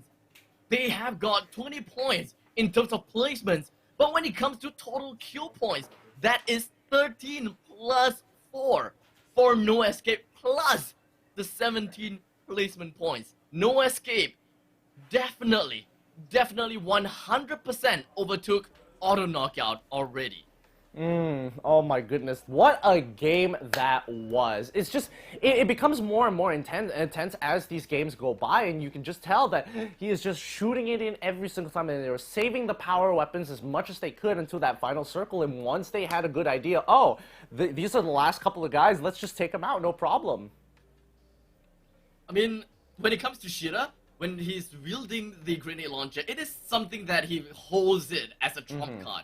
And I'm pretty sure that, No Escape did not quite see it coming as well. They tried to do things on their own. They have evaluated what they needed to do. They know that Baby Argons is to their left. And they also know that Hard to Get is to their right. So they had to make a decision. Do they go left or do they go right? Which is a tougher team to deal with? Which team can we destroy almost immediately, just so that if we suffer a little bit of casualty, we are able to pick them up and continue the battles? But this time, they managed to get the call right in some sense. They did manage to sweep Hard to Get off their feet. But the only thing, and the only mistake, I wouldn't say mistake, the only miscalculation is the fact that Hard to Get has a grenade launcher. And the grenade launcher is the sole reason why 2 of the members coming in from No Escape was knocked down. Yeah, it's just a really tough situation to be in, especially when it does happen, and it's just, what can you do? You see the grenade launcher, it's a little too late, you lost 2 of your team members, the damage has already been done, there's no coming back from that unless you can somehow salvage the situation or some outside intervention comes in. But in that case, what outside intervention did you really have? It was just glue walls and flat surfaces, a slight incline, but mostly flat surfaces. Yeah, in the end, it was an eye for an eye, a tooth for a tooth. The grenade is the one that managed to get a kill onto Shira. Well, ironically, the grenade killed the grenade launcher user, which was, I would say that is a very satisfying kill. That must have been a very satisfying kill. It had to be. It had to be. So I bet he's smirking just deep down inside, like, haha, I did it. Haha. Sounds like something that I would say as well. But ladies and gentlemen, that was it for match number 5 of the Free Fire Tri-Nations Cup Grand Finals. We still have one more game to go. One. Oof. Yeah, this will be very interesting because now that the scores have kind of changed up and the amount of kills alone coming in from No Escape, that is huge. I think just Shoryu alone just had 7 kills by himself, I think, before he died, if I remember correctly. I can't remember how many kills his other team members had as well, so I can't remember the total amount, but that is a absurd number. Even if you did get second there, it's good that, you know, that Baby Argon was able to get it because inevitably Baby Argon, yes, it's looking good, but I don't think that's going to net them the top spot just yet, but I don't know. Kalahari is where it's all going to matter. This is their final map. Oh, we are back in Kalahari. Well, hopefully it doesn't give us a bug. If it gives us a bug, then we have to move over to Purgatory, and, you know, it's the whole shebang. Yeah. I mean, all in all, it is... well, I really just want to see how these players are going to perform. But in regards to No Escape skills, for what I remember, before they got before they went out for a fight against Hard to Get, if I remember correctly, they had 13 kills. So 13 kills? 13, yes. So by the time they finished with Hard to Get, they should have a total of 17 kills. Oh! 34 points. Is it 34? That's a big margin. 34 points just from the kills. 34 plus 17. That is well above 50 points in a single round. I mean, that's obviously really rough. Like, don't get me wrong, and especially for AKO because they had that fight in the bag. They had 2 knockdowns off of Freedom Legend. They all pushed at the same time. One grenade that they didn't consider just took half the team down, and the last 2 just clutched it out with the shotguns. Like, I can't even complain about that. I mean, AKO really dropped the ball there. They really dropped the ball after 2 really great picks. Well, I really want to see how the game in match number 6 is supposed to be like. What are you feeling right now? Do you think that, you know, Hard to Get still have, you know, a chance to win this because they are so down below? Yes, granted, they managed to get themselves podium finish in the previous round, but I don't believe that they can get too far up because Baby Argon is right above them at 3rd place just now. Hard to Get themselves is at 4th place. No Escape is at 2nd place, and understandably so, with 50 points increment, they would have beaten Auto Knockout. So for now, it should be No Escape, Auto Knockout, Baby Argon, and still Hard to Get still. So the gaps in between of Hard to Get and Baby Argons should be a lot higher now. So what do you think? Can Hard to Get still turn this game around? I think for Hard to Get, like, they've got a lot of things have to go their way. They have to be able to take out some of the bigger teams on the first drop itself, but it's a lot of factors that they can't really control. For an example, are these teams going to be dropping in the same place? Are some of the higher teams, the higher scoring teams, going to get knocked out early on? So they have an opportunity to really start racking up those points. I don't think that they're incapable of trying to turn this around, but I do think it's really kind of out of their control, which is not something that a pro player wants because they try to make sure that all these factors are in their favor to get the best results. And right now, it's just out of their hands. Yeah, so all in all, it is all about the main 3 in Kalahari. Hard to Get. If Hard to Get is able to pull a No Escape in game number 6, getting themselves 50 points, I'm sure that they would be able to kind of, you know, dethrone Baby Argon a little bit. But still, I would say no promises. It is still a tough shot to call. But just like that, they are 18 points below or Baby. 18 points only. Whoo! I mean, 18 okay. points only. Yeah. I thought that they would. I really thought that there would be a lot bigger change. I thought that the deficit would be larger. I definitely thought the deficit would have been larger as well, but you gotta check out No Escape's total kill points. 92 out of total kill points, that's kind of ridiculous. And considering that they've only gotten 1 booyah, compared to Auto Knockout, who's got 2 booyahs, 58 kills only because of 2 poor performances in the previous maps, that just made them drop down. So it's really this chase between the top 3, and if No Escape, if they can make sure that they take out either Auto Knockout or Baby Argon really early on in the game, they have a great opportunity to actually just take the whole tournament. Indeed. And while we are just talking about it at the first half of the leaderboards, the bottom half of the leaderboards is definitely something that we have to take a look at as well. Because at the bottom half of the leaderboards, there is still money to be contested with. And as you can see, they are literally under 2 digits in terms of deficit, right? 2 LCMI digits. Bosku. LCMI Bosku is literally 6 points away from AXA Dream Team. Okay, so that is not an important one, right? So Raw Squad is the one that is important for LCMI Bosku as well as AXA Dream Team. Because the changes in money changes at the tier system at number 10 as well as number 8. So whoever is at 11 and 12, they need to get themselves to number 10. Whoever is at number 9 and 10 will need to get themselves to number 8. And whoever is in number 7 and 8, they need to get themselves to number 6. So there is so many places to play around. The bottom half of the leaderboards is all the more not decided yet. Oh boy.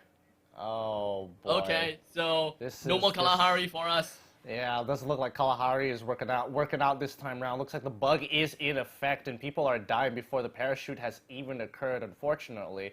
But, you know, I mean, that's just the way the game goes. That's just the way the game goes. I mean, we were expecting, in case the bug happens, I know people will be like, what's going on, if they just tuned in. But yes, Kalahari, if you haven't realized it just yet, does have an initial problem, not a problem, but a bug that's making people just float in space and then end up dying on parachute drop. So more than so likely, a lot of the players have agreed that when this bug occurs, that a remake is going to be constituted in place. So well played to the sportsmanship, and congrats to a lot of these players for being such great sports in general, making sure that everybody has a fair opportunity to make this the best competition possible.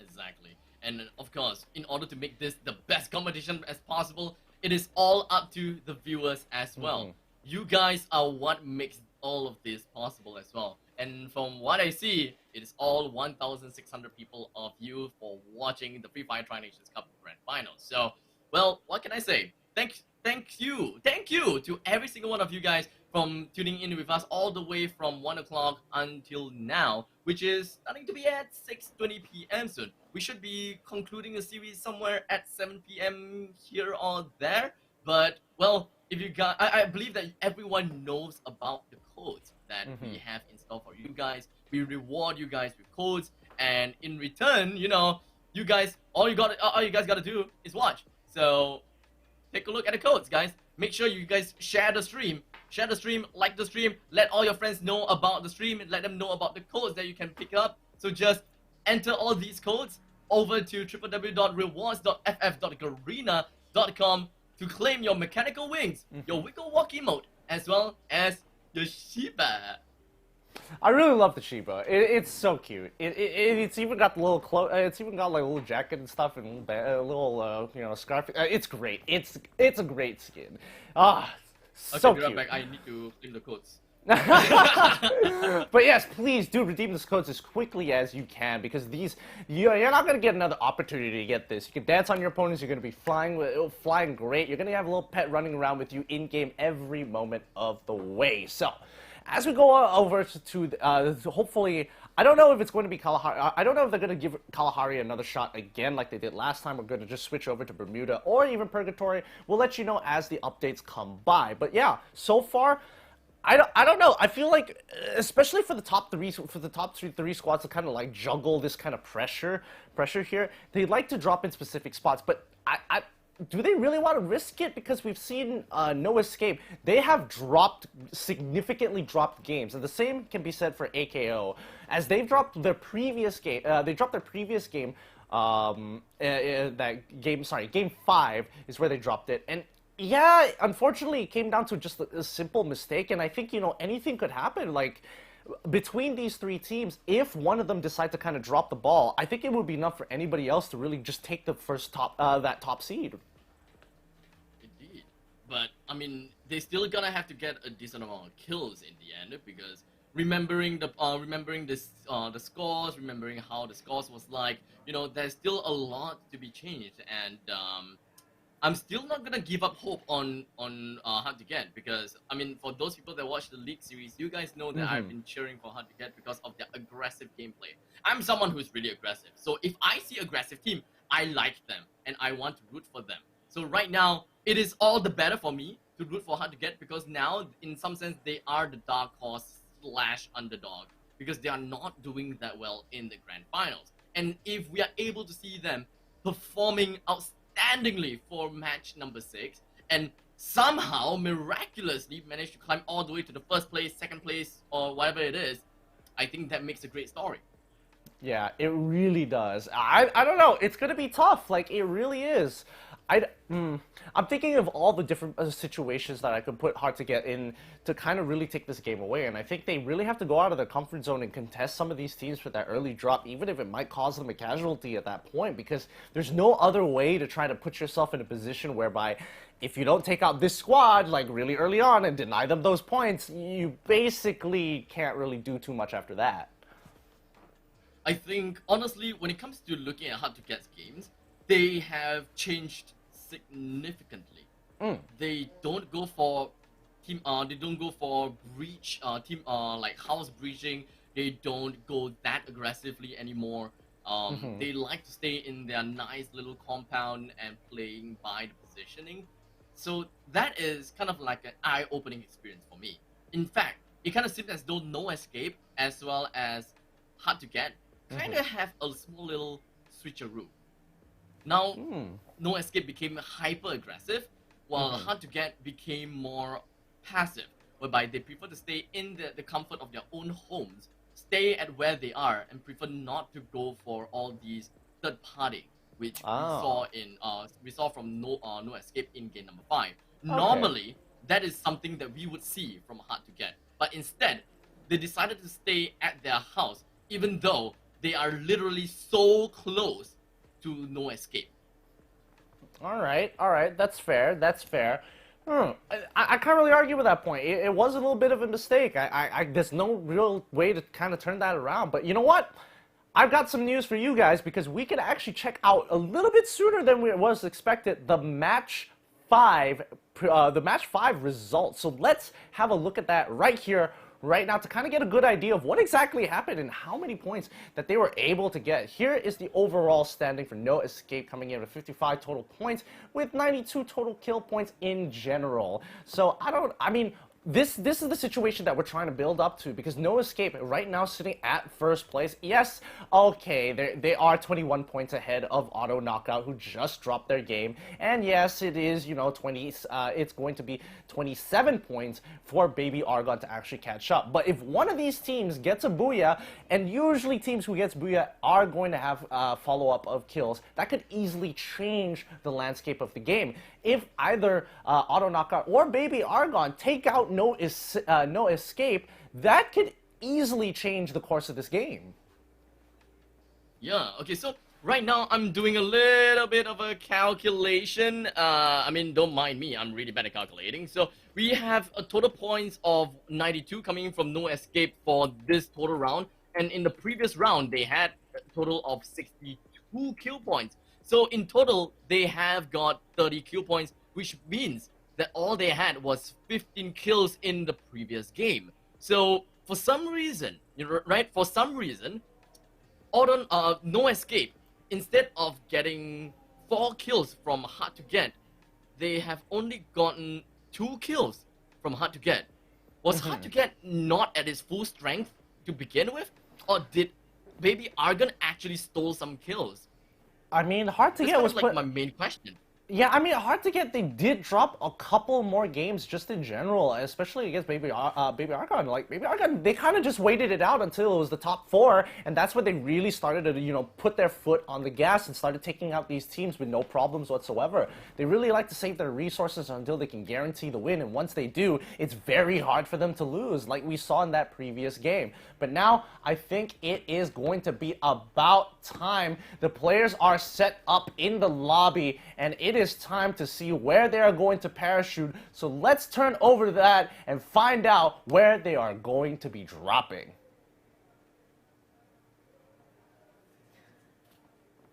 Now, still looks like he's got 2 minutes left to actually jump into it as they're still in the lobby. But let's figure out a way. Give me your best guess. Give me your best guess what map it's going to be. You think it is going to be Kalahari once more? Purgatory, really? Purgatory. Purgatory. Oh.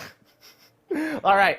Good guess, but it's time. Let's see and let's drop. Let's check out the parachute.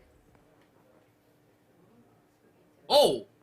Oh, Kalahari. We managed to get a game in Kalahari? Did we really actually manage to? I really hope so. Yes. Yes, we did. Okay. We did. Okay. Wait, I'm waiting for all the squads to drop out. I haven't seen any of the kill feed just yet. Once all the squads are out and have touched the ground safely, that's when you know the game is on. Let's see the drop. Let's see the drop. I don't see any. None of it is popping up on the kill feed. It's looking good. It's looking good. All right, let's get this game on the road. Final game to determine who is going to be the champion of the Tri-Nation Cup. Let the games begin. With Baby Archon dropping right onto Shrine. Wait. Yes! Baby Archon is dropping right onto Shrine with only Jabat closest to the Shrine.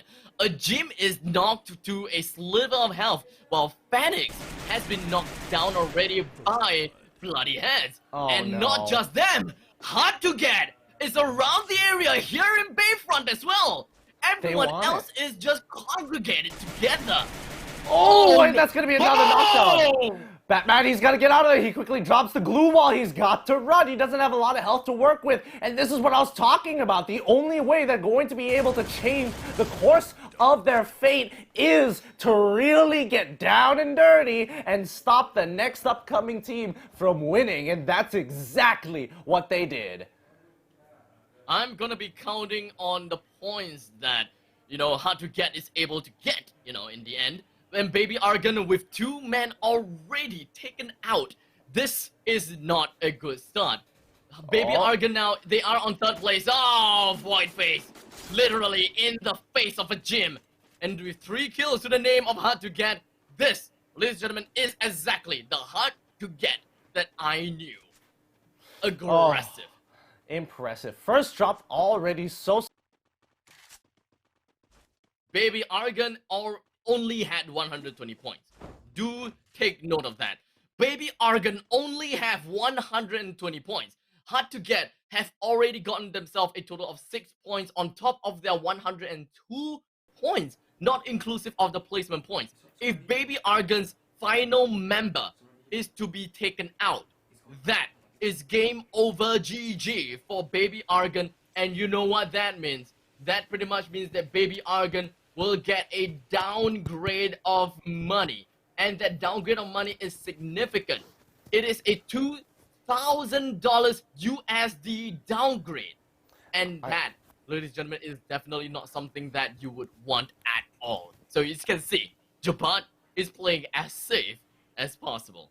Yeah, he's got to play like a rat. He just has to kind of hold out from his position for as long as possible to make sure that he sticks around in the game and really sticks it to Hard to Get later on if he gets the opportunity. But, you know, he's going to play it slow, take his time, and hopefully, the SAF doesn't find him. You know, there is another way that, you know, Baby Archon can kind of secure their spot. In some sense, can kind of secure the spot. And that is number 1, heading close to where Hard to Get is. Number 2, fire indiscriminately. Number 3, attract the attention of everyone around. Number 4, die. Number 5, profit. Looks like a foolproof plan. I don't see any holes in it whatsoever. Who knows? I mean, that kind of sounds good.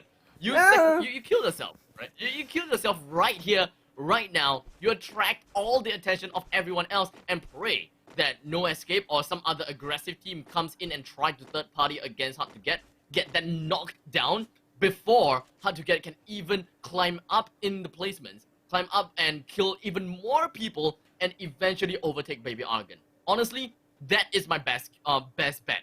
Baby Argon with a single man remaining, you can only get yourself, placement points. You can get yourself placement points. The best you can get is 17 points at second place. But you gotta be very, very lucky.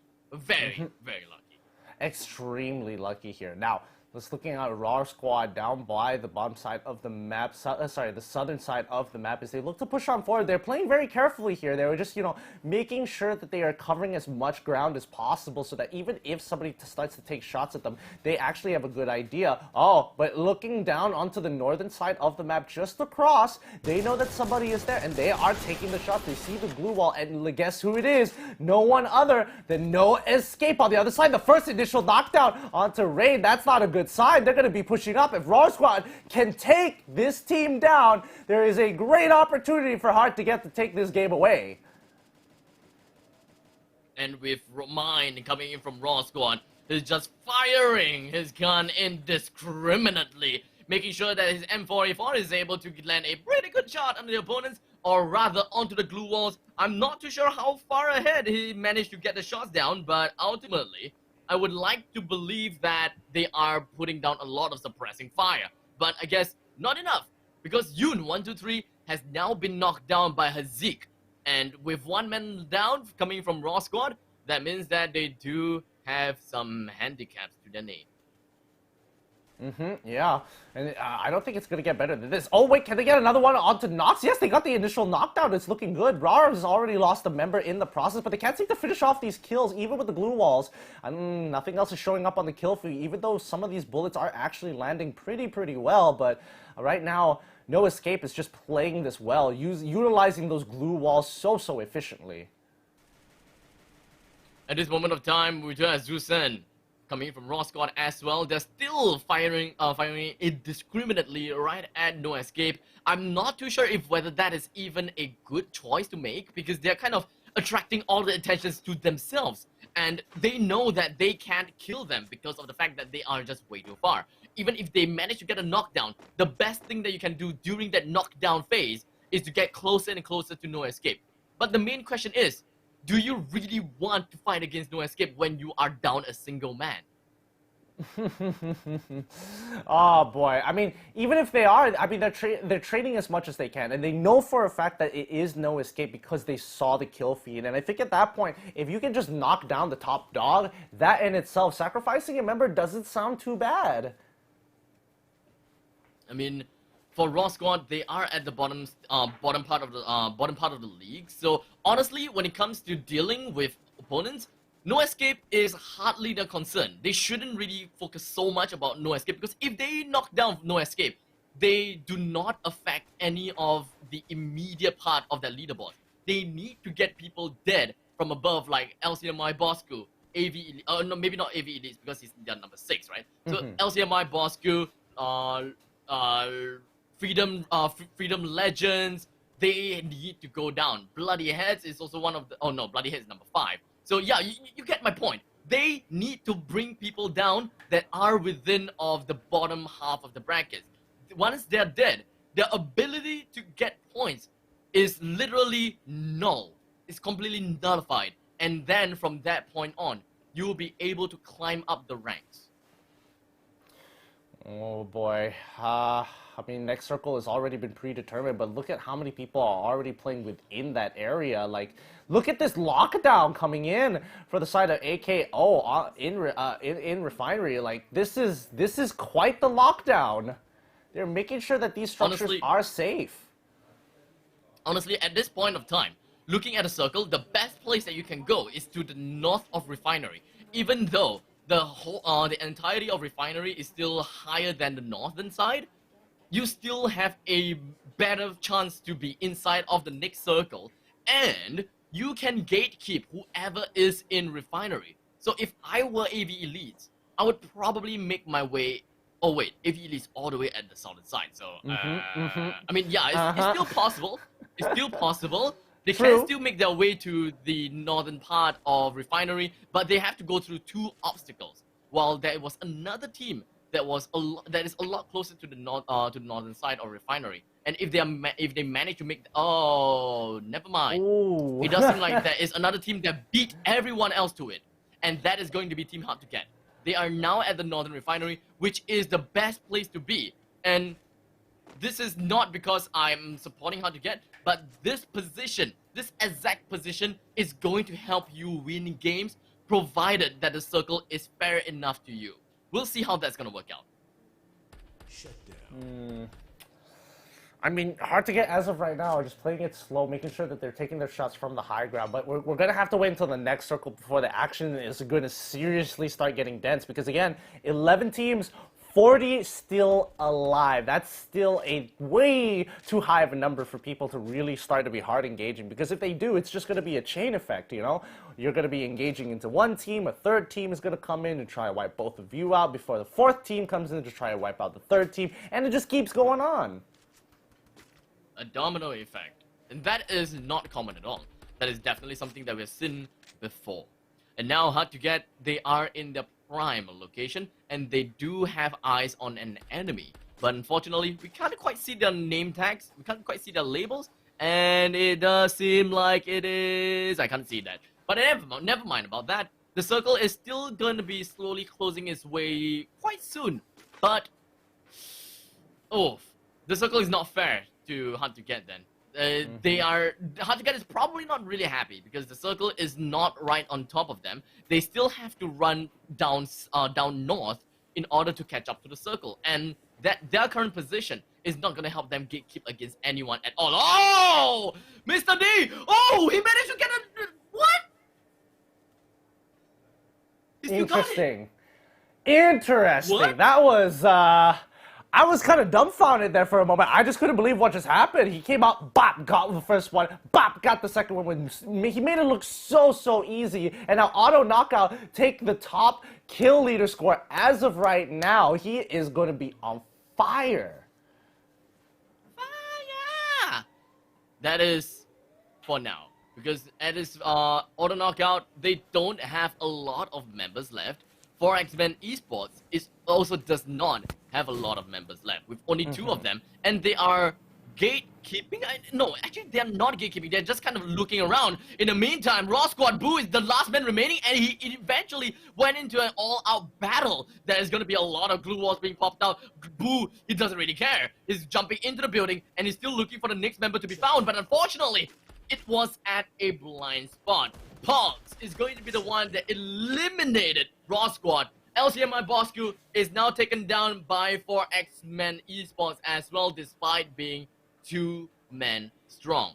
We do have AV Elites that is outside of the circle. Insanity knocked down by McRory.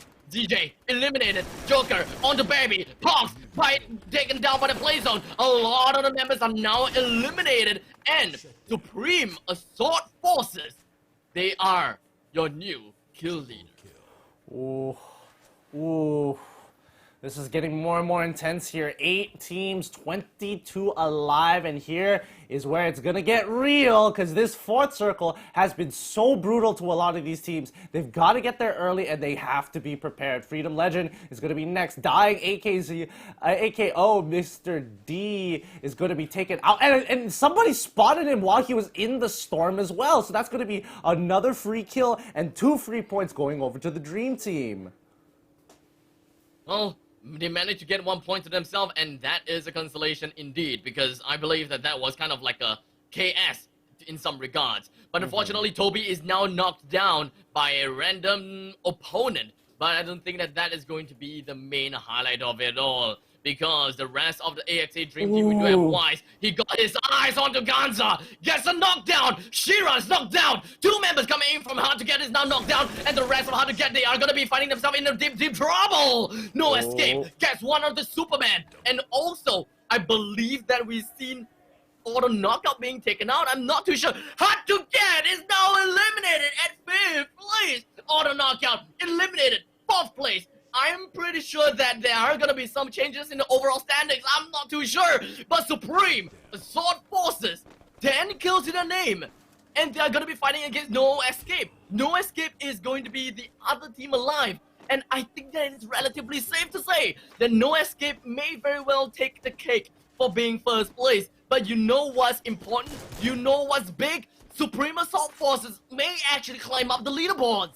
Ooh, that's going to be a great opportunity to see. Now, 2 teams left. Let's see how it goes. The double kill is going through, but it's not going well. SAF taking out members one by one. It's a triple kill already. Show you, he's got to do this. He's got to do this, man. He's got to be so careful. He sees the Dragon off. He doesn't decide to take it, but he is going to take pot shots. Oh, the grenade launcher. What a glue wall. The timing of that glue wall. Couldn't be better. They want to melee him, and there you have it. The shutdown. Booyah! No escape! My oh my, ladies and gentlemen! No Escape! 2 booyahs in a row, no, not in a row, but 2 booyahs in the career here in the Grand Finals, and not just them. Auto knockout, 2 booyahs. Baby Argon, 2 booyahs. You know what that means? That means that there are 3 teams, only 3 teams of this entire 6 games that have gotten themselves the booyah, while all the other teams are left stranded with not a single booyah. I'm just so lost. Like, so many things went right for No Escape. Like, so many things. Like, it could have been so bad. The timing of that glue wall couldn't be any more clutch. He dropped it just as he saw the animation go off, blocks the shot perfectly, and the double glue walls come up just to finish it off, trying to punch him out. They knew it was only one last member. So wow, I'm pretty sure that they've gotten more than enough points. I'm sweating so hard right now. Like, that was so intense. It was so intense because that could have been so poor. He could have evened up the score, brought it down to a 1 versus 1 because they were pretty close together, and one nade would have taken them both out. Exactly. So that was pretty much a big highlight. And for those people out there that says that, look, you cannot counter against a grenade launcher, show them this clip. Show it to them. Show it to them. There's no excuses, man. Some people just got fast fingers. They are really, really good at this game. Exactly. It's and pretty don't nuts. forget, they do not have any fat fingers like us. That's for sure. Yeah. That is for sure. Oh my god, that has been amazing. The entire 6-game series of the Free Fire Tri-Nations Cup Grand Finals, it was so amazing. We have seen everything now, and we have a glimpse, or rather we have a slight understanding, or rather we have an understanding as who is the grand final, who is the champion.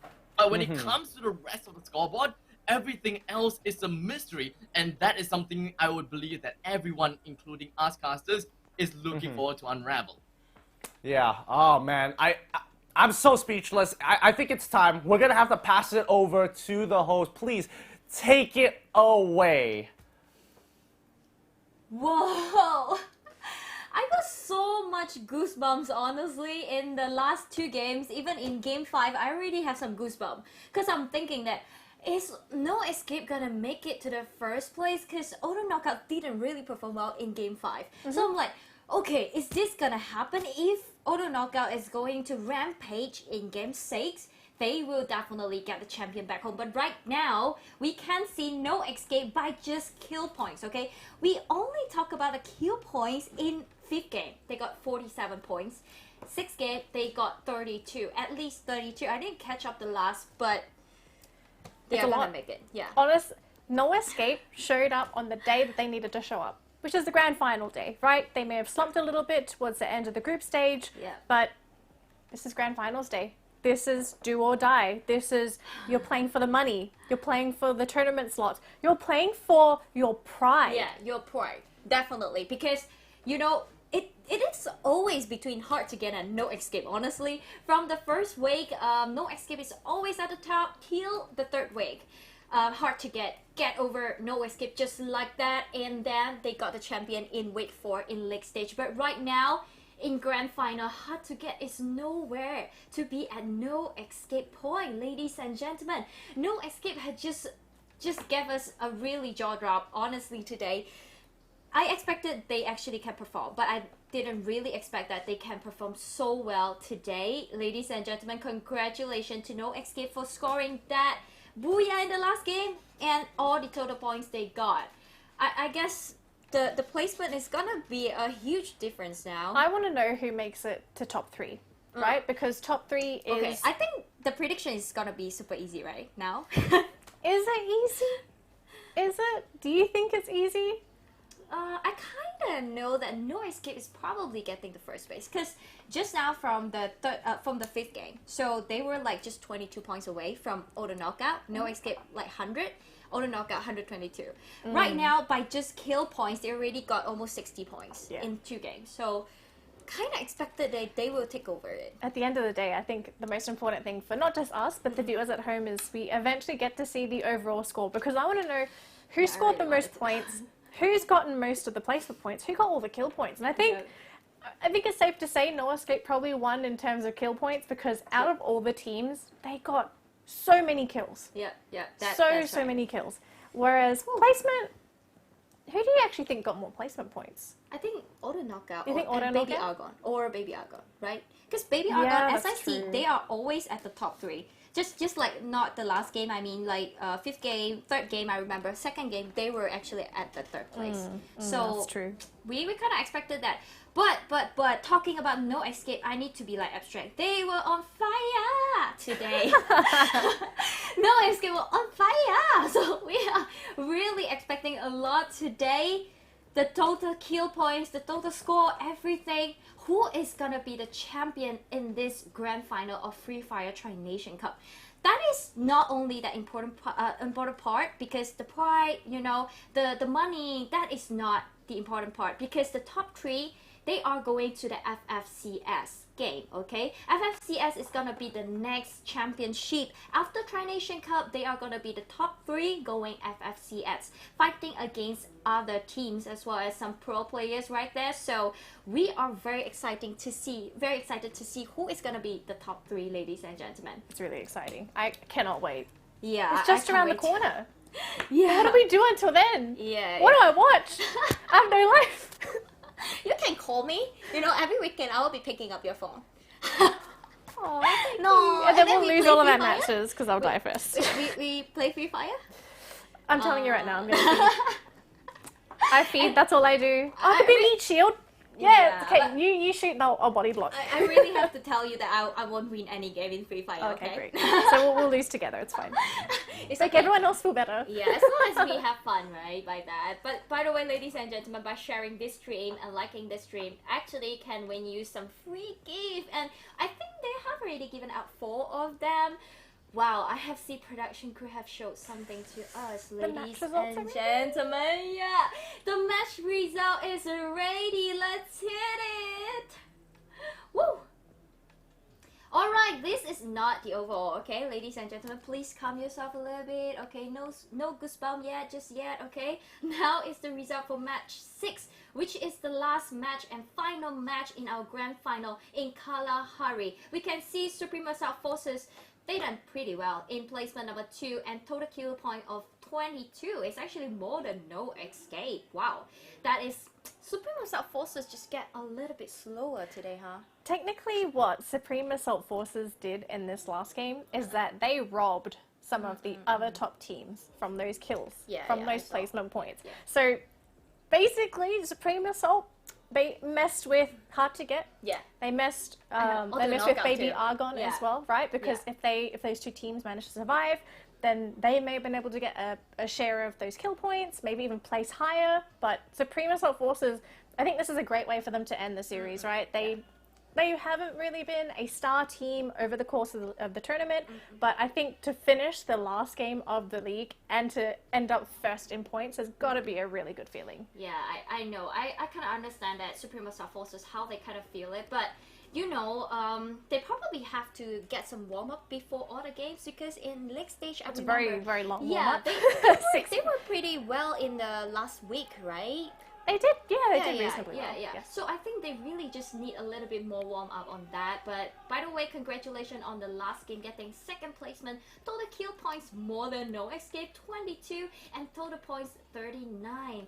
And ladies and gentlemen, No Escape getting that booyah with 18 total kill points and 38 in total points. That is not fantastic for them, honestly. No Escape has been doing so well in the entire series, so I think this one for them is like, yeah, we are just performing as usual, you know? It's not like super good, super splendid, but 38 is really mean a lot if they are facing Auto Knockout. You see, Auto Knockout at the third place with total kill point 8 points and 21 in total, and AXA Dream Team 21 as well, same with Auto Knockout. Hard to get at 5th place, 18 points for X-Man Esport, 14 points. Then we have Bloody Hell lighting up 7th placement, 10 points in total, AV Elite 7, Freedom Legends 6, Boss Crew 4, Roll Squad 3, and Baby Argon. Sadly, in the last game, they actually got knocked out pretty early. It's okay, Baby Argon, you have did pretty well, but that is the problem. They are gonna face with hard to get the 3rd place, right? Well, we gotta wait for the placement points, right? Because remember, Baby yeah. Argon, they needed points if they wanted to make it to top 3. So now, I believe it's almost time to see where these teams are going to be on the leaderboard. Who makes top 3, who makes top 6, and of course, who's our champion? Yeah, ladies and gentlemen, right now, right here, we will be having our final result presented. Let's go! Woo! Champion, babe! No escape! Congratulations! I'm sorry, I just think about the 3rd place and 4th place, but No Escape has just got champion. Congratulations on that. They were performed really well since the first week till the last week. They just got a little bit, hiccups right there, but they managed to come back. At the end of the day, right? Grand final day, you have gotten the championship title. Doesn't matter what happens in week 4, they came first. Yep, and today is definitely one of the most important day. Right now, we already know the champion. What about the 2nd place and 3rd place, ladies and gentlemen? Auto Knockout managed to get 2 booyah, standing at 2nd place, 147. Congratulations on that. And they got 66 total kill points. They are definitely not bad. They compared to No Escape, of course, they can't reach that, but they are total placement and total booyah that managed to stand them 2nd place. Baby Argon got 2 booyah, total kill points of 50 and total points 120. Oh my god, Hard to Get actually have the same point as Baby Argon. Did you see that? As total points, total kill points, they have 50, 52, and placement 70, 68. Okay, so remember earlier when we said that the top 3 teams are going to be able to qualify for the next tournament? So we got confirmation from production that Baby Argon will be taking that 3rd place. The reason being that they have more placement points than Hard to Get. Oh, which means in the end of the day, placement point is really important. Oh my god, I'm so sorry for Hard to Get. It's gotta be very sad, right? Yeah, You that's just right. miss out on that one qualifier spot. But remember, Leslie, top 6 also qualified. Yeah, but to FFCS it is top 3. But don't worry, you are still going to MCP, which is Malaysia, Cambodia, and Philippines game once again for the top games right there. But don't worry, Hard to Get, you are still very, very good. But it's just a little bit placement point right there, just 2 points away from Baby Argon. By rules, actually Baby Argon is the 3rd place. Congratulations once again. Supreme Assault Forces getting number 5th. That is, wow, that is unexpected actually, right? Well, that's what 30-something points do for you, right? Yeah, I don't think they were even on first 6 spots in the beginning. Yeah, So that's that final hurrah is actually the reason why they managed to make it to the top 6. So congratulations to Supreme Assault Forces. But I want to know who missed out. Right? Bloody Head's going to be the team that comes in at 6th place. But we've got to take a look at our bottom 12 teams. Hold on, Danielle. Can you see that top 3 Malaysia, top 6 is gonna be Philippines and Malaysia, half of them. So 6 team of them, they are going to the MCP game at the top 16 playing against other teams. So congratulations to Philippines and Malaysia teams right here. And now we are going to the next page. Ladies and gentlemen, number 7, AV Elite. They just missed out. Yeah, they got 73 points at the 7. They couldn't make it to the MCP. But, well, no worries, because these teams, you are still able to get into MCP, right? They have the qualifier stage, they have, or the league stage, to be able to participate. That is pretty easy, because you're already good, don't worry. And for Expand Esport, getting 70 at the 8th place, AXA Dream Team 60, Freedom Legend 54, Raw Squad 44, LCMY Boss Cool 37. Not too bad, but just good. Congratulations to everyone that played today. Yep, congratulations, because today we have the top 12 teams. It's like the best 12 from 3 nations. But now we know who's the best 6. The best 6, yeah. We already have the total result, and we got so excited since starting from the first game till the last game today. We got so much surprises as well. We have expected something, but you know, something unexpected happened once again. I think a lot of expectations were kind of broken as well, right? Yeah, some people were doubting No Escape, especially with their opening performance today. A lot of people were expecting more from Hard to Get just because of how explosive they were during the group stage. Same thing with Auto Knockout, although Auto Knockout, they did perform a little bit better than Hard to Get. And do you think Baby Argon, do you think people expected them to place 3rd, or do you think that maybe they overachieved or underachieved? What do you think? Honestly, this is actually stick to my prediction. Do you remember that Top 3. at the first? Yeah, at the first I'm like, I think No Escape and Hard to Get is probably at the top 3. But yeah, Hard to Get is out of my expectation, honestly, because I really have high hope in Hard to Get getting top 2 or top 1. Either the champion or the 2nd. It's only that I'm wrong, and Baby Argon, I'm like, yeah, they're gonna get 2nd or 3rd place. Here you go. So we have the grand final winner right here for champion, 2nd and 3rd place. Congratulations once again. And these top 12 teams are the top 12 in 3 nations, fighting against each other in almost 5 weeks of time. And that is super struggle, super tiring, but they have made it. Ladies and gentlemen, thank you so much for watching this. And Donnelly, do you have last notes before we saying goodbye? Well, to everyone that is watching, thank you so much for tuning into the broadcast. Do send your love to your favorite teams, whether they played as well as you wanted them to, or maybe they didn't do so well. Send them some love on their social media pages. Tune into the players' streams if they stream. Tell them how much you love them. Make sure that they keep playing, especially in the next upcoming Free Fire tournaments, because we are so excited to bring you some more Free Fire action. Yep, thank you so much for our viewer. And this game is actually one of the most downloaded game in the world. If you have no idea, if you still haven't played Free Fire, you really have to know this, because we are one of the best and most downloaded game. So ladies and gentlemen, I'll see you next time for this Free Fire Tri-Nation Cup Grand Final. We have end with this, and I'm signing out. Hanggang sa muli. Thank you and goodbye.